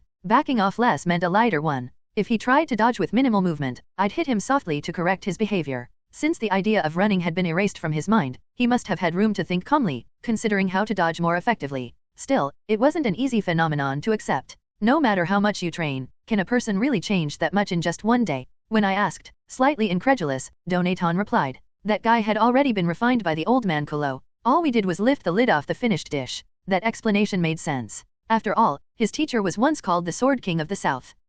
Sir Colo must have had a rough time. That old man had probably done everything he could. Even so, the reason that guy had remained the way he was until now was because there were parts of him that even Colo couldn't fix. Overcoming his fear of Hercel was something only he could solve himself. Damn, if I'd known this would happen, I would have placed a bet. Once again, Aristocratic lightly dodged Melden's attack. Aristocratic, with indifferent eyes, moved to dodge the barrage of attacks. Melden, unable to contain his frustration, lashed out with his wooden sword. All you're going to do is dodge. Melden's words didn't reach Aristocrac's ears. Only Colo's teachings echoed in his mind. Hey, I told you not to run. My swordsmanship is designed to press the opponent relentlessly. How many times do I have to tell you for it to sink in? The old man's swordsmanship was based on standing firm and defending with minimal movement. Like an immovable rock, slowly press into the opponent's territory and overwhelm them. To do that, you had to block the enemy's attack with your sword, not dodge. Block it so you can hear the clack. Let the sword in your hand resonate with the impact. While you're doing that, let your aura flow through. Imagine the aura absorbing the shock. The swordsmanship of absorbing the opponent's strength into your own was the essence of the Amrak sword. Aristocratic raised his sword and got into position. Clack! The swords clashed as Melden's strike aimed at his head was effectively blocked. Aristocratic stepped in closer. Melden hurriedly wiped the sweat off his face and swung a horizontal slash. Aristocratic, gripping his wooden sword with a wide hand spacing like he was holding a spear, blocked Melden's attack with a vertical lift. Clack! The attack bounced off Aristocrac's sword. As Melden's pupils shook and he took a step back, Aristocratic spoke in a calm voice. I hope that wasn't your best effort. Melden flared up in anger. He was not patient enough to overlook the arrogant remark of a mere first year. Has this brat lost his fear just because it's a spar? Originally, he'd only intended to break a few limbs. If he pushed hard enough to kill, the professor acting as the referee would surely step in to stop it. But at that moment, Professor Gomond stood in a position where only Aristocrac's back was visible to him. Even if Melden unleashed a full-force killing blow, there was no way the professor would react in time. I'll show him that even with a wooden sword, you can kill someone. Melden concentrated all his aura into his sword. A sharp aura flared up from the wooden blade. With all his might, he swung his sword at Aristocrac's side. At the moment Melden lifted his head to savor the look on Aristocrac's face just before his demise. Ping! Aristocrac's eyes gleamed as he unleashed an attack aimed directly at Melden's sword, as if he had been waiting for this very moment. Crack! The wooden sword shattered. It was Melden's sword that broke. What? Melden's mind spun in confusion. Breaking a sword filled with aura? That means, he has more aura and greater control than I do. But there was no time left to think. Aristocrac's strike did not end but continued smoothly. Impossible. Melden hastily activated his protective aura, but even so, his right arm broke. The impact transferred to his torso, and even his energy center was thrown into disarray. Ugh! Blood spurted from his mouth. Meldon's vision was filled with a crimson mist before he lost consciousness. Thud. Erisiel looked down at the unconscious Meldon and spoke quietly. If the professor hadn't stopped my sword, you would have died. The Amrex sword absorbs the opponent's power, adds one's own strength, and releases it in one deadly strike. Had that not been the case, Meldon's spine would have been shattered. Erisiel averted his gaze from Meldon and looked at Professor Gomon. The professor, still in a daze, lowered the staff he had pointed and shouted. The winner is Erisiel Bentenist. The 7th seat title is his. Cheers erupted at the announcement of a new 7th seat champion. I won 5 times my bet. Haha, that Meldon guy? He's always been so arrogant, serves him right. The voices mostly came from people who had won money from gambling or held grudges against Meldon. In the meantime, Professor Gomon approached and whispered in Erisiel's ear. Hey, you almost caused a murder out there. No matter how hard that guy tried to kill you, you shouldn't have gone that far. I apologize. I'm still not used to this technique. Just be careful next time, ahem. Still, well done. Those brats needed to be taught a lesson for once. Huh. Erisiel found Professor Gomon's reaction surprising. He was used to seeing the professors dote on those students. Since Gomon was also a professor, Erisiel assumed he would favor them as well. I'm a 10 elite graduate myself, so I know. These kids get pampered in the academy, but once they're outside, their arrogance will get them killed. I hope this wakes them up.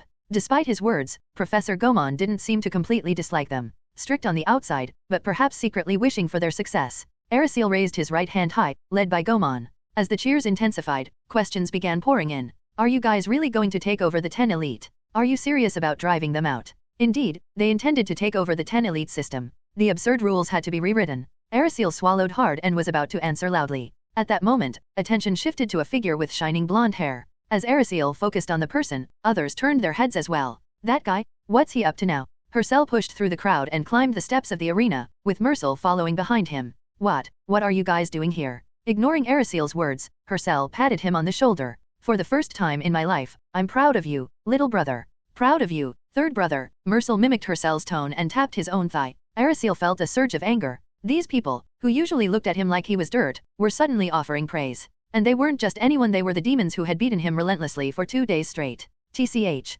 Erisiel clicked his tongue briefly, while Hercel scanned the crowd. Everyone fell silent under his sharp gaze. Satisfied with the quiet, Hercel nodded and spoke in his deep voice. Did someone ask earlier if we were planning to take over the 10 elite? Yes, we are going to take their power. Someone raised their hand and asked.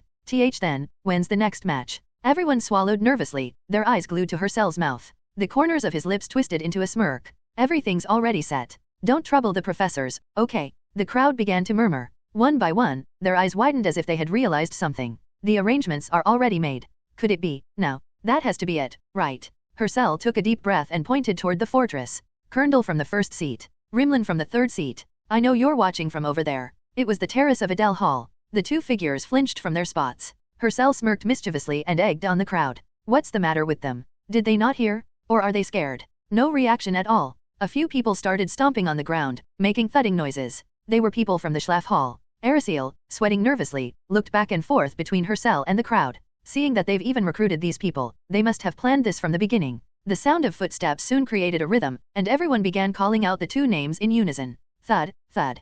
Kerndl. Thud, thud. Rimlin. The professors inside the fortress poked their heads out of the windows, perhaps thinking an earthquake had hit the training ground. Erisiel looked at the fortress and thought, with this much pressure, they have to come out now. If they don't, they'll be bombarded with all kinds of jeers. For the top students of Frostheart, that would be a great humiliation. In this atmosphere, trying to claim a formal challenge would be useless. It would just look like a cheap attempt to buy time. Even without seeing them, Erisiel could tell that the faces of the 2 being targeted were contorted with distress. Thud, thud. Kerndl. Thud, thud. Rimlin. The cheers of the entire student body were so loud, they could probably be heard by the monsters underground. Listening to the cheers, Erisiel looked up at the terrace of Adele Hall. He had planned for this moment ever since winning. The reason was simple. If they had formally issued a challenge on paper, a betting ring would have opened. People would place their bets, and most of them would probably put all their coins on him. In that case, Kerndl would surely find the situation suspicious. Moreover, giving him time to think would leave room for him to scheme, so this also had the effect of cutting that off in advance.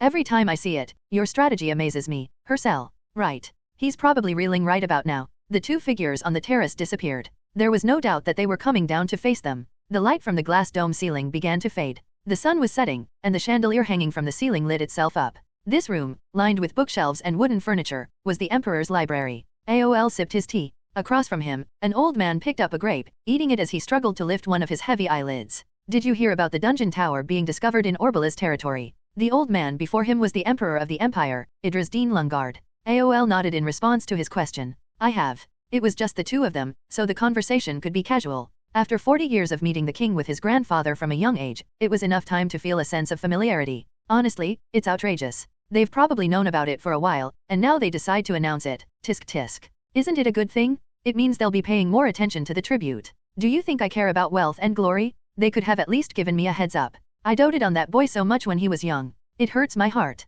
Idris let out a deep sigh. Anyway, lately all these mysterious things keep happening, and it's driving me crazy. Why do all these events have to pile up right when I'm close to death? The old king must have had no shortage of worries. There were many strange occurrences beyond just the sudden appearance of the tower. From previously unheard of sea monsters attacking the coast to floods sweeping away villages, odd phenomena were happening one after another. Things that happen once in decades are now happening all at once in less than 2 years. It's definitely strange. It wasn't just the empire, these events were occurring all over the world. And every time such things happened, the greatest beneficiaries were the religious orders. It was human nature to turn to the gods when faced with the incomprehensible. The church will surely gain more influence again. At AOL's comment, Idris gave a bitter smile. Ha, ha, you're right. At this rate, the palace might be consumed by them. The relationship between the Church of the Sun and the king was not good. The church often showed suspicious behavior, as if they had some secret agenda. They weren't plotting a rebellion or directly challenging royal authority, but there was one thing that was incomprehensible: how abnormally interested they were in the relics from the demonic realm. If Araseel's victory was an unexpected twist that defied many predictions, then Mersel's duel was seen as a 50-50 chance, with victory hanging in the balance. His opponent, Rimlan, was a sorcerer who knew how to use spirit magic. It wasn't strange to hear comments from the crowd. No matter how much of a genius he is, it'll still be tough, right? Of course. Spirit magic is basically like fighting 2 against 1. Spirits could take on various roles, but the most troublesome one for a swordsman was a tank. To get close to the sorcerer, you'd first have to break through the shield, which meant dodging way more spells than usual. And think about the age difference. The accumulated experience alone makes a big difference. Can he really win that easily? That's true. You can't overlook practical experience. There wasn't a single incorrect word in what they were saying. But if the one they were talking about was Mersel, the story changes. There's no way the Tenist family, with its elite tutors and unlimited supply of rare potions, wouldn't have provided Mersel with plenty of experience fighting against sorcerers. And he's still just a kid, right? In a place like this, where everyone's watching, he's bound to get nervous or hesitate in the middle of the fight. All those little things are weaknesses. I took my eyes off the chatter nearby. The expression on Mersel's face, standing on the dueling platform, was nothing but calm. Rimlan, seemingly offended by being underestimated, furrowed his brow and drew his staff. Begin. At Professor Gomon's signal, Mersel drew his wooden sword. A spirit shot out from the magic circle engraved on Rimlan's forearm. Whoosh! It was a rabbit engulfed in blazing flames. Rimlan shouted confidently, "Go ahead and swing that stick. I'll turn it to ash." Pop! The rabbit lunged forward like a firework about to explode. Its speed was nearly equal to that of a fired arrow. Sparks of electricity crackled from Mersel's sword. Just as the rabbit was about to collide with him, Mersel swung his wooden sword. Boom! The rabbit scattered into embers. The audience's attention was momentarily fixated on the scene. Swoosh! The tip of the wooden sword was already aimed at Rimlan's throat. Gasp! As Rimlan stood there in shock, Mersel poked him lightly in the throat with the tip of his sword. Rimlan choked, clutching his throat with both hands. From the way his mouth was gaping open, it seemed he couldn't speak. The crowd, stunned by the sudden turn of events, fell silent. The silence was broken by Mersel's calm voice. "Don't feel too bad. That was me moving at full speed. You seem to have more skill than I expected." With that, Rimlan's right arm snapped with a crack. His face twisted in pain, but only choked. Rasping sounds escaped his gaping mouth. Mersel swiftly broke his remaining arm with the wooden sword as well. It seemed like Rimlan had at least a little luck on his side. His ordeal could have been worse. After the anticlimactic end to the duel, those who had snapped back to their senses started murmuring. What was that? Didn't he close the gap while we were watching the rabbit explode? Does that even make sense? It was all in the blink of an eye. What had just happened was a technique known as the thunder stab, a move AOL often used. While its weakness is that it can only go straight, there's no better technique for fighting sorcerers. Well, I guess it's finally my turn. I looked at Kerndl. He stood there arrogantly with his arms crossed, pretending to be a big shot. Amusingly, inside, he must be feeling miserable. His close allies had suffered consecutive defeats, so it's natural for him to think that we've prepared thoroughly. He would undoubtedly be on full alert and give it his all from the start. Shall I put on a little show to comfort him? As I pulled out my staff, Donaton asked in a troubled voice.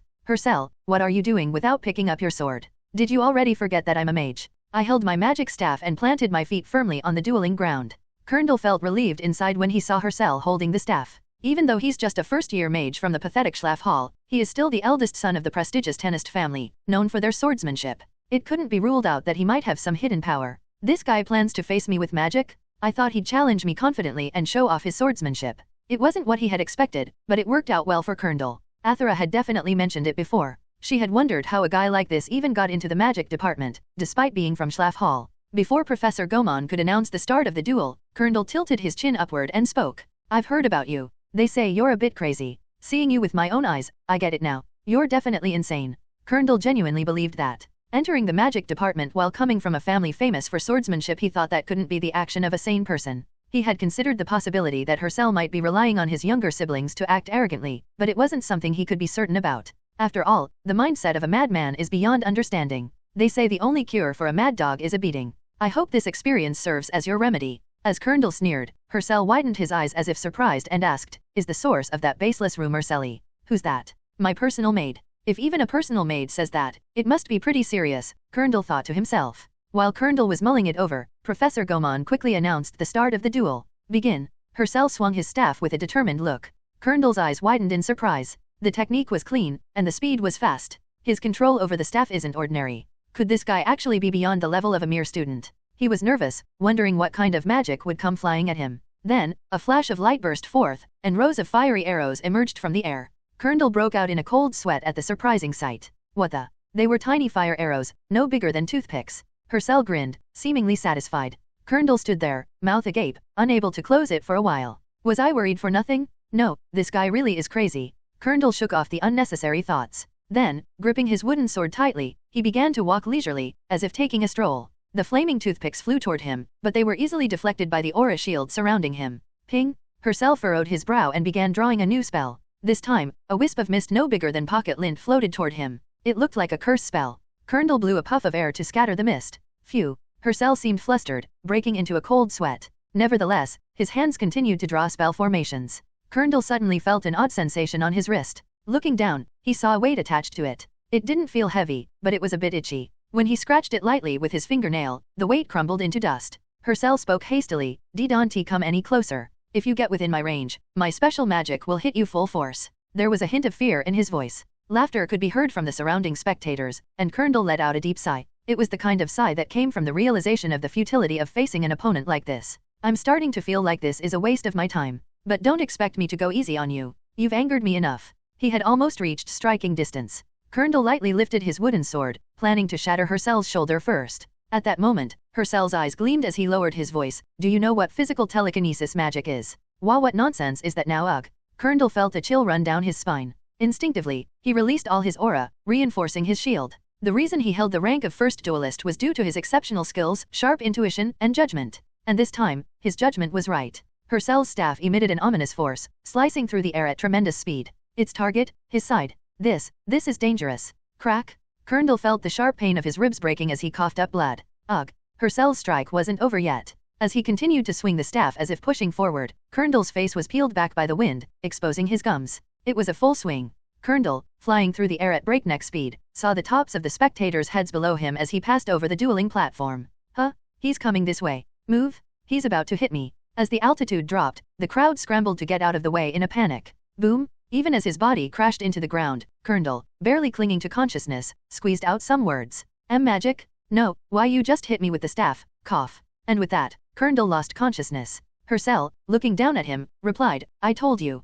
It's physical telekinesis magic. Physical telekinesis magic. Magic that manifests telekinesis through the power of mana. It was Donaton who pointed out Hercel's signature magic instead of Colonel. Please, stop scamming just because you're a mage. Why, even liquid gold ultimately uses mana. And didn't I grab a staff, not a sword? What kind of mage hits people with a staff? Even in summer, the early morning air is chilly. Practicing footwork with liquid gold wrapped around my legs in the dew-soaked grass. I still needed to improve my proficiency. The truth is, my victory over Colonel was just luck. Even though he seems like a fool, he's still the top duelist. If I hadn't lured him into letting his guard down, I would have been hit by his initial strike, and the 1-second invincibility would have been on cooldown, making it impossible to deliver my decisive blow. To avoid facing such a situation again, I needed to be able to easily dodge his attacks. Huff, huff. You're doing well, Hercel. Your footwork is getting faster little by little. After training until sweat drenched my back, I was out of breath. Taking a moment to rest, I leaned against a tree and gazed up at the fortress. I let out a sigh and fell into thought. It's already been 2 days since the 10 elites ended. To summarize what's happened since then, there was a minor incident where Colonel threw a fit. It seems he heard rumors about the blood viper Berm from somewhere. You bastards, did you dare deceive me? He tried to take revenge on a few people, starting with Athera, but it was pointless. Think of it as divine retribution, senior. Being hated this much is proof of how despicably you've acted. Ugh. Now, just looking at me makes Colonel's attitude immediately humble. It's not only because he's scared. We also made a deal. I'm giving the top duelist position back to Colonel. I reinstated Colonel as the first seat. Having already tasted power, he agreed to comply without much resistance. Of course, his close allies strongly opposed this, especially Berthnell, who voiced many complaints. Hercel, what on earth are you talking about? Giving that guy his position back. Still, there was a crucial reason why this had to be done. The top students must remain in their positions until graduation, as they are the enemies that the main characters need to overcome. And then there's the student council. They'll appear as the bosses in our second year. If I were to sit in the first seat, I'd have no choice but to deal with them whenever handing over the BAL's badge or whatever. I wanted to avoid getting on their radar prematurely. So, I persuaded Colonel's close allies with a plan that would kill 2 birds with 1 stone. I'm going to use Colonel as my puppet. If he doesn't behave, I'll beat him up and replace him with someone else. It was a declaration that I'd become the real power behind the scenes. Of course, I'd let the villains who would help the main characters grow continue their tyranny. First, remove the shower ban imposed by the first years of the Adele Hall. Do the same for the dining hall. Oh, but keep the punishments going. This would allow them to be consumed by revenge, pushing them to grow stronger. I ended it by letting them breathe just enough to keep them angry. And I emphasized one crucial point to them. Lastly, make sure my name never comes up with the student council. If they ask, just say I stepped down voluntarily because I lost interest. Tell the regular students the same. This was to conceal my position as the hidden power from both the student council and the main characters. Fortunately, the top students accepted this without much resistance. It helped that I kindly explained the consequences if they didn't comply. If you don't do as you're told, Colonel, consider your life forfeit. And, are you aware that Doroshion, who's currently unaffiliated, is in the same class as me? Now that I mention it, should I invite her here sometime? At the mention of Doroshion, the top students' faces contorted in fear. No wonder Aros, who was the second seat, declared she would never set foot near the 10 elites again, so traumatized was she by her. There was no way a few ants like them could defeat the apex predator, Doroshion. Now that I mention it, should I invite her here sometime? I knew exactly how to keep her stationed in the 10 elites lounge. Just get her some bootleg liquor, and it'll be easy. And that wasn't the only card I had up my sleeve. Even if you don't like it, follow my lead. And don't think about rebelling. We can always outvote you in the end. Even if they succeeded in rebelling, I could render their efforts meaningless. They'd already seen how Erisiel and Mercel had sent Meldon, the 7th seat, and Rimlin, the 3rd, to the infirmary. I could just send them back there. If you guys try to overthrow Berthnell and Emmerich and take power, my siblings will personally deliver you to the infirmary. And then, we'll have the majority again. After that, there were no further objections. That's how I took control of the 10 elites from the shadows and got the scenario back on track. That concludes the 10 elites. Now, all that's left is to hope things go smoothly. I just hope I can graduate safely. As I closed my eyes and prayed, raindrops began to fall. When I looked up, I saw that the sky had begun to darken with storm clouds. Damn, it's already the rainy season. It wasn't an ordinary rainy season. The rainy season of the first semester for first years is a sign of a new event. It seems the academy will be lively for a while. The torrential rain poured down. Whoosh! The fortress of Frostheart was located at a high altitude. While there was no danger of flooding, being situated on a steep mountain meant that landslides were inevitable. Professor Gomon frowned as he looked at the puddle forming in the pit he was digging. His hobby was dungeon exploration and artifact hunting, and there were many among the Pathfinders who were obsessed with such pursuits, but Professor Gomon was particularly extreme. Ugh, this rain is troublesome, isn't it, Stone Bear? The stone golem beside him, Stone Bear, nodded its head. Humph, I'm sure there's a secret hidden here somewhere. Professor Gomon was itching with excitement. He had spent the past few nights poring over the Academy's ancient archives. He had found clues that this land held something suspicious, and although he had begun his excavation, the rain had forced a halt. Should I use magic to drain the water? No, I don't know what might be buried here. I could damage something. Excavation was a delicate process. He had seen countless people ruin valuable relics by being careless. With a sigh of regret, Professor Gomon turned away. Ah, it's ruined. Absolutely ruined. But then, Stone Bear tugged at his robe. Huh? What's wrong? Stone Bear pointed to the puddle. From it, a sphere and long sticks began to emerge. They were almost white in color. Whoa, there's something here. Carefully, Professor Gomon used telekinesis to float the objects closer to him. What he had thought were a sphere and sticks turned out to be human bones. What is this? But something was off several things. In fact, aren't bones supposed to sink in water? And these look strange. His curiosity piqued. Professor Gomon arranged the bone fragments one by one with telekinesis, and soon, his eyes widened in shock. for on the skull's forehead were two small horns, something no human should have. Moreover, there were more bones than a typical human skeleton would have. Professor Gomon, with his interest in archaeology, quickly deduced the function of the other bones, tail bones and wing bones. While it could be a peculiar species of monster, further investigation was required. Professor Gomon grinned. If this turned out to be a significant discovery, the scholarly community would be in an uproar, and he might even receive a medal from the headquarters, with his name etched into the mage tower. Excited, Professor Gomon carried the bones back to his laboratory with a spring in his step. Emmerich walked down the hallway, carrying a thick stack of documents. What he held in his hands were proposals he had long believed would be beneficial to the students if implemented during his time in school. Remembering his past struggles, the corners of his mouth lifted in a smile. Haha, back then, I never could have imagined this, he muttered. The whole reason he had aimed for a position in the 10 elites was for this very purpose. But the wall of reality had been high, and once he finally got the position, a corrupt regime had blocked his path again. However, thanks to the man who had just enrolled, everything had started moving in the right direction. Things are finally back on track, Emmerich thought as he headed toward the 10 elites lounge, excited for the upcoming meeting. On his way, he ran into Berthnell. It wasn't just a coincidence. Berthnell was likely also on his way to the meeting at the appointed time. Hey, Emmerich, heading to the lounge? Yes. Let's go together then. They walked in silence for a while before Berthnell glanced around. Seeing no one nearby, he spoke cautiously. Emmerich, I've been thinking it over, and you're right about that Hercel kid. He really does seem to be aiming for the student council president's seat. Emmerich chuckled softly. Berthnell had dismissed his words as nonsense before, but now he believed them. It was probably because Berthnell had seen undeniable proof. I told you, Berthnell. He's not after the 10 elites. Yeah, you did. If Hercel was gunning for the president's seat, he absolutely shouldn't be part of the 10 elites at this point in time. The next election was a year away. It was far too early to stand out. If he had ousted Kerndl, it would have made him appear hostile in the eyes of the student council. That idiot may be a fool, but he always followed orders. If Hercel made himself a target too early, he would definitely face opposition. Over the next year, they would take steps to ensure he couldn't even run. These people are experts in dictatorship. If they see him as a future rival, they'll cut him down before he has a chance to bloom. Hercel knows this and has acted accordingly. Berthnell nodded, his expression grim. I know. That's why he's acting like he's not interested in power, right? But behind the scenes, he'll become the real power player, taking whatever he can. But Emmerich, why do you care so much about Hercel becoming president? I know what you've been up to. You've been secretly digging into the student council, haven't you? The election will happen after we've graduated, so why bother? Emmerich stopped walking and stared into Berthnell's eyes. I just want to leave a gift for the juniors I like. Berthnell chuckled and patted Emmerich on the back. Yeah, but still, be careful. You've held out for over 2 years, right? There's not much time left. You want to graduate safely, don't you? I'll be careful. They were almost at the 10 elites lounge when the door opened, and Mercel came out yawning. Yawn. Emmerich looked at him curiously and asked, where are you going? The meeting is about to start. Oh, I quit. I don't even know what this place is about, and it's boring. What? Without you, we lose a vote, and that's a problem. Emmerich reminded the younger boy of his position. But at Mercel's next words, he simply nodded.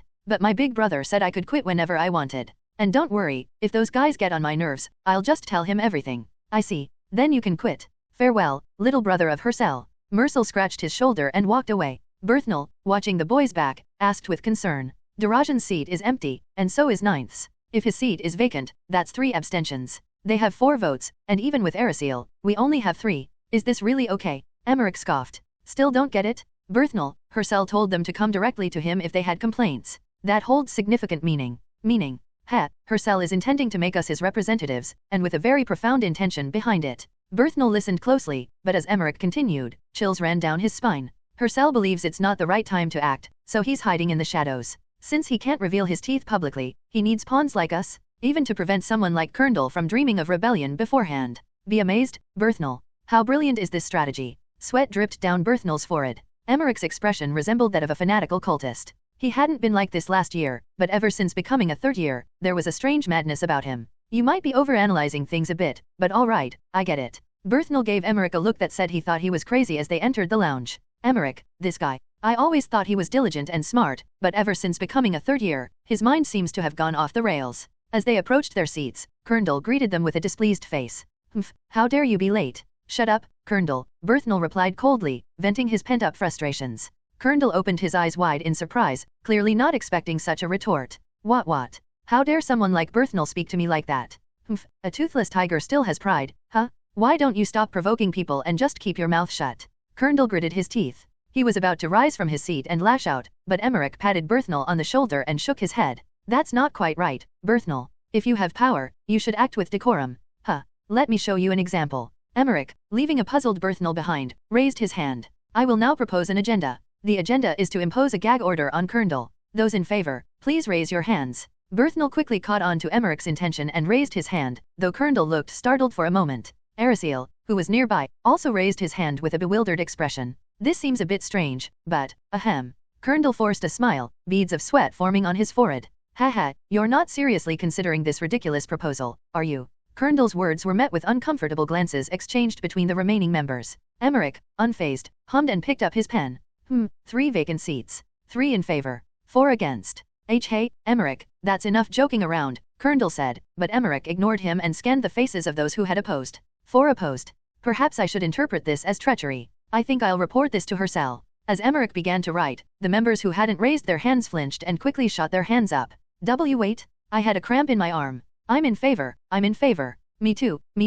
Emmerich paused his writing and corrected the tally to reflect the 3 additional votes in favor. Thus, the proposal was drafted. Here, Colonel. When Emmerich handed over the draft, Colonel asked in a shaky voice. What is this? It's tradition for the first seat to deliver proposals. Isn't that your job as the first seat? Why you serious? You want me to personally deliver this absurd rule to silence me? Emmerich nodded seriously, and Berthnell grinned as he watched. It feels like we're starting a new dictatorship, but somehow, it doesn't feel that bad. Interestingly, there was one class taught directly by a student. It was a class on divinity. This practice had been in place ever since priests from the Sun cult monopolized positions within the student council. Of course, their purpose was proselytization. It's absurd that such a cult would pull this nonsense even in the academy. Truly ridiculous. Well, then. A man dressed in a robe with a bluish glow opened a book. He was a member of the student council. Today's lesson will be about the arrogant immortal. As is common with religious texts, the lesson began with the story of a mythical figure. Long ago, there was such a person who, foolishly, made various mistakes, one of those all too familiar tales. It's one of those rare times when sleeping is allowed. Already exhausted from early morning training, I wondered if I should take a quick nap. After completing his task, he became a demigod and swore loyalty to the gods, but foolishly, he was not satisfied and dared to rebel. Half listening to the priest's voice like a lullaby, I half closed my eyes and checked if Doroshian was around. Of course, she wasn't. The girl who often skipped out wouldn't be interested in a class like this. Relieved, I was about to let myself drift off. Is that true? A skull, you say? Did someone kill someone and bury the body? Some people, apparently unable to sleep, started whispering. They say it's not human, it has horns on its head. It even has wings and a tailbone. It seemed Professor Gomon had discovered it. No way, could it really be true? Isn't someone just playing a prank? Well, this place is full of pranksters. Someone probably set it up to mess with Professor Gomon. Haha, it'd be nice if it were fake, but apparently, it's real. But if it is real, wouldn't that be kind of exciting? There's even a rumor that it's the legendary demon, a succubus. Oh, now that you mention it, yeah. Horns, wings, tail, it's all stuff you see in literature, right? They say she gives you erotic dreams and sucks out your energy as payment. Haha. When you think of a succubus, that's the typical image. A seductive demon who takes your life force in exchange for a blissful dream. But that's just fiction created from men's fantasies. In reality, it's more like a hypnotist who makes reality feel like a dream, preventing proper judgment even when something abnormal happens. Even though it's already dead, its lingering thoughts, formed by self-hypnosis, are set to cause havoc again. Its goal is to use the dreams of foolish humans as nourishment and make its dream world manifest in reality. This event also involved finding a hidden item, so participating might not be a bad idea. I should probably get prepared before evening falls. The dormitory is always packed with people on rainy days. Shaking off the raindrops, I stepped into the lobby and was greeted by the ridiculous antics of Macdal and Rix. Physical telekinesis magic. Ugh. Macdal hit Rix with his staff, sending him rolling across the floor. Then, coughing, he muttered something that sounded vaguely familiar. Magic? Ugh, but, you just hit me with your staff. They were clearly imitating the duel between me and Colonel. Ha ha ha, if this is magic, then are knights also magicians? It's all the same when you win with force. These guys, acting so childish. I approached the two of them. Indeed, I don't think so either. Senior Macdal, physical telekinesis is a proper form of magic that uses mana. What? Rix, why are you suddenly talking like Lord Hercel? Wait. Sensing something was off, Macdal quickly turned his head. Gasp. Would you like to learn what real physical telekinesis magic feels like? And no, I'm fine. I walked past the frightened Macdal. Then I thought about someone who hadn't been around much lately and asked. By the way, Senior, have you seen Limberton? I haven't seen him around recently. Oh, that guy? Lately, he's been hanging around with a girl from the burger hall. After all that time searching for a partner, it seems he's finally found one. Ha ha ha. Limberton, with a girl? You're joking, right? There's no way that's possible. No, seriously, Hercel. I saw it too. Really? Rix. He even bragged to me about going to the club floor with her. There's no way. Limberton is destined to graduate from the academy solo. Could there be a serious error in the scenario? When did he go there? I asked, and Rix glanced at the clock. About 5 minutes ago. Got it. I immediately headed to the club floor. Limberton was the only one who could still have enough time to align with the current scenario. Aslay was busy with after-school supplemental lessons today. Mercel had transferred in and was still catching up on his studies. And now, this guy is filming some kind of romantic campus scene by himself? I can't allow that. I passed the fortress and arrived at the club floor. After scanning the area with sharp eyes, I spotted Limberton chatting with a girl carrying a shopping bag. Isn't that the girl from the banquet?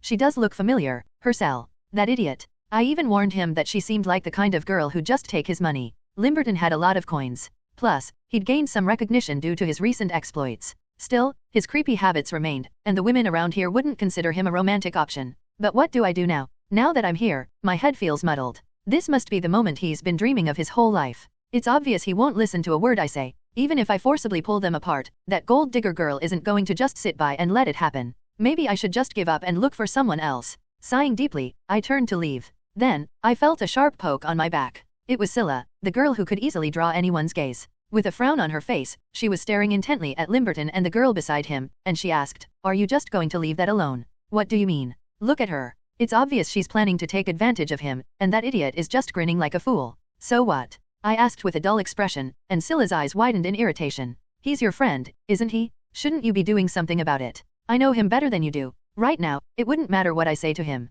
Still, I suppose it's better this way. Maybe after getting burned this time, he'll finally wake up. Letting him learn how to judge women better through this experience might not be such a bad thing." Suddenly, I grew curious and asked Scylla, "By the way, did you follow them just to watch? Don't be ridiculous. Do you think I'm the kind of person who has time to watch someone like that?" "Well, it looked that way, so I asked. I'm waiting here for Lena. Then I just happened to see them pass by." "Ah, is that so?" I took my eyes off Scylla, who was still fuming, and continued walking. I should focus on my own tasks. Is there anyone suitable to join me in searching for the hidden treasure? Let's see. The magic department students at the Adele Hall are busy with special lessons, and Rix has his role in the Schlaf Hall, so he's out. Arasil suddenly took up art. Ryaman is around, but he's not a key player in this scenario, so who knows where he's wandering off to. I pulled out my pocket watch. Tick-tock. Damn, there's less than 30 minutes until the scenario starts. Soon, the sun will set, and the succubus hidden in Professor Gomon's lab will begin spreading sleep gas across the Frost Heart building. Guess I have no choice. I'll have to find Ryaman while there's still time. Limberton was still fixated on the girl from the burger hall. Scylla, who had been watching him with disdain, turned her head at a voice beside her. "Sorry for making you wait, Scylla. I would have come sooner if I knew you'd be here." "It's fine. I came early without saying anything." "But, Lena." Scylla smirked and pointed upward. "Let's head upstairs. How about the cafe? My treat." Lena, looking a bit confused, nodded in agreement. Scylla led Lena to the cafe. The door's bell chimed as they entered, and Selly greeted them warmly. "Oh, welcome, Lady Scylla, Lady Lena." They ordered their usual tea and snacks and took a seat. Perhaps seeing her cell earlier had reminded Scylla of his servant, Selly, and a mischievous smile crept across her face. She started with a teasing comment. "Did you see your husband earlier?" But Lena simply smiled softly. "Oh, what was her cell up to?" Her answer was playful, showing that she wasn't going to fall for it. She must have learned by now that going along with Scylla's pace would lead to trouble. What's with that reaction? No fun. I don't fall for it anymore. And you really should stop saying things like that. Do you know what kind of family the Tenist family is? Even though I know you're joking, it's still quite overwhelming. Scylla bit into a cookie with a grumpy expression. Judging by her reaction, it seems like she's secretly bothered by it, or maybe she's not even aware of it. As Scylla stared at her, Lena covered a yawn with her hand. Scylla, feeling tired herself, sipped her tea. Just then, there was a loud thud followed by the sound of glass shattering. Crash! The people around them had collapsed onto their tables. Lena, too, slumped forward. Thud. Huh? Lena, you. Scylla, her eyes half closed, tried to shake Lena's shoulder, but her body grew heavy, making it impossible to move. Thud. Fossils were displayed on the shelves. This was the study of Professor Gomon, where parchments of all kinds were stuck into jars, starting from blueprints. Gomon, who had been sleeping with his head down on the long table, opened his eyes. A magnifying glass was clutched in his hand. Huh? Oh, right, I was piecing together the bones. Scratching his head with a blank expression, Gomon tried to recall. His memory was a bit hazy, but he was certain he had been carefully sorting through the bones he had brought and aligning them in their proper places. During that process, he had cut his hand on the sharp horn of a skull. He had gone to the shelf with the mirror to get a bandage for the wound. But then, he had been startled. What was that just now? As he glanced at the mirror, he had seen someone sitting on the table. It was a man with extremely pale skin. But when he turned his head, no one was there. Gomon slumped into his chair, letting out a deep sigh. It must have been a hallucination from reading too many old books recently. Shaking it off, Gomon grabbed the magnifying glass again to continue his work. However, the bones had disappeared. You've already finished, so why not take a proper rest? A sudden voice broke the silence, and Gomon slowly turned his head. Surprisingly, he didn't feel alarmed. For some reason, it felt as if he were about to have a casual conversation with an invited guest. Gomon blinked. A naked man was leaning against the wall. He had horns on his head, wings on his back, and a black tail swayed gently beneath him. His pale skin shimmered like stars. Despite his dazed state, Gomon realized that this sight was beyond reality. Am I dreaming? Yes, you are. This is all a dream, a lucid one, if you will. Isn't that nice? If there's something you want, just imagine it. Consider it my thanks for waking me up. Gomon thought it was a convenient situation. He had always wished he could live without sleep. How much more time he could have spent on research. Even though it was just a dream, if he was conscious, he could make use of the time. Researching in a dream, not bad. Gomon opened a half-burned book lying nearby. It was the tome that had helped him find the bones. The man's interest was piqued. What book is that? Oh, this? An ancient text I've been studying. Frostheart had once been seized by the kingdom of Berm. This book was written by them. Though, when the Academy returned to the Empire, half of it had been burned. War is always the problem. They burn everything, leaving future generations ignorant of history. As Gomon grumbled, the man yawned, bored. Is reading something like that really your wish? Don't belittle it. There are so many questions. So many theories pop into my head, it makes my brain itch. With a sigh, Gomon handed the ancient text to the man. It's said that this records the history of the war at the time, but it's hard to decipher. How exactly did they invade the fortress, and why did they bury those bones in the backyard? The man smirked. Oh, that? I could tell you. It was the work of an incubus. An incubus that came down to the human realm and fed on their dreams. Before he knew it, the man's bare skin was now concealed by a stylish gentleman's suit. Since it was all just a dream, Gomon accepted it and asked, an incubus? Yes, that's right. An incubus. Gomon thought it was a nonsensical claim. The idea that a creature whose existence was uncertain had taken over Frostheart was hard to believe. Yet, the man continued speaking, as if recalling the past. The incubus, having awoken from a long slumber, learned the new customs of humans and presented himself as a gentleman. I will give you pleasant dreams, in exchange for nourishment. He proposed this deal to the king of a country called Berm. The origin of the incubus legend was in Berm. There was an old folk tale about a foolish incubus who tried to swallow the kingdom with sweet words but ended up being outwitted by a wise king and killed. It was a well-known classic story. However, what the man was saying differed slightly from the original tale. But, surprisingly, the king made a better offer. He promised to grant the incubus land in exchange for helping with a certain task. The incubus thought it wasn't a bad deal. He considered creating a dream world in the region and inviting humans in.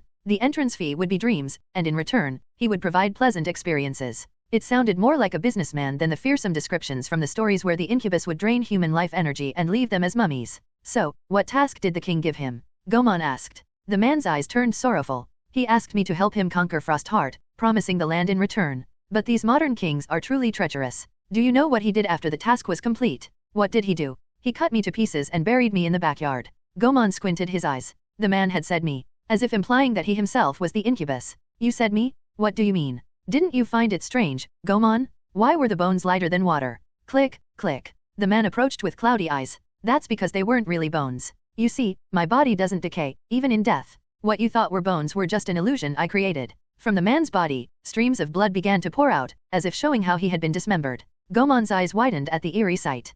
So, what is it that you want? With a chilling gaze, the man answered, revenge. His voice was indifferent yet laced with sharp malice.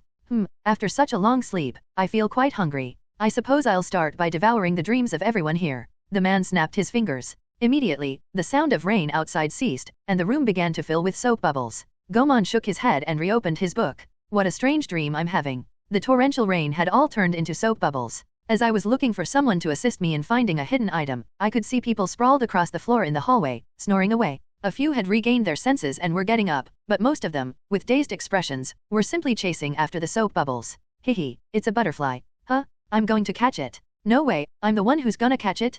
Hehe. What were we even doing just now? Who knows? Hehe. Their minds were completely foggy. If they realized this was a dream, it would turn into a lucid dream. If not, they'd simply wander through the dreamscape, drifting like fools caught in an illusion. Donaton asked in a flustered voice, Hercel, what on earth is going on here? I'd like to say we've officially turned into a mental hospital, but it looks like there's some chaos again. Perhaps something that was never meant to wake up has awakened. Though I had brushed off the situation, I was fully aware of what was going on. This was evidence that the dream world had materialized. The scenario had finally begun. The dream incubus. The category is classified as a humanoid monster, a demon. Is intelligent and capable of speech. He has 3 main abilities. The first is summoning sleep gas. The second is hypnosis, which can only be used on those who are asleep. He is so powerful that he can even revive himself after death. Finally, he has the ability to merge his dungeon, the dream world, with reality. At first glance, he might seem immortal and capable of creation like a god, but fortunately, he's not quite at that level. His weakness lies in the core hidden within the dungeon. Destroying the core dispels the illusion, and his long ago confirmed death becomes a reality. It's not extremely difficult, but considering this is his only weakness, the difficulty is reasonable. So, who are the ones tasked with defeating him? They are the key characters in the wizard positions. Melon, the barrier master. Rix, the master of manifestation. Edina, the shapeshifter, and their helper, Rockefeller. Except for Rix, the first-year students of the Adele Hall's magic department were training under Rockefeller's lead in a sealed room known as the Magic Chamber. Thanks to that, they weren't exposed to the sleep gas that swept through the area, and they weren't trapped in the dream state, allowing them to move freely. There's nothing for me to do here, right? The setting had been perfectly arranged, and there didn't seem to be any reason for the scenario to go awry. Up until now, I'd been dragged into all kinds of chaos and targeted by villains just because I had enrolled in the academy, but I had no connection to it. If the main characters asked what I had been doing while they struggled, I could just say I was dreaming like everyone else. Of course, I hadn't been affected by IRT's hypnosis. Threat detected. Type, hypnosis. 1 second invincibility activated. Hehe. So, with my free body, all I needed to do was leisurely find a bodyguard, sneak into the dungeon, and grab the hidden item there. Hopefully, this time, they can handle all the hard work themselves. At the Adele Hall Cafe, Lena opened her eyes. As she lifted her head, a few strands of red hair stuck to her lips. Out of habit, she straightened her hair and looked around. The cafe was filled with people wandering about in a daze. Floating soap bubbles drifted through the air, and people chased after them gleefully. It's a dragonfly. It's a fairy. No, it's my love letter. It was a truly bizarre sight. Am I dreaming right now? Lena thought, and with that thought, her mind seemed to clear a little. She then noticed Scylla, who was slumped over the table in front of her. Lena gently shook Scylla's shoulder. Scylla. Ugh. Scylla rubbed her eyes as she slowly woke up. Lena blinked her cloudy eyes slowly. Scylla, what were we doing? We were drinking tea. Oh, right. What were we talking about?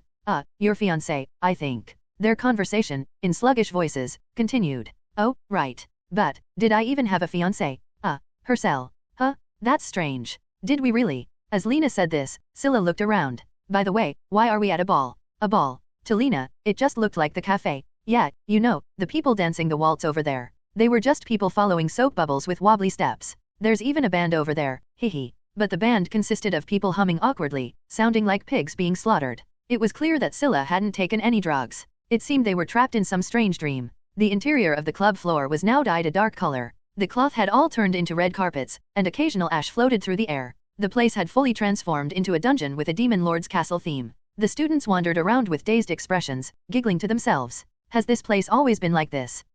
Maybe? Feels kinda like home. Am I dreaming? At that moment, the students suddenly turned their heads toward the sound of clanking armor. Clank, clank. I hid among the crowd of students, watching it. It was a fully armored knight, but its interior was completely hollow. This was one of the dungeon monsters that filled the castle, one of IRT's minions. Clank, clank. Luckily, it didn't notice me and passed by. Just then, one of the girls who had been talking earlier wrapped her arms around the knight's back. I'll end, right? Oh, wait. The armor seems a bit big, or is it just me? Oh well. Can you take me to my room? What? Are you saying you won't give me a piggyback ride now that I'm all grown up?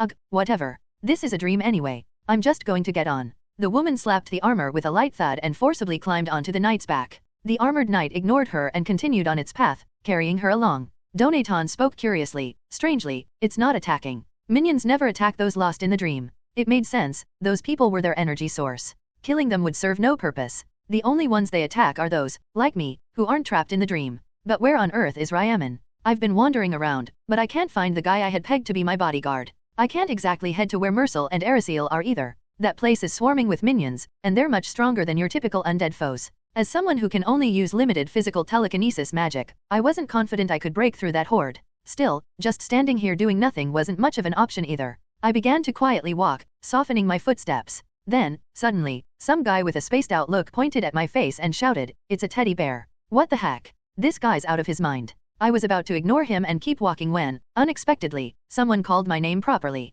Awareness in dreams is always vague. Even if you dream of being attacked by a ghost, you don't know if you're dead or not. You just transition to the next dream without waking up. Even if people you've never seen before become your family, as long as you don't realize it's strange, you don't pay much attention to it. It's a hazy feeling, as if that's how your daily life has always been. Lena must be in that state right now. Lena swung her red hair towards the armored knight rushing at me. Clang! The way she shattered the knight's armor with her sword, as if refusing to let the enemy even approach, made her look every bit like a true knight. Lena, having finished up, muttered softly, "What a strange dream." It seemed she had realized it was a dream. Even so, it didn't seem like there was much to worry about. If we only look at the results, I had been quietly concerned she might think something like, since it's a dream, I can kill anyone. But that worry was unfounded. I'm not exactly sure why, but if I had to guess, it's probably because someone like her, with such a strong sense of integrity, would find it against her knightly code to kill someone who showed her goodwill. Even if everything were just a dream, doing so would mean betraying her own beliefs. Which means my task is, your father would be very pleased.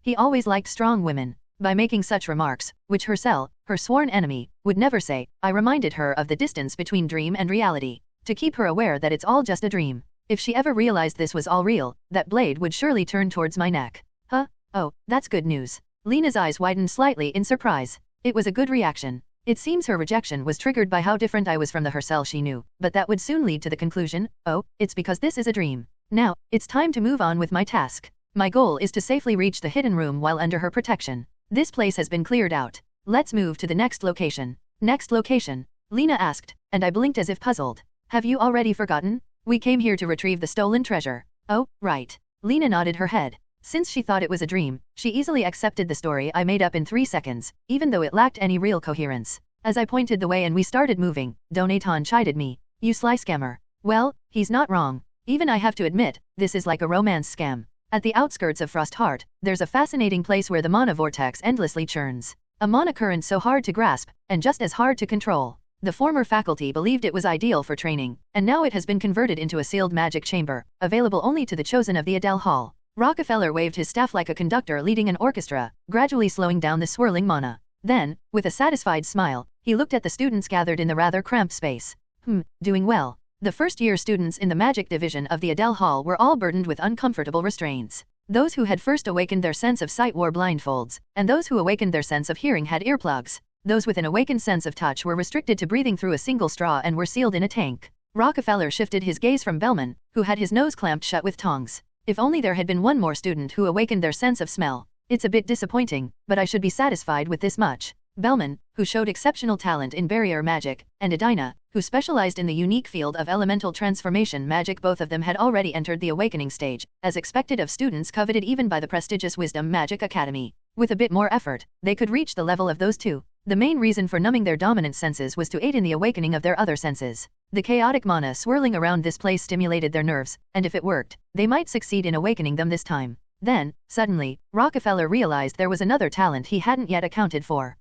I need to make a spot for Rix Don Orion soon, but which one of these guys should I fail? Professor, I think I heard your inner thoughts, a student timidly remarked. I said it so you would hear. Rockefeller turned away from the nameless student. Clang, clang. At that moment, a strange sound of armor clattering could be heard from outside. It sounded like the knights were passing by, but then the unexpected intruder started banging on the door of the sealed magic chamber. Who the hell? With an irritated look, Rockefeller opened the door using telekinesis. What appeared was not a student, but a suit of armor with a hollow face. What on earth? The armored knight lunged forward. Rockefeller instantly crushed the armor into a pile of scrap metal with telekinesis. Crash! Rockefeller gripped his staff tightly and approached the door. Keep up with your training. He opened the door to check the situation outside. The distance between the magic chamber and the fortress wasn't too far. Rockefeller used telekinesis to lift himself and landed at the top of a tree. Then, using conjuration magic, he created a giant telescope to inspect the fortress. Students wandered around as if in a daze, and the professors were aimlessly meandering as well, chatting and swaying. The armored knights, like the one he saw earlier, were patrolling the area as if conducting a search. It seems something's happening again. Rockefeller quickly returned to the magic chamber. Using telekinesis, he removed the uncomfortable restraints from the students and freed those trapped in the tanks. It's an emergency. Something's happening again at the academy. Arm yourselves immediately. Bellman sighed lightly and asked, again? Yes, again. Though he spoke casually, Rockefeller was growing tired of the situation. Whenever one major incident seemed to be over, another would erupt. It was getting to the point where he felt on the verge of a nervous breakdown. Honestly, I just want to quit. This year was undoubtedly cursed. This scenario would be easily cleared under Rockefeller's guidance. They would dispel Rix's hypnosis in the Schlaf Hall with purification magic, gradually increase their numbers, and destroy the core of the nightmare incubus Irt. Before they cleared the scenario, I had to hurry and find the hidden item. Tap, tap, tap. I arrived at the first-floor lobby of the fortress. The grandfather clock here was the hidden location in the dungeon. I quickly turned the hands of the clock to 12 o'clock. Clang! Lena was busy knocking down the approaching armored knights. Click. The chimes of the grandfather clock rang out crazily, and soon the entire face became blurry. Then, a portal appeared, swirling with strange colors as if mixed with bizarre paints. I hastily grabbed Lena by the wrist. This way. Lena's body stiffened for a moment, and then she threw herself into the portal with me. The world beyond the portal was filled with pillars engraved with vertical stripes. Weeds sprouted sparsely between the tiles of the stone floor. And in the pastel-colored sky, giant birds soared through the heavens. Lena gulped. Those are. Don't worry. They won't attack us. Where are we? This was a place shaped by Ert's trauma. But, of course, I couldn't tell her that. It's a hideout for thieves. I see. I pointed to the far end of the stone floor, where a massive temple stood tall. That was where the treasure was hidden. But in order to get there, we had to deal with the Knights of Illusion. Just like trauma is a memory one doesn't want to share, the Knights of Illusion, who protected it, were on a different level than ordinary armored knights. Before facing them, I needed to check Lena's condition. Wait, stand still for a moment. All right. Lena lowered her gaze as I carefully examined her body. I rolled up her sleeve and saw the bruises. They were marks from fighting enemies recklessly without armor. You're pretty badly hurt. When I pointed it out, Lena nonchalantly pulled her arm back. But it doesn't hurt. Those trapped in the world of illusions don't feel pain. If they did, it would only be a matter of time before they realized this was reality. I pulled out my staff and cast a healing spell. Still, it's not good to leave it untreated. The bruises faded away as if they'd been washed clean. Lena, startled, quickly pulled down her sleeve. I'll heal you again when this is over. Even when the illusion world fades, injuries remain. If there's any trace left behind, it could become evidence, so it's better not to leave anything. Lena suddenly turned her head sharply. I thought for a moment that the Knights of Illusion had already appeared, so I hastily activated my inventory magic. But no, there was nothing there, only her slightly trembling voice. Thank you. So, you do know how to express gratitude. Ahem, it's only natural. It would be a bad memory if you wore a dress with bruises, after all. I almost spoke the way I usually do. Thanks to my quick thinking, I managed to avoid the awkwardness, and with my inventory magic ready, I drew my cursed sword. Shadow Blade of Weakening. When imbued with magical energy, the blade's sharpness is amplified. Weakens the opponent's armor, dealing additional damage. One spell can be engraved on it. Unlike the armored knights from outside, the Knights of Illusion weren't as numerous. When Lena draws their attention, using my mana blade wrapped in liquid gold should be of great help. In urgent situations, I could rely on basic body enhancement to deal with them. Let's go. Yes. As we walked across the stone floor, a knight with a red-plumed helmet and a spear rushed at us. Lena deflected the spear with her sword, but the knight quickly regained his stance, his red eyes glowing from inside the helmet. Sensing that this was no ordinary opponent, Lena let out a faint sigh and steadied her breathing. The first strike came from the Knight of Illusion. He thrust his spear with lightning speed. Lena gritted her teeth and parried the blow, sparks flying from the metal clash. Clang, clang. The spear trembled in the knight's hand as it reached the end of his thrust, the momentum making it shake. Lena seized the opportunity, confidently closing the distance until she was within striking range. The knight swung his spear horizontally in a wide arc, but Lena quickly ducked to avoid it. Thud. With another step forward, Lena unleashed a series of strikes at the knight's armor. The sound was like a machine gun firing. Clang, clang, clang, clang. When the knight tried to swing his spear again, Lena struck his arm to stop him. When he attempted a kick, she countered by slashing at his thigh with her sword. As expected from someone with top-tier stamina, her attacks showed no signs of stopping. Donaton marveled. Her wrist is flexible, allowing her to handle the recoil easily. Since she doesn't get tired, there's no end in sight. The end of a continuous strike usually depends on breathing, muscle overheating, and how much strain the wrist joints can take. With all three factors working together, the knight will fall before her attack ends. Her endurance was impressive enough to earn top marks. Now that she had strengthened her only weakness, her wrists, she could pull off these relentless attacks. Clang! Finally, the knight's hand released the spear. As Lena's eyes glinted with determination, the knight's armor fell apart piece by piece. Just like that, Lena single-handedly defeated the Knights of Illusion. I considered stepping in to help occasionally, but the conditions were perfect for her growth. She seemed to be enjoying it too, and I didn't want to interfere with her getting stronger. However, the last Knight of Illusion, the one guarding the treasure, would require my help for sure. Scylla, sitting in the Adele Hall Cafe, looked around with a disinterested expression. What she saw was still the ballroom, but no one came to ask her to dance. Is my popularity really this low? She was the eldest daughter of the Reinhardt family. She always stood out in her group, and her appearance was more than enough to attract the attention of men. Such a situation was unthinkable. Realizing the strange dissonance between reality and her expectations, Scylla pinched her cheek. Ouch. Her cheek stretched like soft dough, but it didn't hurt. Sigh. Of course, this is a dream. At that moment, the ballroom scene, which had seemed so real, burned away like a painting set aflame, scattering into ashy remnants, revealing a dim and eerie interior. The carpet, the curtains, and the furniture all had an antique design, but the structure oddly resembled the Adele Hall Cafe. What a bizarre dream. Then, the sweet music from the orchestra turned into a horrible, screeching sound, like the squeals of a pig being slaughtered. Squeal, squeal, Scylla grimaced and covered her ears. Even in her dreamy state, the sound was unbearable. Scylla hurriedly left the cafe, as if escaping. Ugh, that off-key fool. Outside, armored knights were wandering around, with students laughing and chatting as they followed them. Though it was a strange sight, Scylla didn't feel too out of place. She felt a pleasant warmth and wanted to enjoy the fresh air outside. As she made her way downstairs, she heard a familiar voice. Wah, Serta, why are you leaving me? Shut up, you idiot. I only put up with your disgusting tone because of the money. It was Limberton, clinging to a woman's skirt, crying, while she, a girl from the burger house, kicked him repeatedly with her shoes.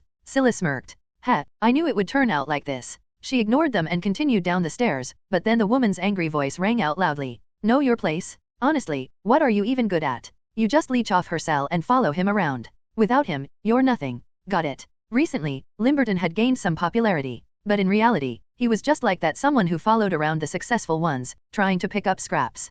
Pathetic. He's deluded, and now he's getting what he deserves. Scylla thought to herself, knowing Limberton would always be a pitiful fool. She turned her gaze away from the couple. However, for some reason, her feet wouldn't move. Suddenly, the memory of that moment came back to her. The time during the Demon Realm practice when she was captured by Luan's gang, and that guy, who could have just left her, instead aimed his bow at the chained-up leader of the three-headed wolf and said, "But unlike you guys, she has balls." Her blood boiled at the thought. With angry strides, Scylla approached the woman and glared at her. Hey, you. He may be an idiot, but he's not that much of one. After all, this was just a dream. Like a breeze that would be forgotten as soon as she woke up, it wouldn't matter. For just this once, Scylla decided to grudgingly acknowledge that, back then, that guy had been somewhat cool. Lena was gasping for breath. Even with her extraordinary stamina, taking down the Knights of Illusion all by herself seemed to have worn her out. Still, those enemies were all nourishment for her growth. Since she had taken them down on her own, by the time this battle was over, she would have grown even stronger. The temple, we've finally arrived. Lena pointed to the entrance. I took the lead and stepped over the threshold. What awaited us inside was a mysterious man and the nightmare incubus Irt. And something very different from the Doroshion I knew Doroshion from the future. I know enough about Irt's background. He approached humans amicably and made them an offer, but was betrayed by the king of Berm at the time, which filled him with a desire for revenge. Normally, such memories would remain as trauma, but for Irt, the events that took place here were far more horrifying. As we neared the entrance, Lena spoke. This building. It feels familiar somehow. Perhaps you saw it in one of your textbooks. Since this place trains pathfinders, their textbooks contain detailed illustrations and descriptions of ancient ruins, including architectural styles. So, this is a ruin. It seems so. After answering, Lena inspected the building closely. Unlike the illustrations in the textbooks, the smooth stone floor and walls were free of any moss. The arched ceilings and statues were pristine, without a single crack, almost as if new. But it doesn't seem like it's that old. That's because in Irt's memory, the labyrinth was still inhabited. It's something you learn firsthand in the later part of the scenario. By then, the place will have fallen into ruins, worn down by time. Irt's age, at this point, was impossible to estimate, too ancient to fathom. I nodded at Lena's question, showing no sign of doubt. It's possible. Oh, right. I guess it is possible. Despite being aware it's a dream, her perception remains cloudy. I repeated my words as if casting a spell. It is possible. With glazed eyes, Lena nodded. Yes, you're right. It is possible. Simple. I like that. I stepped forward and entered the building. At that moment, I heard a noise, and Lena grabbed my sleeve. Her cell, someone's here. There's no need to worry. They aren't thieves. I walked towards the center of the temple, my footsteps echoing. Even so, they didn't notice our presence. They were merely replayed memories, no different from holograms. Let's move on. I walked casually, and Lena followed, sword drawn, cautiously watching her surroundings. At the center, there was a staircase. At the bottom knelt a man with bat-like wings, gazing up at the stairs. It was Irt. With a desperate voice, he said, but your majesty, your loyal servant Irt will surely protect the things most dear to you. I lifted my head. I couldn't see the face of the king Irt spoke to. He lay on a bed at the top of the stairs, his face covered by a white veil. Though I was curious, it wasn't something I could touch, so I wouldn't be able to see his face. However, I could see the face of the woman standing beside him, smiling mockingly. Lena must have recognized her too, because she muttered a name aloud. Doroshion. It was, to be precise, Doroshion from the future. Her makeup was slightly thicker, and her hair was styled in a rounded bun. Doroshion looked down at Irt and said, "That's because your methods are wrong, aren't they?" "Silence, wench. Your majesty, please do not listen to that vile woman's words. I beg of you, please." As Irt's voice grew louder, a frail voice responded. The white veil stirred, indicating that the man lying on the sickbed was the one speaking. "Quiet, Doroshion. Irt. Even I, with all my experience, do not know the true identity of that man. Moreover, whenever the future Doroshion appeared, it was always tied to the main scenario. He certainly seemed like an important figure, but this part remained a mystery. While I was mulling over these thoughts, the veiled man continued speaking. "And Irt, as Doroshion claims, your methods are wrong. In response to the man's words, Doroshion gave a mocking smile. Is that all? Your values are wrong too. Demons can never embrace humans. Even the slightest misstep, and you look at things from an extreme perspective. As she spoke, Doroshion gently stroked the man's jawline. To an outsider, she would appear as the wicked woman who bewitched the king and brought the nation to ruin. At that moment, I couldn't help but feel a bit sorry for Ert, who seemed like nothing but a loyal servant. Am I wrong? As Ert tried to say something, Doroshion scoffed. The moment you genuinely considered that insane plan, you were already wrong. You're nothing but a dreamer. If left to you, everything would certainly fall apart. Grinding his teeth, Ert responded. You can't know that without trying, Doroshion. Stop dreaming, foolish Ert. If the world you want to save were worth saving, do you think I'd have any reason to come here? Ert's expression began to grow menacing. Tired of their loud argument, the veiled man sighed deeply and spoke. Then, begin, Doroshion. Before his words had even finished, Darajan's hand pierced through the man's stomach. Thud. Ert's eyes shrank in horror. Ah, your majesty. He quickly flew at Doroshion, tears streaming down his twisted face. How dare you, you wretched woman. Doroshion flashed a teasing smile at the approaching Ert. Then, she lifted one of her feet. Arrogant Ert. When I look closely, you do have a cute side, don't you? The sharp heel of Darajan's shoe slammed into Ert's forehead. It was a murderous kick. Grr. Ert's eyes rolled back as his wings lost strength, and he plummeted to the ground. As he tumbled down the stairs, Doroshion began drawing a spell. Now, sleep for a long time, Ert. As Ert's eyes slowly closed, the characters faded into faint light. All that remained were the temple and Darajan's mocking laughter. Haha, how amusing that the demon of dreams is falling asleep. That was the end of Ert's memory. Since the source of the trauma had fallen asleep, there was no explanation for why Doroshion had pierced the man's stomach. What could be inferred was that she was trying to prevent the destruction in her own way, using time travel. And while Ert had his own plans, they were thwarted by Doroshion, plunging him into a deep slumber. Perhaps feeling pity for him, Lena spoke softly. He seems like a rather pitiful demon. Indeed. Just now, Doroshion seemed more like a demon herself. Right, she really did look like a wicked woman. Doroshion only becomes crueler as she ages. It's a fact to keep in mind if you ever wish to live long. He had been asleep for far too long. When he awoke, the king had passed away due to that wicked woman's schemes. For reasons unknown, the demon race had vanished, and the land where they once lived came to be known as the demonic realm. Nevertheless, he sought out humans to fulfill his mission. He learned modern etiquette and extended his hand to them, but he was ultimately betrayed by the king of Berm. Ert sat in his chair, biting his nails. A king is the title given to the greatest person in the world. How dare that lowly insect call himself a king? How dare a mere worm interfere with my mission? As he recalled the moment his body was severed, blood tears began to flow, and his fists clenched tightly. His nails dug into his skin from the bitterness, and blood dripped from the wounds that had reopened. Revenge must come first. After losing his limbs, he couldn't punish the perpetrator himself after all that time. However, for a demon, betrayal was a crime heavy enough to bring about collective punishment. Fortunately, his descendant was still alive. Executing his bloodline as an example and making Berm my base wouldn't be such a bad idea. Ert considered this to be a quite rational decision. Revenge aside, humans are too foolish a species for any conciliatory gesture to work. It diverged from the ways of the king he once served, but whether in the past or now, subjugation through fear was still a valid method. My king, though I go against your will, this too stems from my loyalty. I shall gladly accept my punishment after death. Ert steeled himself and thought of the inevitable destruction and the prophet Doroshion. Doroshion, wherever you are, I'll make sure you can see clearly. I'll show you that my way wasn't wrong. Though she was a detestable woman, it was true that, as she had said, the world didn't have much time left. In fact, this had been predicted ever since the king had fallen ill. With his heart ablaze with a sense of duty, Ert stood up. I must hurry. For Ert, who had lived through countless ages, it would pass by in the blink of an eye. I will turn the entire world into a dreamscape. I will put an end to destruction, for the king. If he could pull the entire world into the realm of his abilities, it was possible. By manipulating reality, he could eliminate the very source of destruction. But for that, he needed immense nutrients. I will guide all living beings into the world of dreams. I will become the god of dreams for the sake of the king. By making the world dream of a land full of hope, he would gain the power to sustain the world in return. A life as livestock wouldn't be so bad. It would be far better than destruction. The starting point would be Frostheart. My king, I will surely preserve the world you gave your life to protect. As Ert stepped out of the room, someone cleared their throat. Ahem. Gomon put down the ancient tome he had been reading and shook his head. He watched Ert's retreating figure with a look of disdain. Leading the world into dreams? Of all the dreams he could have, why this one? To Gomon, he just seemed like a madman appearing in a dream. The treasure was hidden beneath the temple. Together with Lena, I descended into the cavern made of rock. In the center was a large dueling arena. The walls were lined with armors and various weapons. At first glance, it looked like an arena, but in truth, it was a training ground for someone.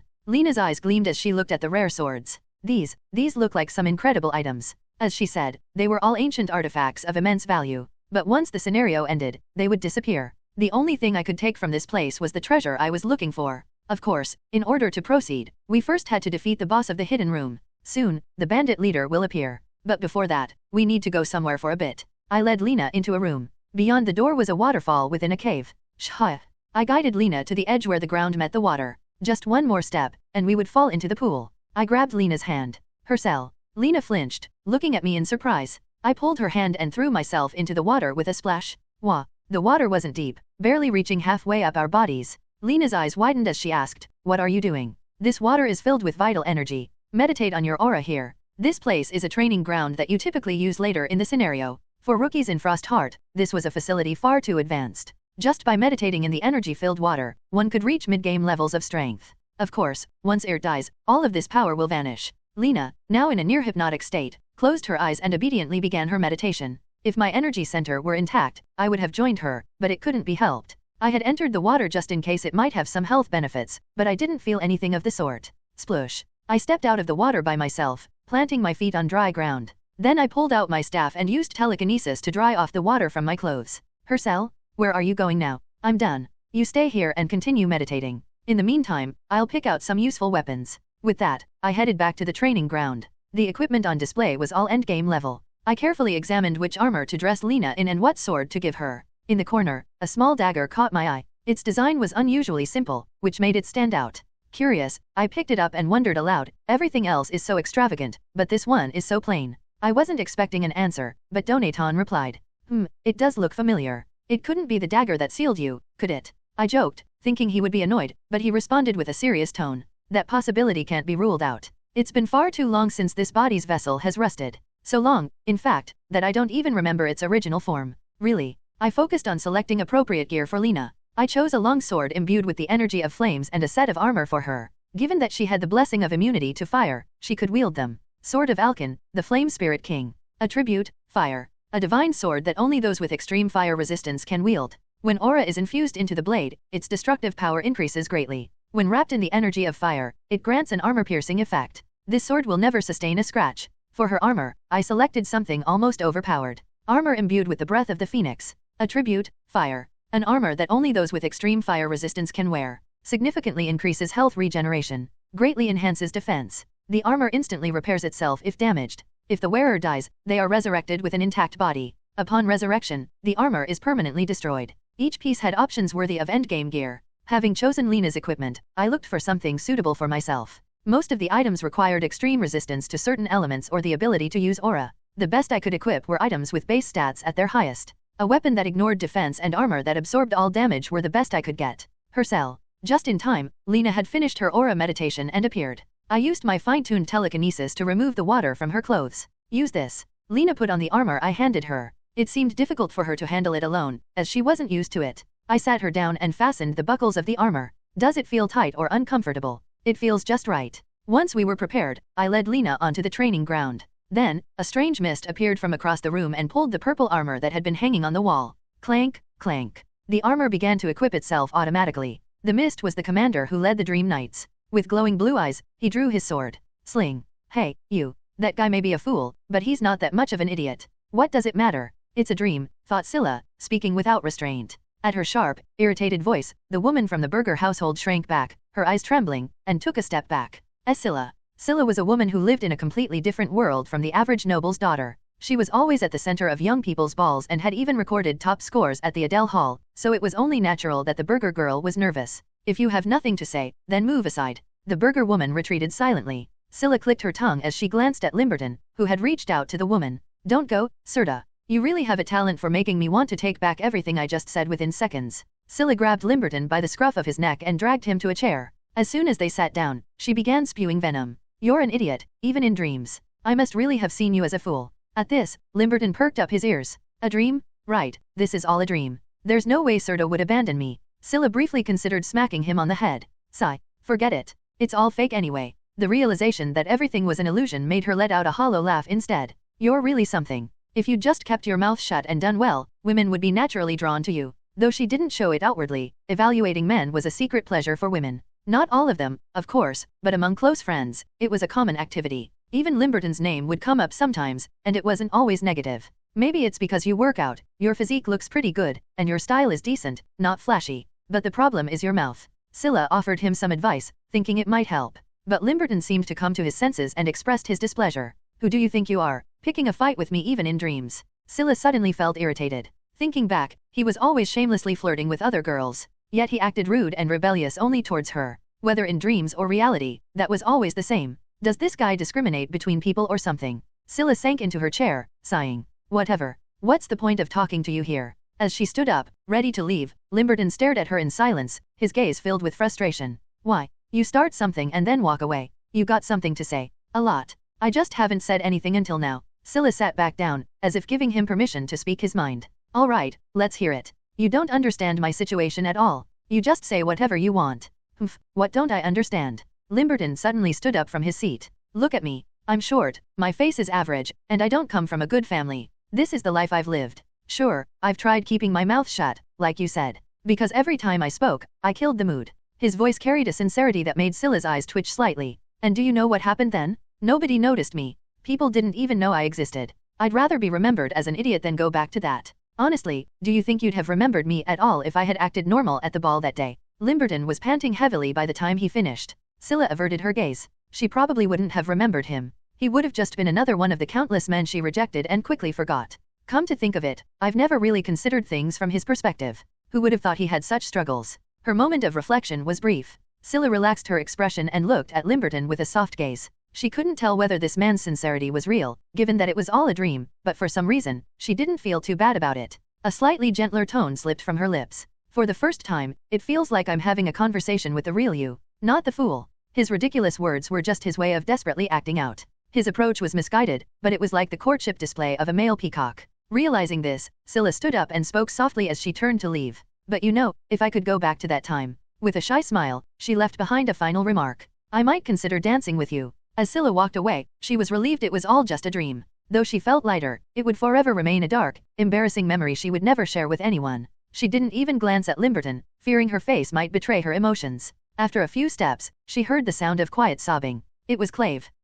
I understand. Clave, who happened to be passing by, had tears in his eyes as he looked at Limberton. I know enough about Irt's background. He approached humans amicably and made them an offer, but was betrayed by the king of Berm at the time, which filled him with a desire for revenge. Normally, such memories would remain as trauma, but for Irt, the events that took place here were far more horrifying. As we neared the entrance, Lena spoke. This building. It feels familiar somehow. Perhaps you saw it in one of your textbooks. Since this place trains pathfinders, their textbooks contain detailed illustrations and descriptions of ancient ruins, including architectural styles. So, this is a ruin. It seems so. After answering, Lena inspected the building closely. Unlike the illustrations in the textbooks, the smooth stone floor and walls were free of any moss. The arched ceilings and statues were pristine, without a single crack, almost as if new. But it doesn't seem like it's that old. That's because in Irt's memory, the labyrinth was still inhabited. It's something you learn firsthand in the later part of the scenario. By then, the place will have fallen into ruins, worn down by time. Irt's age, at this point, was impossible to estimate, too ancient to fathom.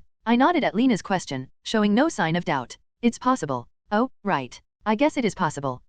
Despite being aware it's a dream, her perception remains cloudy. I repeated my words as if casting a spell. It is possible. With glazed eyes, Lena nodded. Yes, you're right. It is possible. Simple. I like that. I stepped forward and entered the building. At that moment, I heard a noise, and Lena grabbed my sleeve. Her cell, someone's here. There's no need to worry. They aren't thieves. I walked towards the center of the temple, my footsteps echoing. Even so, they didn't notice our presence. They were merely replayed memories, no different from holograms. Let's move on. I walked casually, and Lena followed, sword drawn, cautiously watching her surroundings. At the center, there was a staircase. At the bottom knelt a man with bat-like wings, gazing up at the stairs. It was Irt. With a desperate voice, he said, but your majesty, your loyal servant Irt will surely protect the things most dear to you. I lifted my head. I couldn't see the face of the king Irt spoke to. He lay on a bed at the top of the stairs, his face covered by a white veil. Though I was curious, it wasn't something I could touch, so I wouldn't be able to see his face. However, I could see the face of the woman standing beside him, smiling mockingly.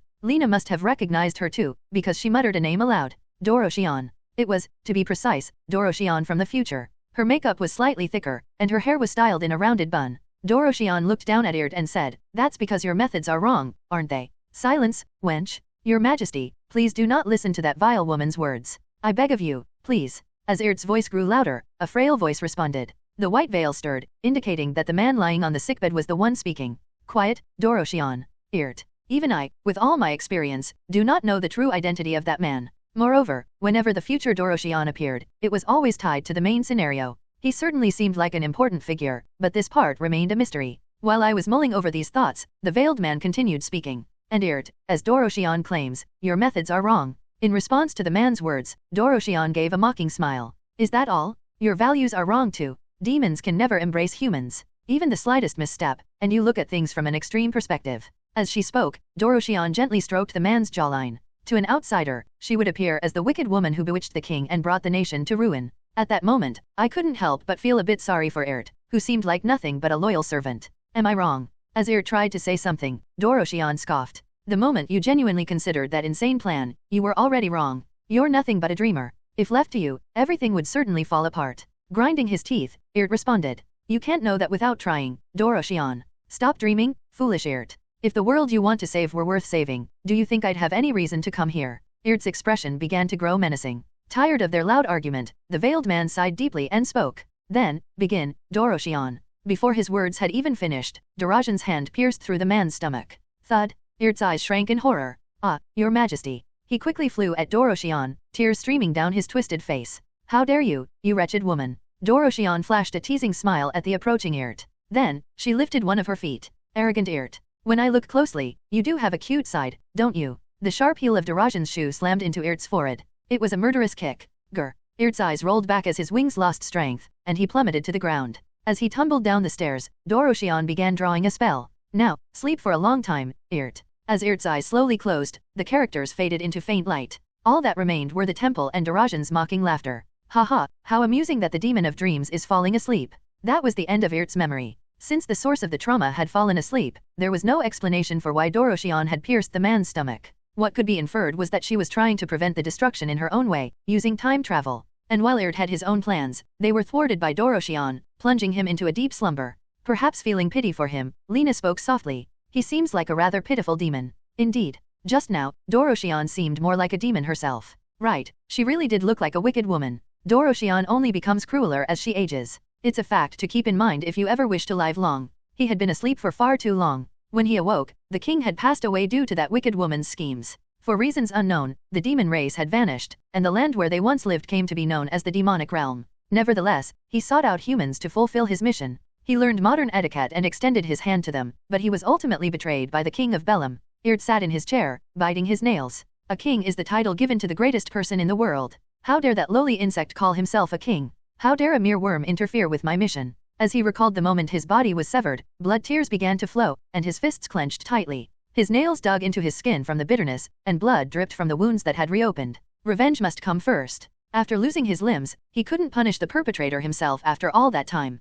However, for a demon, betrayal was a crime heavy enough to bring about collective punishment. Fortunately, his descendant was still alive. Executing his bloodline as an example and making Berm my base wouldn't be such a bad idea. Irt considered this to be a quite rational decision. Revenge aside, humans are too foolish a species for any conciliatory gesture to work. It diverged from the ways of the king he once served, but whether in the past or now, subjugation through fear was still a valid method. My king, though I go against your will, this too stems from my loyalty. I shall gladly accept my punishment after death. Irt steeled himself and thought of the inevitable destruction and the prophet Doroshion. Doroshion, wherever you are, I'll make sure you can see clearly. I'll show you that my way wasn't wrong. Though she was a detestable woman, it was true that, as she had said, the world didn't have much time left. In fact, this had been predicted ever since the king had fallen ill. With his heart ablaze with a sense of duty, Irt stood up. I must hurry. For Irt, who had lived through countless ages, it would pass by in the blink of an eye. I will turn the entire world into a dreamscape.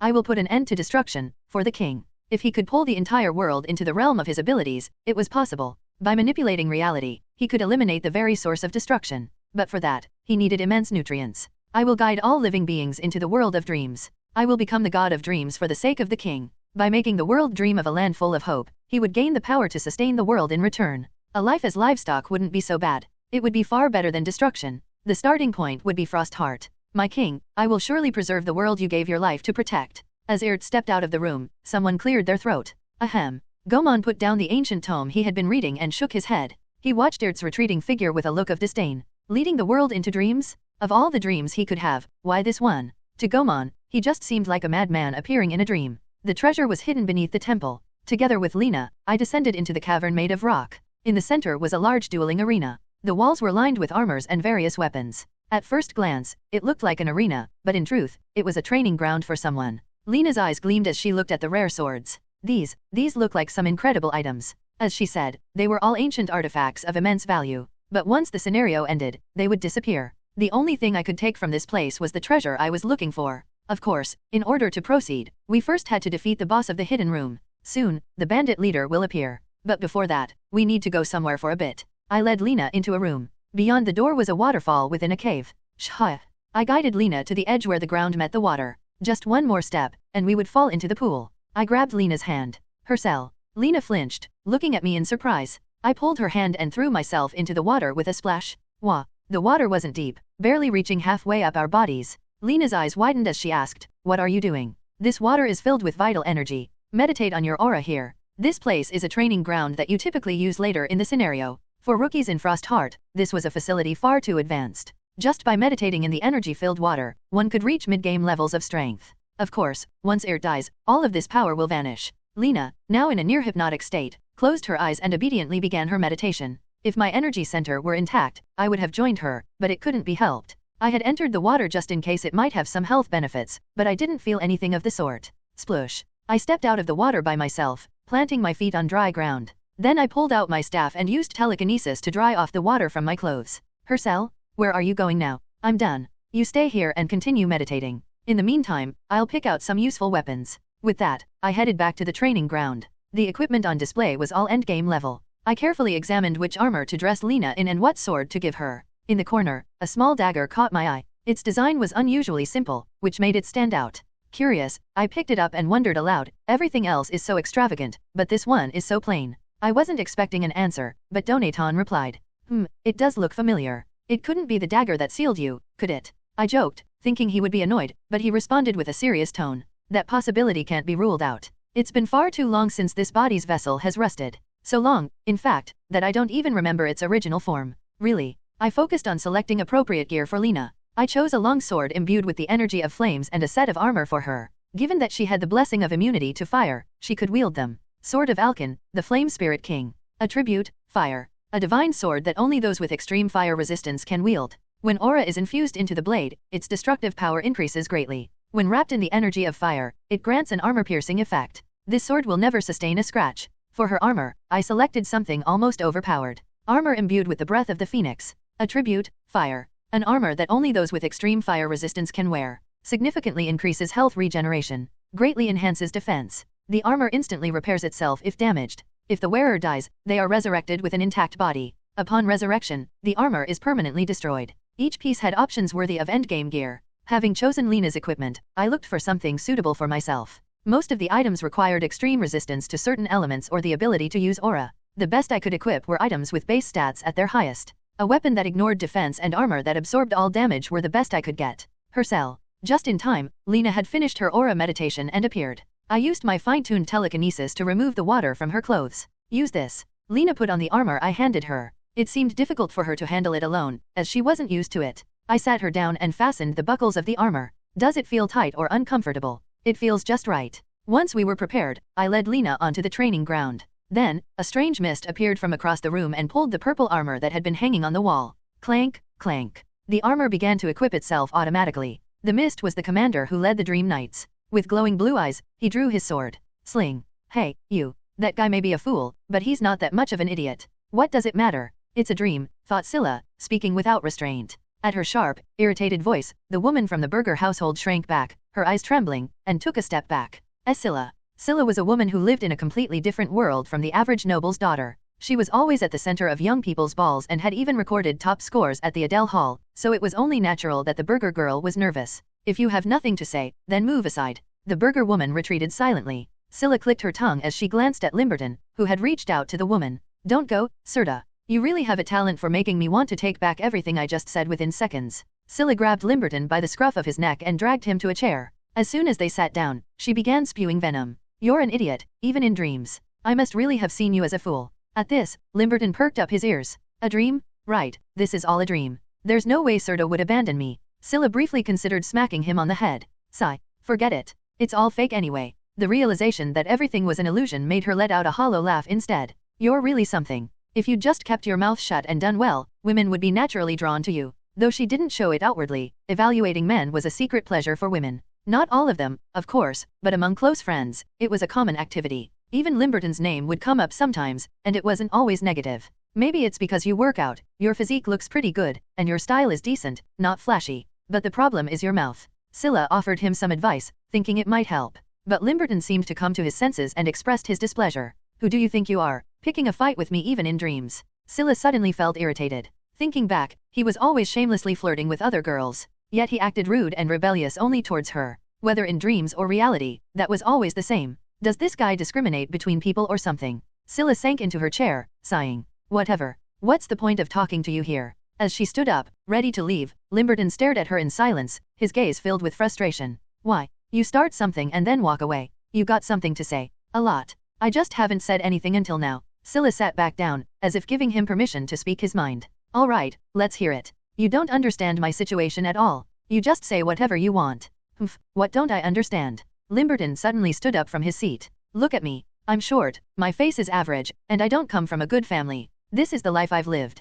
Sure, I've tried keeping my mouth shut, like you said. Because every time I spoke, I killed the mood. His voice carried a sincerity that made Scylla's eyes twitch slightly. And do you know what happened then? Nobody noticed me. People didn't even know I existed. I'd rather be remembered as an idiot than go back to that. Honestly, do you think you'd have remembered me at all if I had acted normal at the ball that day? Limberton was panting heavily by the time he finished. Scylla averted her gaze. She probably wouldn't have remembered him. He would have just been another one of the countless men she rejected and quickly forgot. Come to think of it, I've never really considered things from his perspective. Who would have thought he had such struggles? Her moment of reflection was brief. Scylla relaxed her expression and looked at Limberton with a soft gaze. She couldn't tell whether this man's sincerity was real, given that it was all a dream, but for some reason, she didn't feel too bad about it. A slightly gentler tone slipped from her lips. For the first time, it feels like I'm having a conversation with the real you, not the fool. His ridiculous words were just his way of desperately acting out. His approach was misguided, but it was like the courtship display of a male peacock. Realizing this, Scylla stood up and spoke softly as she turned to leave.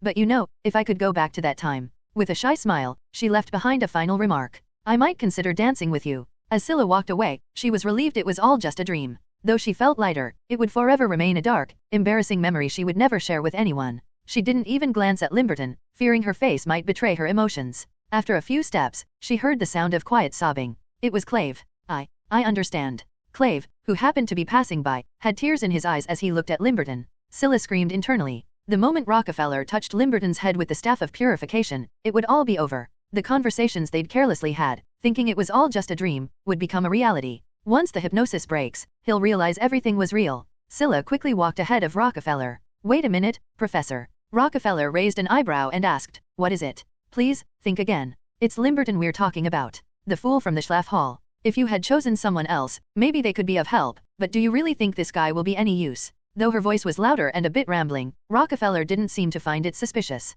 Rockefeller looked at Limberton and nodded. Limberton Bell Delcy. You're right, he's a rather worthless nobody. He wanted to become a knight, but he couldn't even hold a sword properly, nor was he exceptionally strategic. But, Scylla felt uneasy hearing that but. I can't deny that he's pioneering a different path. He's even shown some success, so maybe there's some potential. Now, back off. When Rockefeller's eyes gleamed wildly, Scylla felt a shiver and took a step back. Limberton, meanwhile, lazily covered his face with his hand. As Rockefeller's staff neared Limberton's head, Scylla's heart pounded uncontrollably. No, this can't be. Just as she was about to intervene, someone suddenly grabbed Rockefeller's arm. Rockefeller turned his head, only to see a man glaring at him. What do you think you're doing to a child who's having a pleasant dream? The man growled. He had 2 small horns on his forehead, bat wings, and a tail. With the sudden appearance of this demon-like figure, the atmosphere grew cold. Rockefeller hastily shook off the man's hand and stepped back. The man surveyed his surroundings and spoke in a cold tone. I saw my minions collapsed as I came in. You really shattered quite a few of them. Was that all you're doing? Rockefeller said nothing in response. Scylla, not understanding what was happening, whispered to Bellman, minions? Did you guys do that? If he means those armored knights, then yes, but we only took out 2. So does that mean more have woken up? Probably. Even amidst the tension, Scylla felt a bit relieved. Thanks to this man, it didn't seem like Rockefeller would wake Limberton up right away. Rockefeller, now glaring, pointed his staff at the man. So, you're the mastermind, huh? Mastermind? You make it sound like I'm the villain here. The man gently waved his hand through the air and introduced himself. I am Ert, the Lord of Dreams, your savior who will guide you into the world of dreams. I don't know who you are, but I can tell you're out of your mind, Rockefeller retorted with irritation, swiftly swinging his staff. With a pop, Irt's body exploded. Scylla looked on in confusion, finding the result strangely anticlimactic. However, Rockefeller's expression remained serious. The demonic energy remains. He's not dead. The scattered pieces of Irt's body began to wriggle like slime, gathering together to reform into his intact figure. Irt smirked and said, "This is a world I created. I'm like a god here." Rockefeller lowered his staff and asked. For now, he knew far too little about the enemy. "Let's hear it for now. What do you want from us?" "That's something you should say. My job is to give you the dreams you desire. I can plant a honey-dripping illusion, far sweeter than the dreary reality, so perfect that you won't even realize it's a dream. And if we refuse?" Irt's smile vanished instantly. "Do you really think refusal is even an option?" A humming sound spread throughout the fortress. The walls rippled, as if they were inside the belly of a beast. Rockefeller narrowed his eyes in discomfort. Does he have the power to control space? Before he could process it fully, the surroundings began to fill with purple gas. The students, who had been laughing, thinking it was all a dream, started collapsing one by one. And hypnotism too. Does he mean resistance is futile? Rockefeller quickly used telekinesis to disperse the sleeping gas and gestured toward Bellman. "Be careful not to touch it." Bellman created a barrier to prevent the gas from reaching the group. Irt chuckled softly. "No matter how much you struggle, it's just a matter of time. The moment this place became my domain, the outcome was already decided." Rockefeller thought this place felt like a dungeon. The way it could be reshaped at will, the traps it harbored. On top of that, the guards that revived even after being killed, although the revival cycle was far quicker than any he had ever seen before. There's no such thing as an immortal being. Everything has a weakness. However, given that even blowing him apart hadn't killed him, there was no flaw in his physical body. That likely meant his weakness was hidden somewhere. Rockefeller had encountered situations like this many times before. In dungeons, and at Frost Heart too. There were cursed tools like that. And the guard that hid his heart separately. In the former case, they simply had to destroy the tool, while in the latter, crushing the heart was enough. Rockefeller composed his thoughts and gripped his staff tightly. "You said you're like a god? That's somewhat believable." Irt remained still. The tip of Rockefeller's staff was pointed toward the group protected by Bellman's barrier. Rockefeller asked, "If it's a good dream, can I choose it myself?" "Indeed. I'll make sure to give you special treatment. And I won't even realize it's a dream." "Of course." Rockefeller laughed heartily, as if satisfied. Bellman's eyes widened in shock. "Professor, he says he'll give me a good dream. I've been so stressed from work lately, it's not such a bad offer. Are you telling us to surrender?" "Yes. You lot should put down your weapons and surrender as well." Bellman clenched his teeth, his eyes burning with fury. Rockefeller mercilessly swung his staff toward the ground. Boom! A hole appeared in the floor as if a mole had burrowed through it. The vibrations began to resonate, as if an earthquake had hit. 1 second later, a hole also appeared in the barrier. Bellman and the others flinched, retreating as if something invisible had brushed against their shoulders. What is this?" Bellman only had a moment to voice his confusion. Before they knew it, Bellman, Rix, Edina, and Scylla were flung far away by some unseen force. Rockefeller watched them disappear beyond the door of the club floor, then turned his attention back to Irt. "I'm not sure how much time they'll buy, but..." Trusting that they would handle it well, he pointed his staff at Irt. "To finish things safely, we had to return to the place where Lena's hypnosis had started. Just long enough for her to wake up in the cafe and think, what a strange dream I had. Thanks to having swept away most of the armored knights on our way, we weren't likely to encounter many more."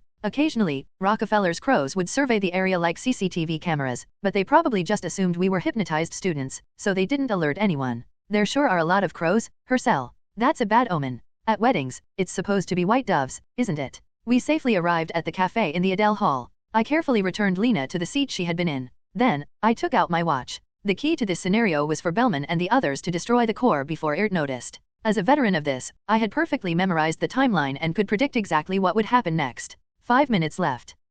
Never mind, it's nothing. In 5 minutes, Rockefeller would confront Irt, and the others would fight to buy time until they found the core. During that process, the sleeping gas would once again fill all of Frost Heart. I had to wait for Lena to fall asleep, so I sat down and asked, "Would you like some tea?" "Well, I'd like to see the menu first." It shouldn't be a problem. All I had to do was leave Lena here, hide, and hope that the main players succeeded. But then, something unexpected happened. SSSSSSSS. Despite it not yet being time, purple sleeping gas had already begun to seep into the cafe. My eyes widened in surprise. Lena, looking drowsy, softly closed her eyes. Suddenly, I feel so sleepy. Of course, I wouldn't fall asleep, thanks to my 1-second invincibility. I quickly stood up, sensing that something was off. As much as I disliked it, I figured I needed to check things out. Bellman and the others rolled on the ground before coming to a stop. Scylla, who had crashed into the wall in a ridiculous position, grimaced. "Rockefeller, you dirty traitor." Scylla raged, but Bellman paid her no mind and urgently cast a barrier spell. The approaching sleeping gas was blocked by the barrier. With a brief moment of relief, Bellman looked at Scylla. Calm down, Scylla. Are you kidding me? The professor betrayed us, and that's all you have to say. Still focusing on his barrier spell, Bellman carefully removed his coat. When Professor Rockefeller threw us earlier, I felt warmth. The fabric seemed to hold some kind of message. Would you read it for me? Rix opened the coat. As Bellman had said, glowing letters were inscribed on the back. Edina read them aloud, clearly and steadily. It seems he doesn't have the ability to detect. If he did, he wouldn't have wondered about the mysterious figure who dealt with the armored knights. Bellman immediately understood. Rockefeller had only captured 2 knights. It was likely pure coincidence that they had encountered Irt. He must have come upon the disturbance caused by Scylla's loud voice. That seemed like the most plausible explanation. Even during the 3rd trial, Scylla's outbursts had exposed her to dungeon creatures several times. The condition for hypnosis appears to be sleep. Be cautious and avoid inhaling the gas at all costs. Edina continued reading. There must be a weakness. I've commanded the crows to search. If they find anything suspicious, they'll caw. Use that as a clue for further investigation. That's all from Professor Rockefeller. Bellman turned to Scylla and warned her. I've told you before to lower your voice in tense situations, haven't I? I know, but this time I couldn't help it. Bellman, curious, asked, oh, was there some reason for it? I don't know, but instead of talking about it, can we focus on getting out of this situation? Scylla grumbled, turning her head sharply. Bellman sighed deeply, surveying the surroundings. They were in the hallway at the entrance to the club floor. Unlike before, there were noticeably fewer people around. Rockefeller had sent only Bellman, Rix, Edina, and Scylla flying. Guess it was too much to handle all at once. For now, they had to rely on the cawing of the crows as their clue. Bellman gave instructions to the group. We can't afford to stay here any longer. Let's move. And keep your ears wide open for the sound of the crows. There were staircases on both sides of the hallway. To ensure they didn't miss any sounds from outside, Bellman opened a window. With a scraping noise, the sound of a crow's cawing came through. Caw, caw. The cawing wasn't just once, it was repeated at regular intervals. Bellman asked the others to confirm what he had heard. Does it sound like it's coming from above to you? If that's the case, there's a way to be sure. Rix grinned and used materialization magic to create a ladder. We used to live in a creaky house, so I got pretty good at finding where the noise was coming from. He climbed the ladder and pressed his ear to the ceiling, nodding. The vibrations suggest the sound is definitely coming from above. Then, let's go check it out. Bellman maintained his barrier spell, prepared for the sleeping gas, as they climbed the stairs. The sound of the crows cawing grew louder. They arrived on the floor where only Adele Hall could access the dining room and cafe. As they approached, Bellman's eyes widened at the sound of a deep voice. Everyone seems busy. Hercel was leaning against the wall, speaking casually. Bellman gave a bitter smile. So, it was Hercel who dealt with the armored knights. Judging by the expressions of the others, it seemed they had reached the same conclusion. Bellman approached Hercel and asked, it seems you haven't been affected by the hypnosis. Hercel half opened his eyes and replied, yeah, that's true. But what are you all up to? Rix quickly summarized the situation. Irt had taken over the academy, Rockefeller was fighting him, and they had received a message from Rockefeller indicating that there was a hidden weakness they needed to investigate. It was a concise yet accurate briefing. But Hercel let out a particularly complex sigh as he stared intently at Scylla. Scylla, looking irritated, asked, what? Why are you sighing while looking at me? You're from the Knights Division, so how did you end up with this group? I just happened to run into Rockefeller while I was hypnotized, and he freed me. What's so strange about that? No, there's nothing strange about it. Nothing at all. Hercel led the way, walking ahead. Anyway, I understand the situation. Follow me. I was just on my way to check out the place where the crows have been cawing. Bellman's group felt a surge of hope, thinking they might be able to end this soon. They followed Hercel's lead. The destination was the garden located directly beneath the principal's office. Scylla shuddered as they arrived.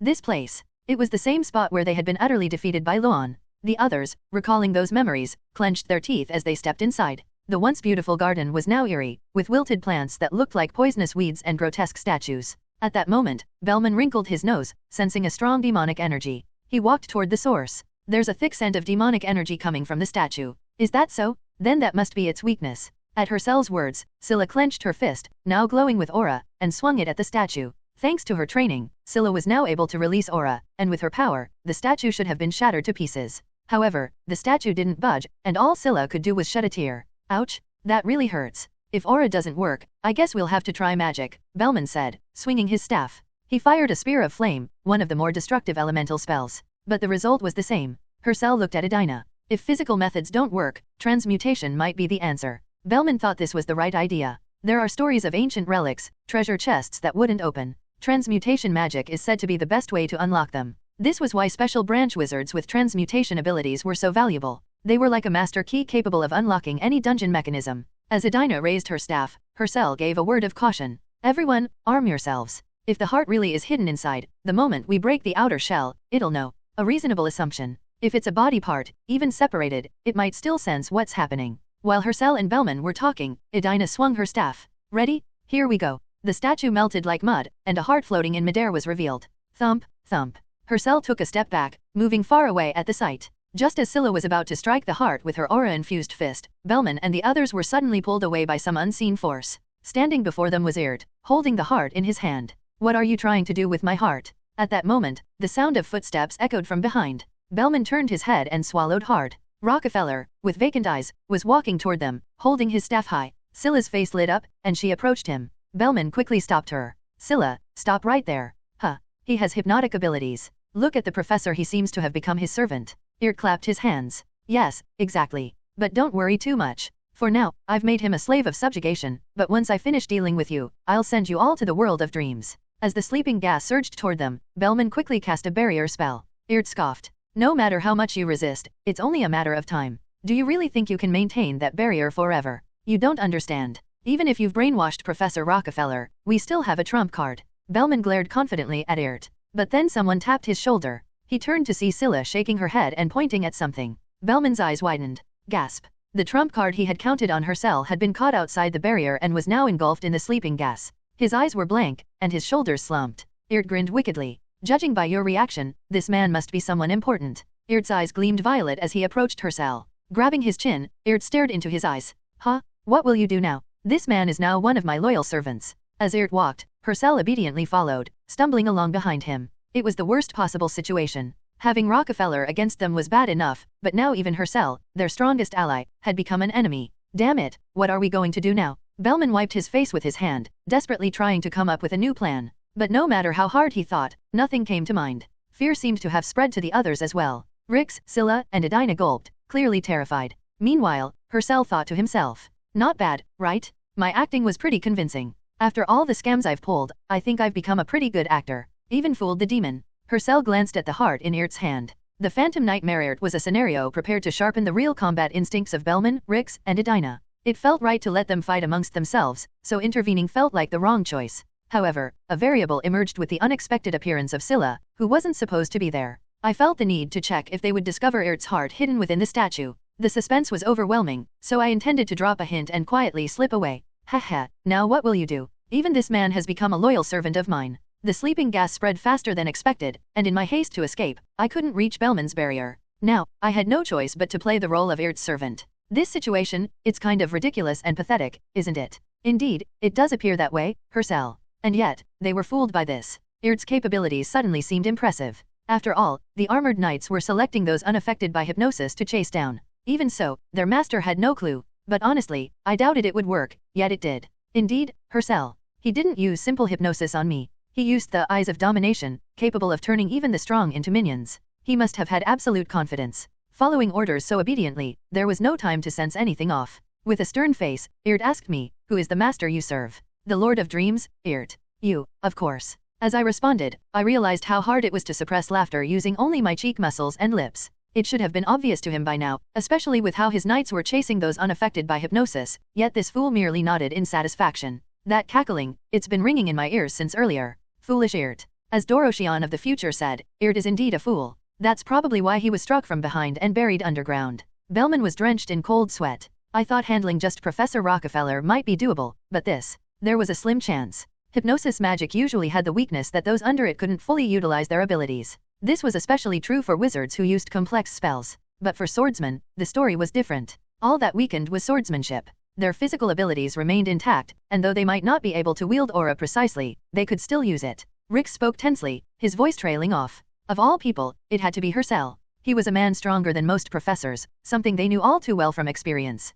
Gritting his teeth, Bellman strengthened the barrier. Damn it, this is a dead end. No matter how I think about it, I can't find a way out. As the group tensed, Erd smiled slyly and pointed at the barrier. Now, break that down. At Erd's command, Hercel stepped forward, drawing his sword with fiery eyes. His gaze seemed particularly focused on Rix. As the tension mounted, Bellman quietly issued a command to his trembling companions. Let's retreat for now. Whether it was possible to escape from Hercel was uncertain. Just as they looked for an opening to flee, Bellman's eyes widened. Hercel gripped his sword in reverse as if aiming to stab his own stomach. What is he doing? That moment of confusion didn't last long. Hercel thrust his sword, aiming for a narrow gap between his side and arm. Splat? No, not himself. He had struck between the ribs and arm of Erd behind him. Guh. Blood spurted from Irt's mouth as he stared blankly at Hersel's back, his face filled with disbelief. Why? Irt asked, but Hersel calmly shook the blood off his sword and answered in an indifferent tone. Did you really think someone like me could be controlled by mere hypnosis? He raised his foot, preparing to crush the heart still beating in Irt's chest. Irt, now on his knees, reached out with one hand. Wait, you. But he couldn't finish his words. Hersel showed no mercy, crushing the heart with a sickening crunch. As blood splattered, the faded garden returned to its original vibrant color. Whoosh! Irt's flesh turned to dust and began scattering in the wind, leaving only severed bones rolling on the ground. Rockefeller knelt on the floor and collapsed, completely unconscious with no movement at all. Hersel looked down at him, shook his head, and then started walking toward the garden path. Clack, clack. Everyone held their breath, stunned by the sudden scene that had unfolded. The first to break the silence was Scylla. What? Did he just break free from the hypnosis on his own? Bellman fell into deep thought. The hypnosis was clearly on a different level, strong enough to incapacitate even Rockefeller. Yet Hersel had escaped from it as if it were nothing. Just like with the Viper case, no matter how many times I witness it, I can't fully grasp the extent of his abilities. Hersel calmly crossed the threshold of the indoor garden, his figure slowly disappearing from sight. Bellman couldn't help but think that if there were ever a being without weaknesses, it would be someone like him. As I exited the indoor garden, I found myself lost in deep thought. Should I have destroyed Irt's heart? The question weighed heavily on me, as I had stolen an opportunity for growth from the key players. That was never a good thing for me either. But to be fair, this time there really wasn't much of a choice. If I hadn't pretended to be a servant, I would have been struck down by the hypnotized Rockefeller. And if I had attacked Bellman's group, I would have had to endure their relentless spells while stuck with the cooldown of my 1-second invincibility. I could already imagine how that would have gone. I'll reflect on this and be more cautious next time. By now, I was strolling through the lower hallway. The students who had been lying around with dazed expressions were slowly returning to their usual selves. What were we just doing? Not sure. I wanted to tell them, you were just creating embarrassing memories under the influence of dreams, but of course, I held my tongue. By tomorrow, Rockefeller would issue a notice, blaming it all on a research experiment gone wrong that spread sleeping gas throughout the academy. The reason? If people realized the truth, a flood of suicides from embarrassment would likely follow. Naturally, those who weren't hypnotized or had broken free would be instructed to keep quiet. Ugh, my shoulders feel a bit stiff. I stretched as I passed by the others. Before I knew it, I had reached the floor with the Adele Hall Cafe. I was just about to pass by when the bell on the door chimed. Ding. Our eyes met as a soft sigh escaped. It was Lena. She raised her hand as if to greet me but hesitated midway and lowered it again. I gave her my usual mocking smile. Did you stick that hair to your lips to chew on it? You're such a tease. With a frustrated expression, Lena pulled the strand of hair off her cheek. She then relaxed her furrowed brow and gave a gentle smile. Why are you smiling? I just had a funny dream. It popped into my mind. It seemed the events from the hidden room lingered in her memory as a dream. Not exactly a pleasant development, so I continued on my way. But I couldn't help overhearing Lena muttering under her breath. I wish you were a bit more like that. I stopped in my tracks and quickly turned my head. Lena, realizing what she had just said, covered her mouth with her hand. I clicked my tongue and shook my head. Tisk, tisk. She's the type who'll end up hurt by a man pretending to be nice. Why did you click your tongue all of a sudden? Sometimes, you just know. After the monsoon ended, 10 days felt like a single day. It was probably because there hadn't been any significant scenarios for a while, making time pass without much notice. It was a peaceful period of self-improvement. That didn't mean nothing was happening, though. Out of boredom, Rockefeller significantly increased the number of monster defense battles. At first, quite a few people were jolted awake in the middle of the night, rushing to prepare in a daze, but those numbers steadily dwindled. Snow monkeys are here. Stop them from climbing the walls. Screech, screech. Lately, snow monkeys had been appearing more frequently after waking from hibernation. Since their numbers were so high, Rix's blessing effects were also amplified. Your mana has slightly increased. Your mana has slightly increased. Your mana has slightly increased. As a result, the number of inventory slots, which used to be limited to 3, increased to 5. While spending my days like this, a new event occurred.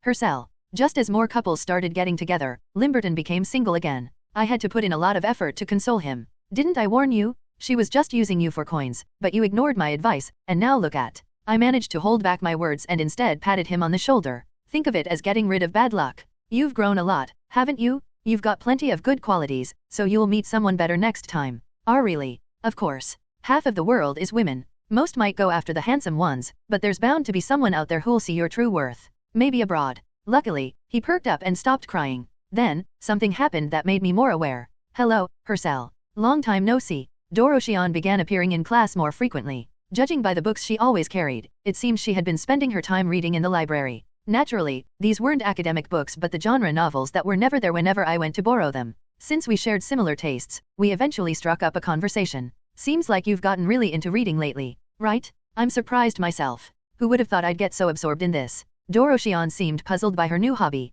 Gradually, the number of books she finished increased, and she started expressing some frustration. It's hard to savor the book slowly. I'm so curious about what happens next. Should I tell you the ending of that book? I'll give you points for boldness. Spoiling the ending of a book for a woman who already knows the future thinking about it. That's like playing with my life. Still, I did inform her that a large number of new books were coming soon. You can take your time with those. The library will be getting a fresh shipment of books soon. This was thanks to a promise I had secured from Arental, one of the Pathfinder's elders. With the library filling up with new books, her boredom would soon be eased. And so, I spent my time positively, building new relationships. In truth, this mission was more akin to espionage. Even as a guardian of the shadows, there was no way to know what treasures were hidden in a newly announced dungeon tower. All they were supposed to do was record the interior and find out what kind of treasures came out of it. Stealing something was only a possibility if the circumstances allowed it. Let's do this. I'll spare you, so just leave on your own. How about that? Sounds like a good deal for both of us, right? Thus, the proposal Dulreger made wasn't all that bad. Luan thought for a moment. It's not a situation where my life is at stake, but... He felt curious about the man standing before him. An opponent who gave off no smell, no sense of presence at all. Luan drew his sword. It wouldn't be a bad idea to test his skills, would it? Now that he realized the pleasure from battle was merely an illusion, he doubted he'd feel much thrill from it. But it seemed like it could offer him some small enjoyment. More than anything, how could he trust someone who claimed they would just let him go? Excessive generosity always arouses suspicion. When Luan said this, Dulreger sighed deeply with a weary expression. But I'm being serious. Luan gave a subtle signal to Alena, who used to be Felia, who was beside him. Alena nodded and ordered her subordinates. You guys, retreat for now. Without much loyalty to speak of, they happily left. Alena glared at their backs with an irritated look. Those rude bastards. Look at them, not even pretending to hesitate. We're pretty much outsiders here. It'll take time to earn their trust. But more importantly, Alena. Yeah, for now, I'll play alone. At Luan's words, Alena nodded. Dulreger began to approach with a face that looked thoroughly annoyed. Just as they drew closer, Dulreger swiftly swung his sword into the air. Clang! Sparks flew as Luan slightly smirked. He had easily blocked what had almost been a surprise strike. His senses are sharp. As Luan made that assessment, Dulreger's expression turned cold. A magic swordsman, huh? As you can see, Luan unleashed his frost blade. Despite the cold swirling around, Dulreger's gaze wasn't on the sword, but locked onto Luan's eyes. Those murky eyes. I've seen them somewhere before. Dulreger quickly drew a crescent arc with his sword and closed the distance. After briefly deflecting the attack with the smooth side of the frost blade, Dulreger moved to sweep Luan's legs from the side. Thump. Just before Dulreger's foot could reach the back of Luan's ankle, Luan stabbed his sword into the ground. The frost blade was wedged between Dulreger's foot and his own. Dulreger's foot halted just before the blade. So he mixes swordsmanship with hand-to-hand combat. Without even time to fully comprehend, Luan hurriedly pulled out his sword. Dulreger's sword was glowing as it slashed diagonally downward. Once again, Luan intended to smoothly deflect it with the frost blade. But Dulreger's sword surged forward without the slightest deviation, and the ice crystals began to crack and split with a sharp crack. Realizing the clear difference in their abilities, Luan swung at Dulreger's neck. Dulreger urgently ducked his head and withdrew his sword, allowing Luan to retreat without losing the opportunity. Then, Luan gazed into Dulreger's eyes. He's not focusing at all. It seems like his pupils, which have been unfocused so far, are staring off somewhere distant, as if thinking about something else. As Luan was considering retreating, Dulreger lowered his sword and spoke. Do you happen to know a man named Gedger? Gedger? Why do you ask? Just, your indifferent eyes resemble his exactly. I was wondering if you might be related to him or something. I've never heard that name before. When Luan responded, Dulreger returned to his lazy expression, as if he had lost interest. Oh, really? Dulreger said that as he approached with relaxed steps. Sensing the chilling aura, Luan instinctively knew. Now, this man was about to kill him. Just so you know, don't think the proposal I gave earlier is still valid. You see, I feel like leaving you alive would only cause more trouble later. Luan summoned all the aura stored in his core. Around the towering spire stood numerous commercial buildings. One of them, the most elaborately constructed, was owned by the Orvala Trading Company. From the top floor of the building, Arya gazed out the window at the adventurers passing by below. Then, in an irritated voice, she asked, You didn't just let him go because it was too much trouble, did you? I swear, I really tried to kill him. But this woman, who had broken her leg, pulled out a magic book and disappeared without a trace. Judging by Dulreger's voice, he didn't seem to be lying. Arya sank into her chair and stared at Dulreger. I've been gathering information here with great effort, yet your work seems rather sloppy. Dulreger perked up his ears. Information, you say? That's right, information about Gedger, the man you're so eager to kill. Dulreger's expression turned serious. It was no surprise, the name mentioned was of the man responsible for the death of Redistributing, the Grey Knight commander who was like a father to him. Stop dragging it out and just tell me what you know. Arya sighed. There were some things that were highly confidential, but she had no choice but to speak. Helping Dilriger with his revenge was part of the deal they made for him working under her. This is going to take a while. I'll need to explain the background first. When Dilriger nodded, Arya began explaining calmly, step by step. You've heard the story, haven't you? A renowned knight was taken down by a farmer who had never even held a sword before. I always thought that farmer was hiding some kind of past. We investigated his background thoroughly, from his childhood friends who grew up with him, and it's true. He really was just a commoner who had never held a sword. Though it was hard to believe, there were too many witnesses for it to be dismissed as mere rumor. Dilriger tilted his head and asked. But I heard he was immediately imprisoned and executed. It was only natural that a commoner who dared to kill a knight would be sentenced to death. However, that was merely a story concocted to prevent public unrest. The reality was different. No, he didn't die. Gedger stormed the prison by himself and took him away. That's how we found out about Gedger's whereabouts. Arya gazed at Dilriger. She wondered if he would ask why Gedger did such a thing. Since she didn't know the answer, she wouldn't be able to explain it. Fortunately, Dilriger stayed focused on the main point. So, where is he now? His voice dripped with murderous intent, and his face looked like that of a vengeful demon. Arya looked at him with pity and answered. The Sun Church. Dilriger's expression grew grim. Gedger was a criminal with a bounty on his head, notorious not only for killing the Grey Knight commander Redistributing but also several key figures. It was only natural to be shocked that such a man had been taken in by the church. Those cultists. That's right.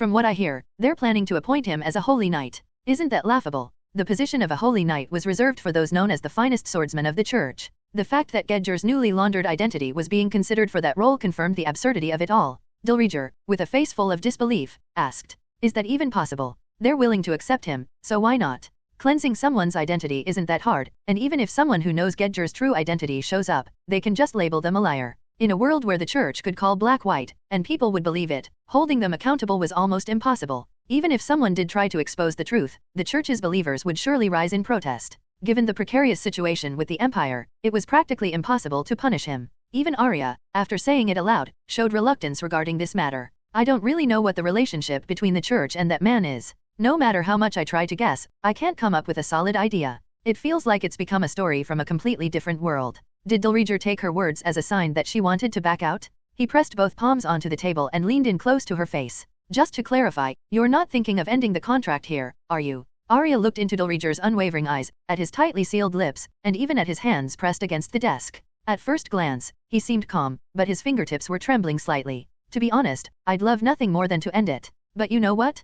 Gedger sent a letter. Not to you, but to me. Arya handed the letter to Dilriger, then looked back out the window. At that moment, some adventurers were loitering near the building. Behind her, Dilriger quietly read the letter. My lady, I ask you to continue assisting Dilriger without any burden. What? The sound of the letter being crumpled reached her ears. What is this supposed to mean? Without taking her eyes off the window, Arya replied to Dilriger. Keep reading. Dilriger didn't read aloud anymore. He didn't need to. Arya had already memorized the contents of the letter. To the Orvala family, I wish to avoid any conflict with the church. Even if you and Dilriger aim for my head, there will be no harm done, so rest assured. This is nothing more than a private amusement between you and me. P.S. I've sent a small gift to Dilriger. The letter's contents were nothing short of provocative. It basically said they could attack whenever they wanted, without any concern for consequences. Arya found that deeply unsettling. Are you as dumbfounded as I am? I feel the same way. There's a limit to how much someone can look down on others. That man treats you and me like mere toys. The adventurers who had been loitering outside finally entered the building.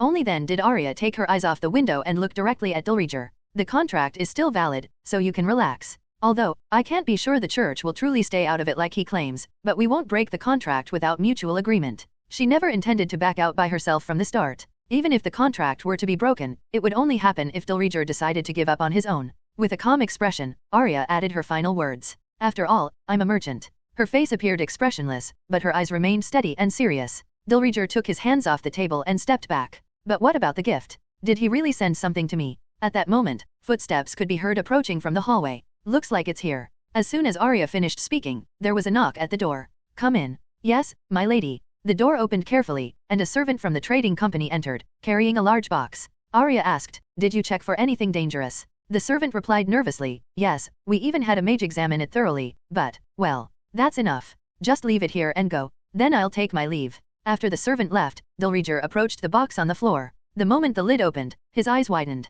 Sensing something was wrong, Arya stood up from her chair and checked the contents. Her heart sank. That's... Inside the box was a skull, covered in dirt. Dilriger handed Arya the letter that had been inside the box. As soon as she read the words, the letter slipped from her hand. It's the commander's death anniversary, but you didn't show up. Isn't that a shame? You should have at least come to see his face. Arya looked at Dilreger's expression in shock. What Gedger had done was beyond comprehension. Dilreger's face was shadowed, but his lips moved slightly. Redistributing. The remains inside the box were those of Redistributing. Gedger had gone so far as to desecrate the grave and send the bones as a gift. Feeling her blood boil in fury, Arya clenched her teeth. If there's anyone who truly deserves to die, it's surely a man capable of such a heinous and unforgivable act. Arya felt a deep sense of anger but also pity. In that moment, Dilreger's figure, standing before the remains, seemed especially pitiful. As the two men walked down the tree-lined street, the sound of cicadas filled the air. Their destination was a massive building at the end of the road. The structure, with its pointed roof and a sun symbol engraved on the front gate, was the headquarters of the church. The man in the prisoner's uniform asked, "Why did you do something so meaningless?" The armored man beside him answered with a blank expression, "I just wanted to relieve a bit of boredom." Did it work? Well, let's say it offered a small degree of novelty. Gillum felt the same way. "I envy the fact that you never seem to tire of things, Gedger." With that, the man in the prisoner's uniform fell silent. They stepped into the building. The first floor was a chapel. 4 men and women of various ages and appearances greeted them with cold, emotionless gazes. The armored man, Gedger, glanced over their faces one by one before blinking. "It's been a while since we gathered, but it looks like one of us is missing." Gedger shrugged and blended into the atmosphere of emptiness that filled the room. Before long, the end of the first semester was approaching. Final exams were just around the corner. I wasn't too worried about the written exams, but the problem was the practical test. This time, instead of a labyrinthine trial or something like that, it was simply an assessment of pure magical skill, which made it all the more hellish for me. Rix, who had been helping me with training, widened his eyes in shock and asked me, Hercel, what is that?" The theme of the upcoming test was to create an artificial life form using elemental and shaping magic. Rix was horrified by the hamster I had created. "Is that a translucent salamander?" "Salamander? This guy, it's a hamster. But it doesn't have any fur. It's a short-haired breed. Even though I can see its internal organs. It's a new species. Looks like I'm going to fail this exam."